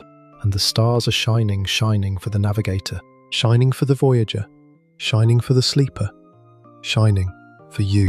Take one more breath. Let it be the slowest breath of the night. Let it last as long as it wants to last, the inhalation, stretching out like a long, gentle swell. The pause at the top, like the moment of slack water. The exhalation descending like the tide, slow and warm and easy. And let the world move slowly on. The stars are keeping watch. The ocean is keeping time. And you are here, held in the great, turning circle of the sky, as safe and as still as an island in the stream. The path is clear. The night is soft. And the world moves slowly on. 0. Segment 7. Mystery. The sweet potato mystery. Now we come, in the long unfolding of our voyage, to one of the most curious and enduring puzzles in all of human history. It is a mystery that has occupied the minds of botanists, archaeologists, linguists, and geneticists for more than a century, and it continues, even today, to provoke debate, revision, and astonishment in equal measure. It is a mystery that turns upon a single, humble, unprepossessing object, an object so commonplace that you have probably eaten one without ever pausing to consider the staggering geographical and historical implications of its presence on your plate. The sweet potato. Imagine for a moment the modesty of this vegetable. it is not glamorous. It does not feature in the great epics or the founding myths of any civilization. It does not adorn the temples or appear upon the coins of any empire. It is a tuber, a root, swollen and starchy, growing in the dark, moist earth beneath a tangle of unremarkable, heart-shaped leaves. You can bake it, boil it, mash it, fry it. You can feed it to children, to the elderly, to the sick. It is reliable, nutritious, undemanding, and, to most modern eyes, entirely uninteresting. And yet, this humble tuber carries within its flesh one of the most provocative questions in all of human history. It is a question that, if answered correctly, would rewrite our understanding of pre-Columbian contact between continents, would force a reassessment of the navigational capabilities of ancient peoples, and would establish, beyond any reasonable doubt, that the great voyages of the Polynesian wayfinders were not merely impressive feats of regional exploration, but were in fact the longest and most ambitious, deliberate sea journeys ever undertaken by human beings before the age of Magellan. The question is this: how did a plant native to the Andean highlands of South America, a plant first domesticated, perhaps 8 or 10,000 years ago, by the indigenous peoples of what is now Peru and Ecuador, come to be cultivated before any European had ever set foot in the Pacific, in the gardens of remote islands, tens of thousands of miles to the west, from Easter Island to Hawaii to New Zealand? This is the sweet potato mystery, and it is more than a botanical curiosity. It is, in many ways, the smoking gun of pre-Columbian contact, the single, undeniable, physical piece of evidence that something, or someone, crossed the vast emptiness of the eastern Pacific Ocean long before the first European caravel ever rounded the coast of South America. Let us begin with the basic facts, as patient and as quiet as the sweet potato itself. The sweet potato Ipomoea batatas, in the language of the botanists, is unquestionably a plant of American origin. The wild ancestors of the cultivated sweet potato grow in the tropical regions of Central and South America, and the genetic evidence is unambiguous. The sweet potato was first domesticated in the New World by New World peoples, thousands of years before the arrival of Columbus. There is no debate about this. The sweet potato is American. It was always American. It came from the Americas, and from the Americas alone. And yet, when the first European ships sailed into the Pacific in the 16th and 17th centuries, they found the sweet potato already there, cultivated, named, integrated into the agricultural systems and the cultural lives of the Polynesian peoples. The Spanish navigators who explored the Society Islands in the 18th century recorded its presence. Captain Cook saw it growing in the gardens of Tahiti and New Zealand. The Maori called it kumara, and it was a staple crop of their agricultural economy, cultivated in carefully prepared mounds, stored in special pits during the winter months, and incorporated into their oral traditions as a gift from the ancestors. The sweet potato was not a recent arrival in Polynesia at the time of European contact. It had been there for centuries. The archaeological evidence is now firm, the oldest. Securely dated remains of cultivated sweet potato in Polynesia come from a site on Mangaia Island in the Cook Islands, where carbonized tuber fragments have been radiocarbon dated to approximately 1000 to 1100 AD, 400 years before Columbus, 400 years before any European had any reason to suspect that the Pacific Ocean even existed in the form that it did. So how did it get there? This is the question that has consumed scholars for more than 100 years, and the proposed answers fall, broadly, into 3 camps. The first camp, the camp of long-distance ocean. Drift proposed that the sweet potato made its journey across the Pacific without any human assistance at all. The seeds, this theory held, must have floated across the ocean on currents and winds, drifting from the coast of South America to some Polynesian shore, where they took root and began their long career as a Pacific staple. This theory has the advantage of requiring no human contact between the 2 continents. It has the disadvantage, however, of being almost certainly wrong. Sweet potatoes do not propagate easily by seed in the wild. They are usually cultivated by cuttings, by slips of the living plant, and the chances of a viable seed surviving a months-long ocean voyage and then taking root on a distant shore in conditions favourable to its growth are vanishingly small. More importantly, the cultivated sweet potatoes found in Polynesia and not wild plants. They are clearly domesticated varieties, selected and bred by human hands for particular qualities of flavour, texture and yield. They did not arrive on a piece of driftwood, they were brought. The second camp, the camp of Thor Heyerdahl, the Norwegian adventurer who in 1947 sailed his famous balsa-wood raft, the Kon-Tiki, from Peru to the Tuamotu. Islands argued that the Pacific had been populated, and the sweet potato, distributed by ancient mariners drifting westward from South America. The Polynesians, in this theory, were not the descendants of Asian seafarers, but the descendants of South American Indians, who had drifted across the ocean on rafts, carrying their crops with them. Heyerdahl's voyage captured the public imagination.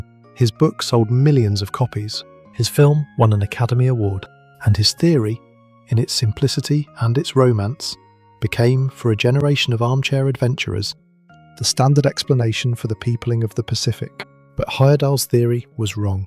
Comprehensively, fundamentally wrong. The linguistic evidence pointed unambiguously to a Polynesian origin in the islands of Southeast Asia. The archaeological evidence, the Lapita pottery, the Austronesian agricultural complex, the migration sequence from the Bismarck archipelago eastward painted a clear picture of an eastbound expansion that had nothing to do with South America.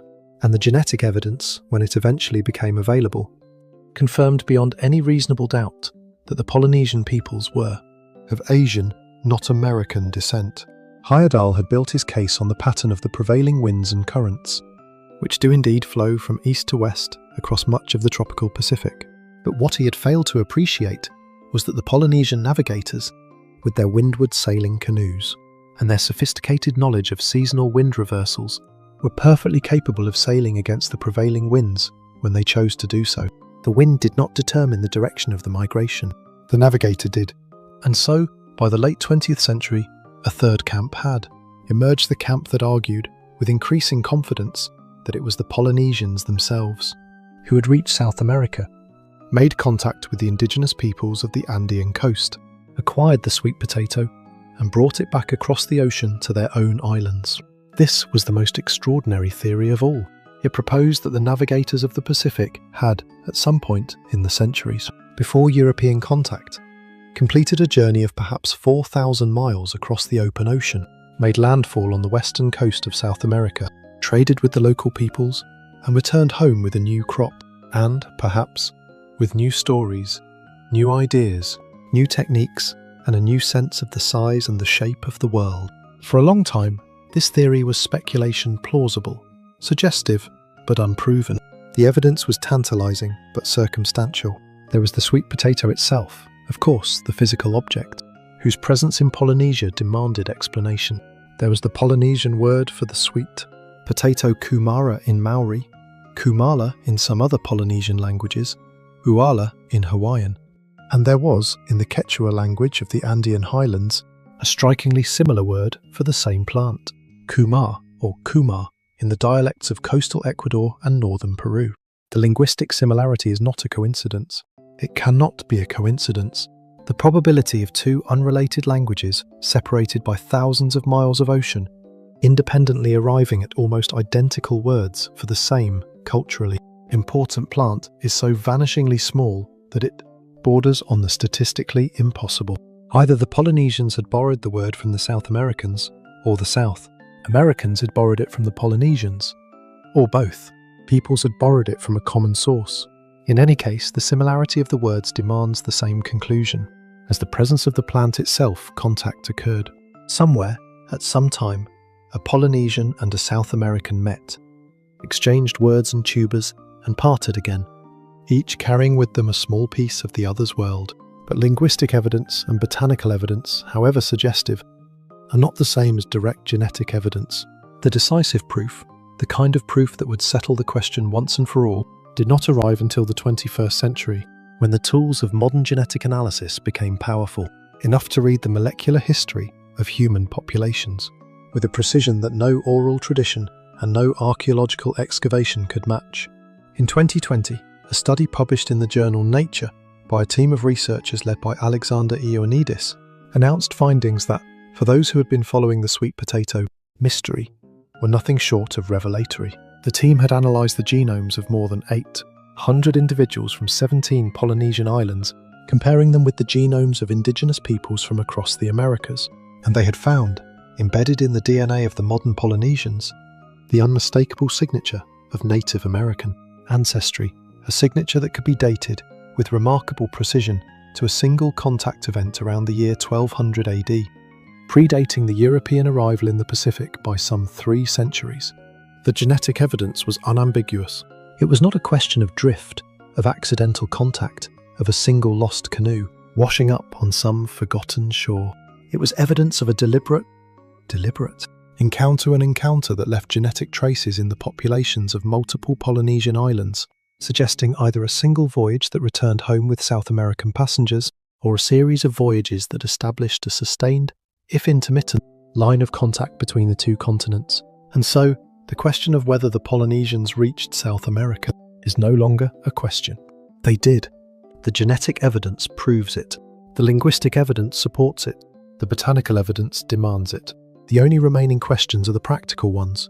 Who exactly made the voyage? When exactly did it occur?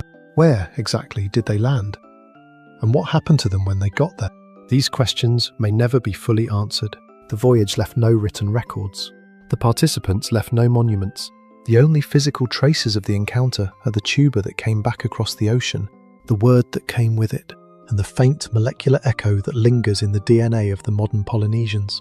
But the broad outlines of the event are now beyond reasonable dispute, and they are by any measure astonishing. Tonight, as you lie in the warm, quiet darkness of your room, consider what this means.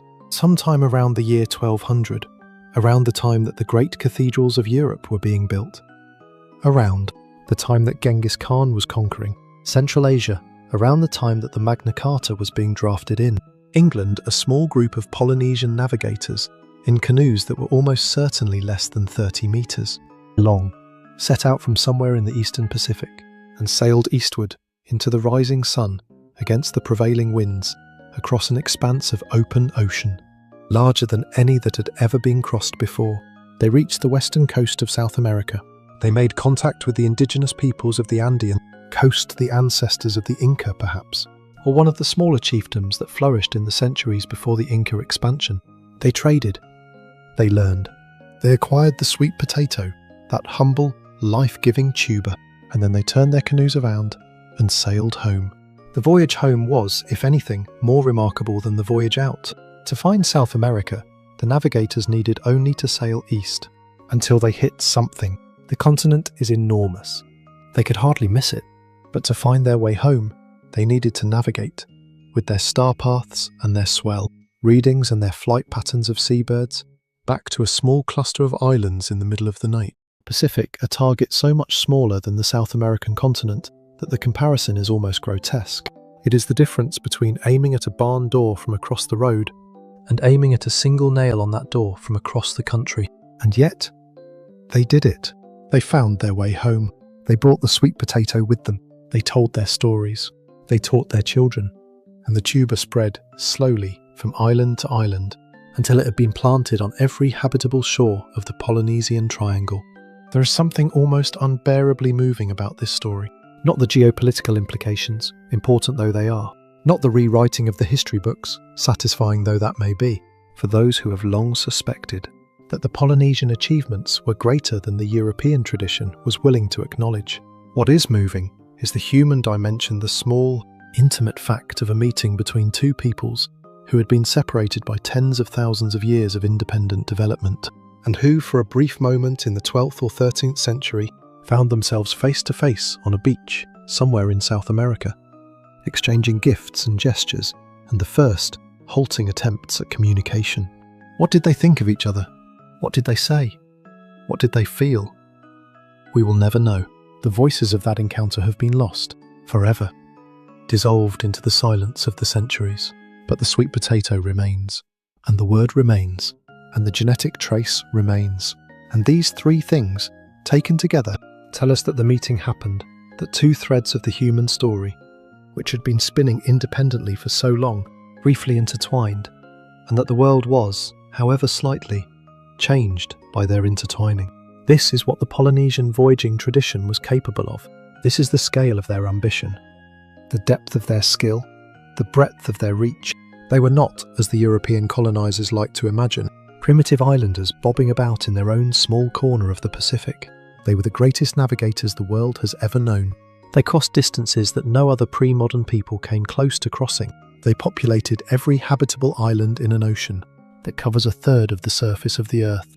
And, on at least one occasion, they reached across the void to make contact with another world entirely. And they brought home with them a tuba that would feed their descendants for the next 800 years. That was simply the way of things. The ocean was not a barrier. The ocean was a road, and the Polynesian navigators, with their canoes and their chants and their star paths, were the engineers, the cartographers, and the long-distance hauliers of the greatest ocean road the world has ever known. And so the days went on, quietly, steadily, one much like the last. The sweet potato was planted, the taro grew alongside it, the fishermen paddled out to the reef, the children played in the shallows, the fires were lit at evening, and the stories were told around them. And somewhere, in the genealogies of a particular family on a particular island, the name of the navigator who had made the long voyage to the great eastern land was remembered, or perhaps it was forgotten, lost in the slow, patient erosion of memory that consumes all but the most resilient of names. We do not know. We may never know. But the sweet potato remembers. The tuba, lifted from the dark soil and held in your hand, is a witness. It carries within its flesh a story so old, so improbable, so full of wonder, that to peel it and to taste it is to taste, in some small and silent way, the salt of an ocean crossed and recrossed, the sweat of navigators, long dead, and the warmth of a meeting between two peoples on a distant beach in the year 1200, when the world was younger and the horizons were wider, and the canoes still ruled the great blue road of the Pacific. Tonight, as you drift toward your own quiet harbour of sleep, let this thought accompany you. The world is full of mysteries that look, at first glance, like ordinary things: a tuba, a word, a pattern in the DNA. But within these ordinary things, the deepest stories of our species are encoded. Stories of courage, of curiosity, of contact, of the relentless human urge to push beyond the horizon and to find out what lies on the other side. The Polynesians did this. They did it again and again and again, generation after generation, for 1,000 years. And they left, in the gardens of 100 islands, in the vocabularies of 12 languages, and in the genes of their descendants, the quiet, indelible evidence of their reach. The horizon was never the end of the world. It was always, simply, the beginning of the next one. That was simply the way of things. Segment 8. Legacy. The Hokule'a and the modern Renaissance. There is, in the long unfolding of human history, a particular kind of tragedy that is quieter and more insidious than the dramatic tragedies of war and conquest. It is the tragedy of forgetting. It is the slow, almost imperceptible erosion of knowledge that occurs when a culture is colonized, when its institutions are dismantled, when its languages are suppressed, when its ceremonies are forbidden, and when its practitioners, the holders of the deep knowledge, the keepers of the day, breath, are made to feel ashamed of the very things that defined them as a people. The Polynesian voyaging tradition came perilously close to suffering this kind of tragedy. By the middle of the 20th century, the great art of wayfinding, the art that had populated the largest ocean on Earth, the art that had carried Kupe to Aotearoa and Tupai'a to the deck of the Endeavour, the art that had guided 10,000 canoes across 10 million square miles of empty water had been all but extinguished across most of Polynesia. The reasons were many and grim. The depopulation that followed European contact, the introduction of Western ships and Western navigational instruments, the active suppression of traditional culture by missionaries and colonial administrators, the breaking of the chains of master-to-apprentice transmission that had carried the knowledge across the dough. Centuries, all of these had conspired to push the ancient art toward the silent edge of extinction. By the 1960s, in the Hawaiian Islands, no living person possessed the full body of traditional navigational knowledge. The chants had been forgotten. The star paths had been lost. The double-hulled voyaging canoes had not been built for centuries. The very idea that the ancestors had crossed the Pacific by deliberate, skilled navigation was being seriously questioned by Western scholars, who, as we have seen, sometimes preferred theories of accidental drift to the inconvenient implication that a non-European, non-literate people had achieved feats of seamanship that the European tradition could not match. The knowledge was disappearing, and with its disappearance, an entire understanding of the world, an entire way of being human in relation to the ocean and the sky, was sliding toward oblivion. But there were people who refused to let it go. There were always people who refused to let it go. In 1973, in the islands of Hawaii, 3 men sat down together to talk about a canoe. Their names were Ben Finney, an anthropologist with a long interest in Polynesian voyaging, Herb Kawinui Kane, a native Hawaiian artist, whose paintings of ancient canoes had captured the imagination of a generation, and Tommy Holmes, a writer and ocean adventurer. Together, that year, they founded the Polynesian Voyaging Society, an organization whose mission was as ambitious as it was simple to build. By traditional methods, a deep-sea voyaging canoe of the kind that had once crossed the Pacific, and to sail it from Hawaii to Tahiti and back, using only the navigational techniques of the ancestors. It was a project that many considered impossible. Some considered it foolish. The risks were real, a long ocean voyage in a vessel that no living person had ever sailed, navigated by methods that no living Hawaiian fully understood, across waters that had not been crossed by traditional canoe in perhaps 600 years. But the founders were undeterred.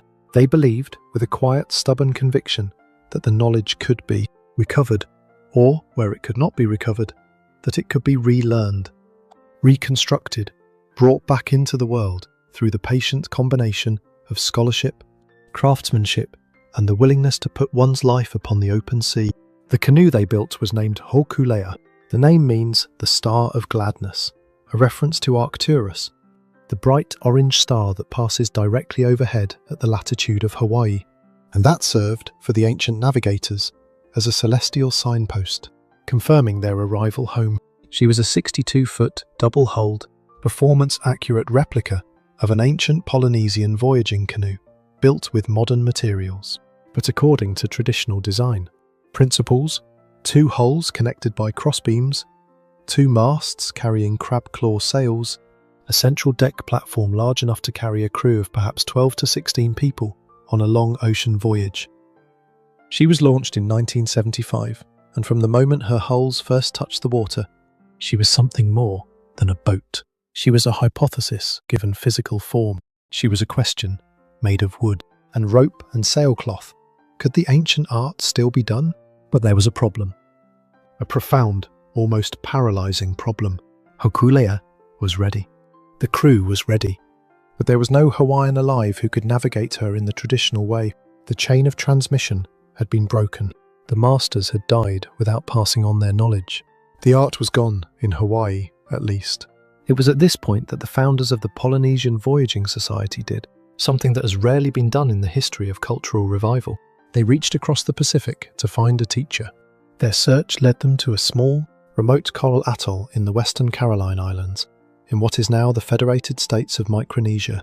The atoll was called Satawal, a speck of land barely more than a mile long, home to a few hundred people who lived, much as their ancestors had lived for centuries, by fishing and the cultivation of taro and breadfruit. And on Satawal, miraculously, against every probability, the ancient art of traditional navigation was still alive.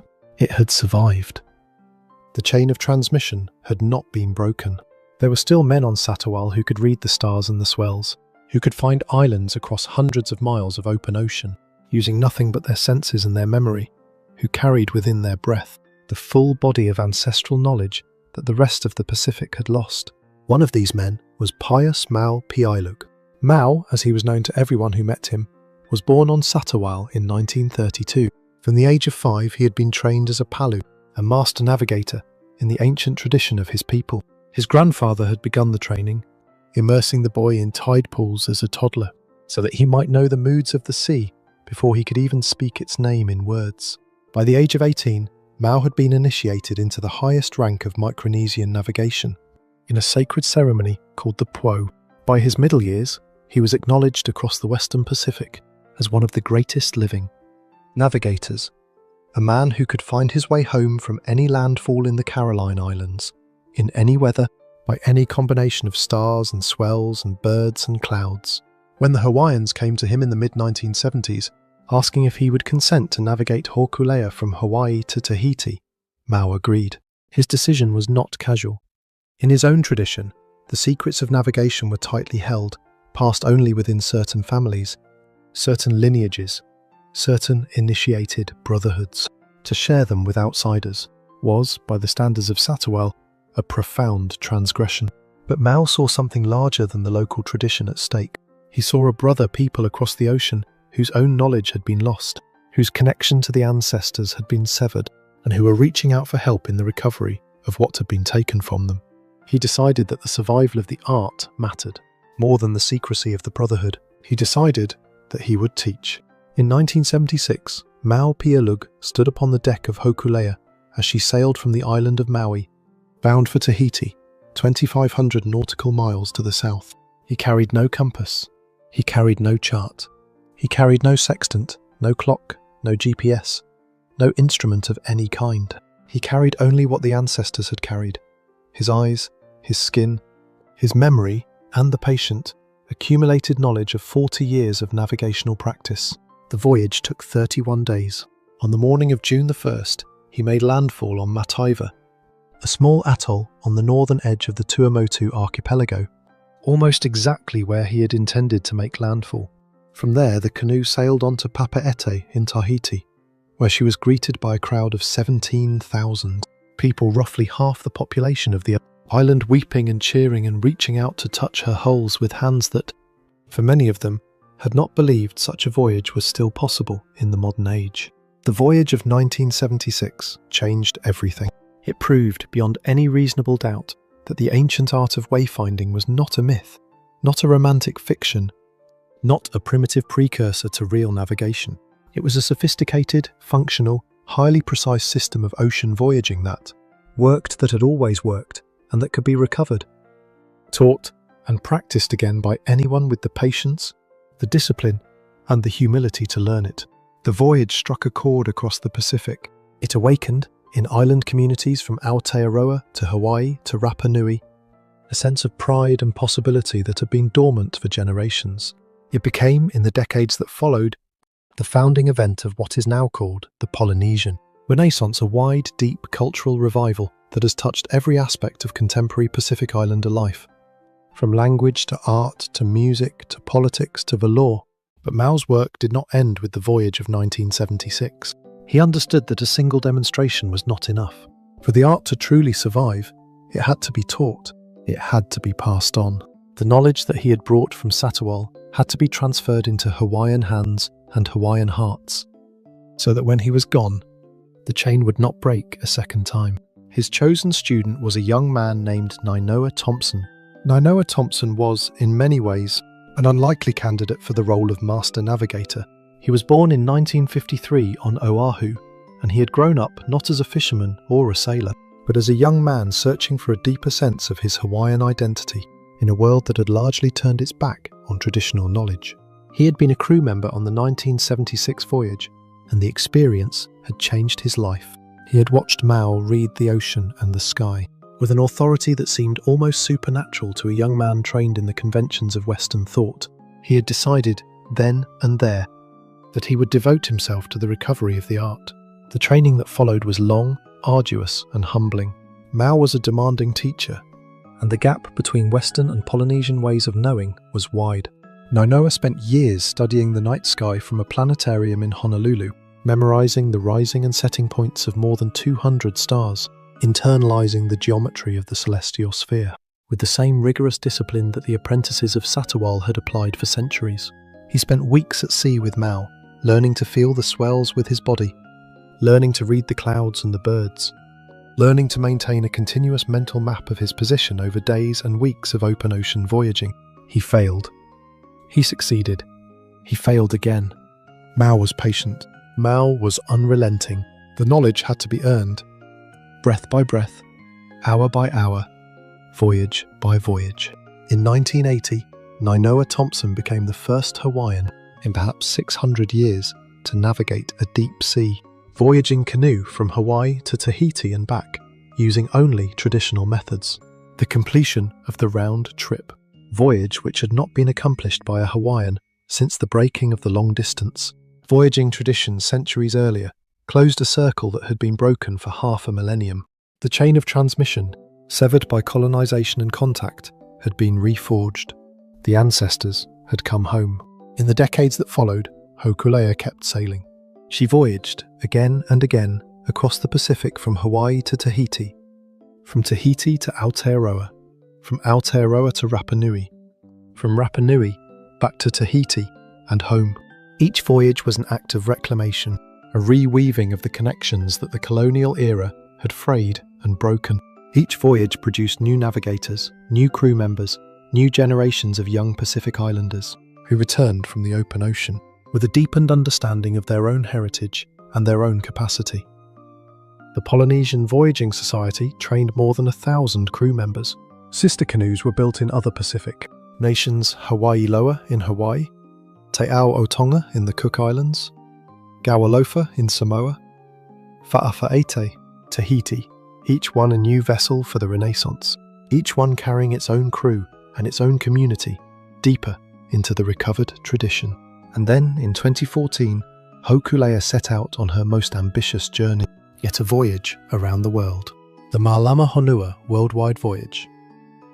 The name means to care for our island. Earth was conceived as a 4-year circumnavigation of the planet, undertaken with a purpose that went beyond the recovery of traditional navigation. It was an expedition with a message. The world's oceans, the crew believed, were in trouble. Polluted, overfished, warming, acidifying, dying by slow degrees, under the cumulative pressures of the modern industrial economy. The wayfinders, who had once read the ocean as their ancestors had read it, were now witnesses to its decline. They saw the changing currents, the disappearing fish, the bleaching coral reefs, the rising seas, threatening to drown the very islands their forebears had discovered, and they had decided that they could not be silent. Hokule'a departed from Oahu in May 2014. Over the next 3 years, she sailed 42,000 nautical miles, a distance equivalent to nearly twice the circumference of the Earth, visiting more than 150 ports in over 18 nations. She crossed the Pacific. She rounded the Cape of Good Hope. She sailed up the Atlantic to the coasts of Brazil and the United States, into the Caribbean, through the Panama Canal, and back across the Pacific to her home waters. At every port, the crew brought their message of Mālama Honua, of caring for them, Earth. And at every port, they were received as ambassadors of an ancient tradition that had something urgent and important to say to the modern world. The voyage succeeded in ways that even its planners had not fully anticipated. It trained a new generation of navigators in long-distance ocean voyaging. It built a global network of communities and organizations committed to ocean stewardship. It demonstrated, to anyone willing to look, that traditional knowledge, the knowledge that the colonial era had dismissed as primitive, obsolete, still had something profound to teach the modern world about how to live in right relationship with the planet. When Hokule'a returned home to Honolulu in June 2017, she was greeted by a flotilla of canoes, by tens of thousands of people gathered along the shore, by ceremonies that had not been performed at this scale in centuries. Mau Piailug had not lived to see her return. He had died in 2010 on his home island of Satawal, surrounded by family and by the apprentices he had trained. But his legacy sailed on. The art he had carried out of the Western Pacific, the knowledge he had refused to allow to die, was now alive in dozens of new navigators, on dozens of new canoes, carrying dozens of new generations of Pacific Islanders into a future that the ancestors would have recognized, a future in which the ocean was, once again, a road. Tonight, as you lie in the warm darkness of your room, let the meaning of this story settle into your resting mind. The story of the Hokule'a is, in one sense, the story of a single boat and a small group of people who refused to let an ancient art die. But it is, in a deeper sense, the story of every culture that has ever struggled to recover what colonization tried to erase. It is the story of every grandchild who has sat down with an elder to learn a language that the school system did not teach. It is the story of every artist who has researched the techniques of ancestors, whose names are no longer remembered. It is the story of the patient, stubborn, unglamorous work of cultural recovery, a work that does not produce headlines or heroes in the conventional sense, but that, generation by generation, repairs the broken chains and reweaves the frayed threads of human inheritance. The Renaissance is not finished. It will never be finished. The work of recovery is, by its nature, an ongoing labour, performed in the small, quiet hours of countless lives, in the patient teaching of children, in the slow rebuilding of practices that took centuries to develop. And that can be lost in a single generation if no one tends to them. But the canoes are sailing again, the chants are being sung again, the young navigators are watching the stars again, with the same patient discipline that the ancestors brought to the same stars 1,000 years ago. And the ocean, that vast, indifferent, beautiful, dangerous ocean, is being read again, in the old way, by hands and minds that have relearned, after long forgetting, what their forebears once knew. Mao Piailug once said something that, in its quiet simplicity, captures the deepest meaning of the Renaissance he helped to inspire. He said, "If you can read the ocean, if you can see the island in your mind, you will never be lost." It is a statement about navigation, yes, but it is also, if you listen carefully, a statement about something larger, about the relationship between knowledge and identity, between memory and home, between the things we carry within us and the journeys we are able to make across the waters of our lives. The navigator who reads the ocean is not lost. The culture that remembers its own knowledge is not lost. The person who has been shown the way by a patient teacher and who carries that way within their breath is not lost. And so the days went on. The canoes were built. The voyages were sailed. The young people were taught.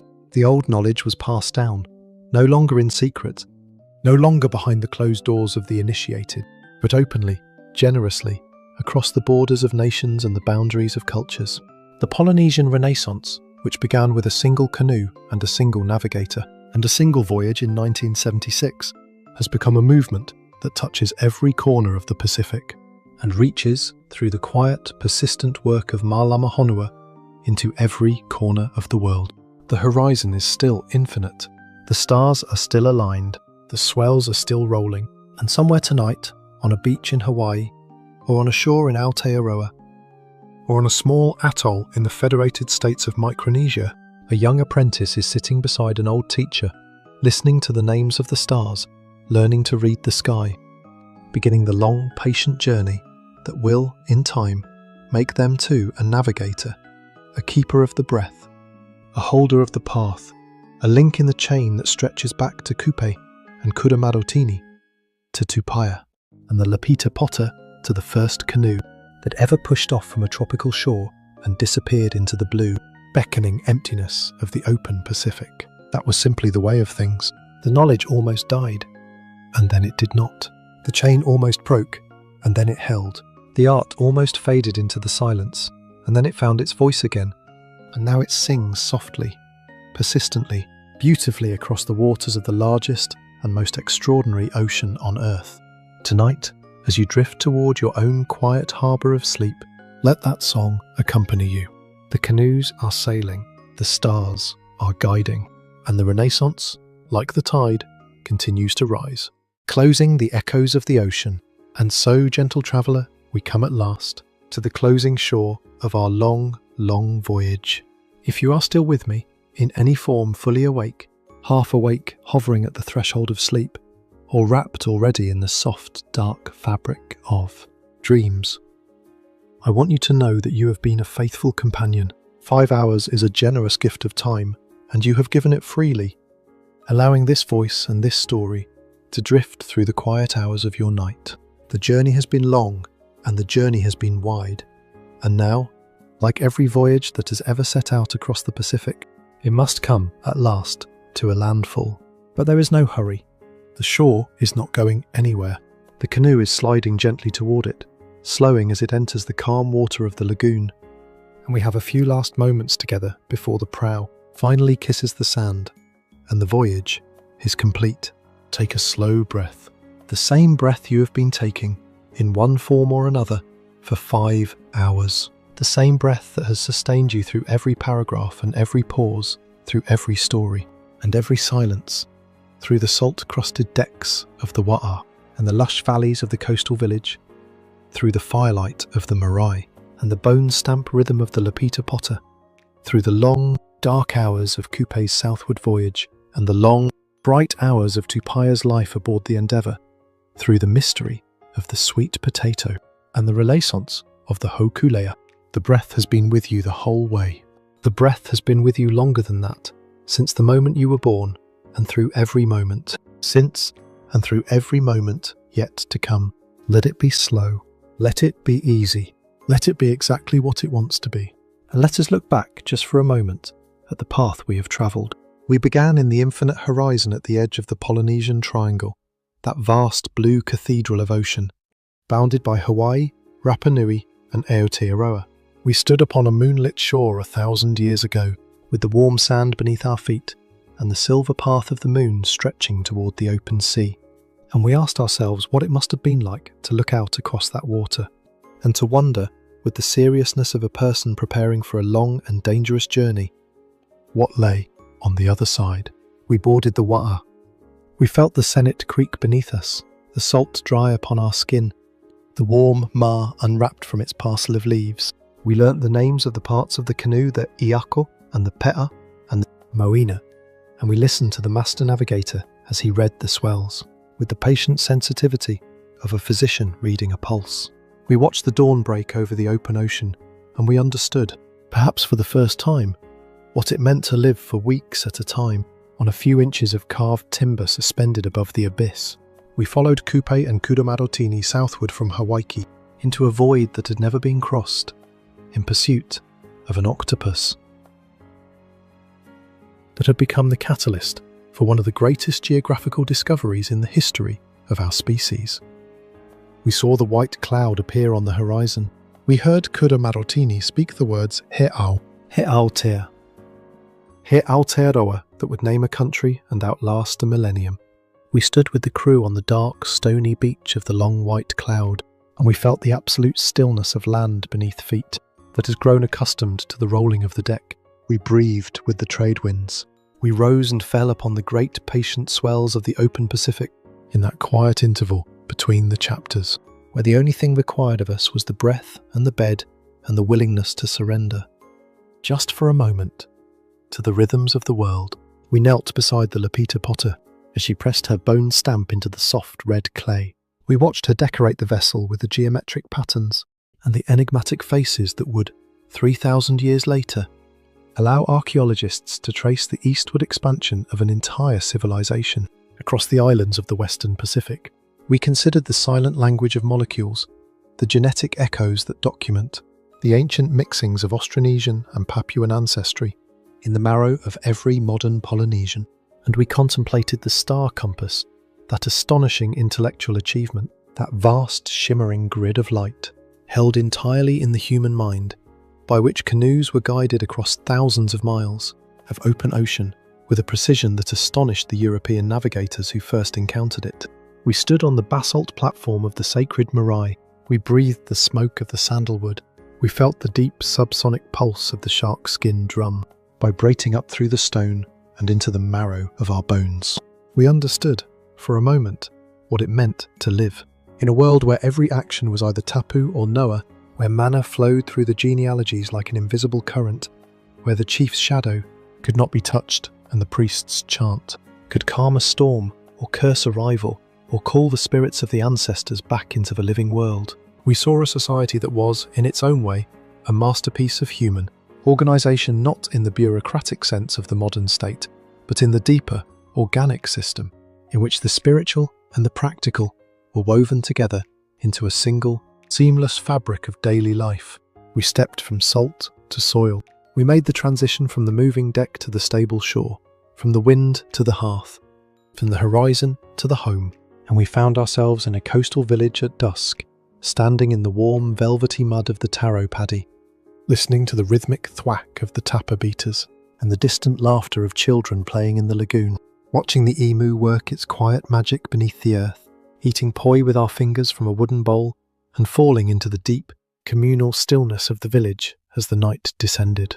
We walked beside Tupai'a, that brilliant, proud, generous man, as he stepped from the warm sand of Raiatea onto the salt-encrusted oak of the Endeavour, carrying within his mind the most comprehensive geographical knowledge of the Pacific that existed anywhere in the world. We watched him sketch his extraordinary map. We heard him communicate in a language that was almost, but not quite Maori, with the people of Aotearoa, whose ancestors had sailed south from Hawaii centuries before. We followed him to Batavia, where the diseases of the colonial port took him before he could see his home again. And we felt the loss of him, the man, and the knowledge, and the bridge between two worlds that died with him on that pestilential shore in December 1770. We rested beneath the star path. We watched the Southern Cross hang low above the horizon, the Milky Way arc in its great luminous river from sky to sky. The cold, steady fires of Sirius and Canopus burn with the same brilliance they had burned with for the first navigator, and would burn with for the last. We held the sweet potato in our hands and felt, in its modest, unprepossessing weight, the implications of one of the most provocative mysteries in all of human history, the implications of a journey, somewhere around the year 1200, when a small group of Polynesian navigators sailed eastward across thousands of miles of open ocean, made landfall on the western coast of South America, traded with the indigenous peoples of the Andean shore, and turned their canoes around to sail home with a tuba and a word, and a fragment of genetic inheritance that, 800 years later, modern science would finally decode. And we sailed with the Hokule'a. We met Mau Piailug, that quiet, patient man from Satawal, who refused to allow an ancient art to die. And we met Nainoa Thompson, who became the first Hawaiian in 600 years to navigate the planet. Round-trip voyage to Tahiti and back, by traditional methods alone. We followed the canoe around the world, on the great Malama Honua circumnavigation, and we understood that the Renaissance is not finished, that it will never be finished, that the work of cultural recovery is the patient, generation-long labour of countless lives, performed in the small, quiet hours of teaching and learning and remembering.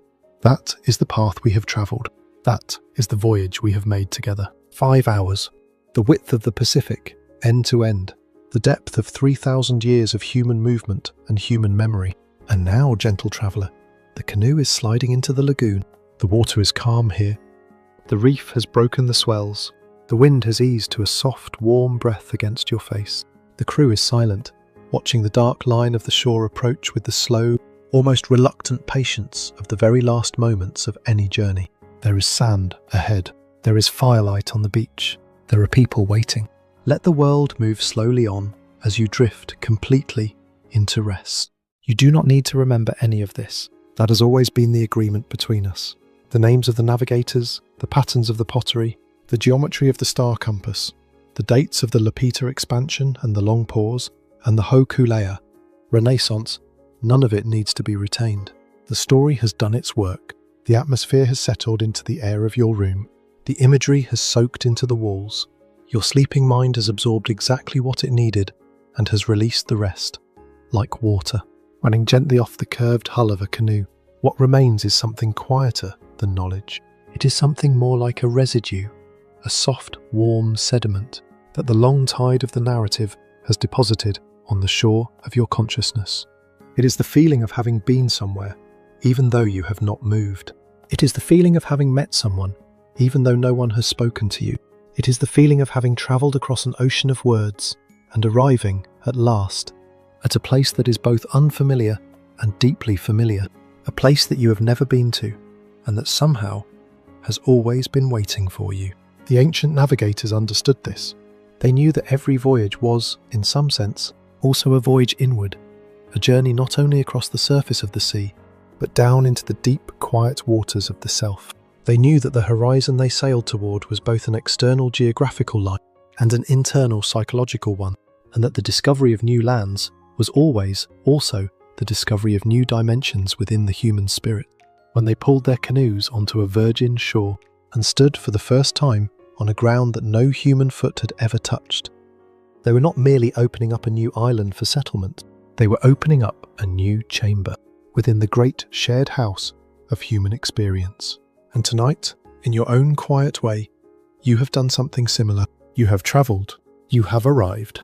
You have opened up, within the architecture of your own resting mind, a small new chamber that did not exist before this voyage. Began a chamber furnished with the soft sounds of the trade winds, the warm scent of wood smoke and breadfruit, the silver path of the moon across the lagoon, and the slow, eternal pulse of the swells that have been rolling across the Pacific. For as long as there has been a Pacific to roll across, that chamber is yours now. You can return to it whenever you wish. The shore is here. The canoe has come to rest. The voyage is complete. Take a slow breath. The slowest breath of the night. Let it last as long as it wants to last. Let the inhalation stretch out like a long, gentle swell. Let the pause at the top be the moment of slack water, the absolute stillness, when the tide is neither rising nor falling, when the ocean itself seems to hold its breath, when every voyage ever undertaken pauses for an instant in the deep, quiet centre of the world, and then let the breath release, slowly, easily, without effort, as the tide begins its long, patient withdrawal back toward the open sea. You are safe. You are warm. You are exactly where you need to be. The horizon, infinite as ever, is holding you at its centre. The stars Sirius, Canopus, the Southern Cross, the Pleiades, the cold, steady, eternal sentinels of the southern sky are keeping their ancient watch above the soft darkness of your room. The ocean is singing its formless, ageless song somewhere beneath the floor of the world, a song that has been playing without interruption since the earth first cooled and the first rains began to fall. The Voyagers are sleeping. The fires have burned down to their last quiet embers. The villages are still. The canoes are drawn up on the beaches, their hulls cool and dark, their sennet lashings glistening faintly with the night dew. Somewhere, a single ember pulses in the heart of a hearth, waiting to be coaxed back to life when the morning comes.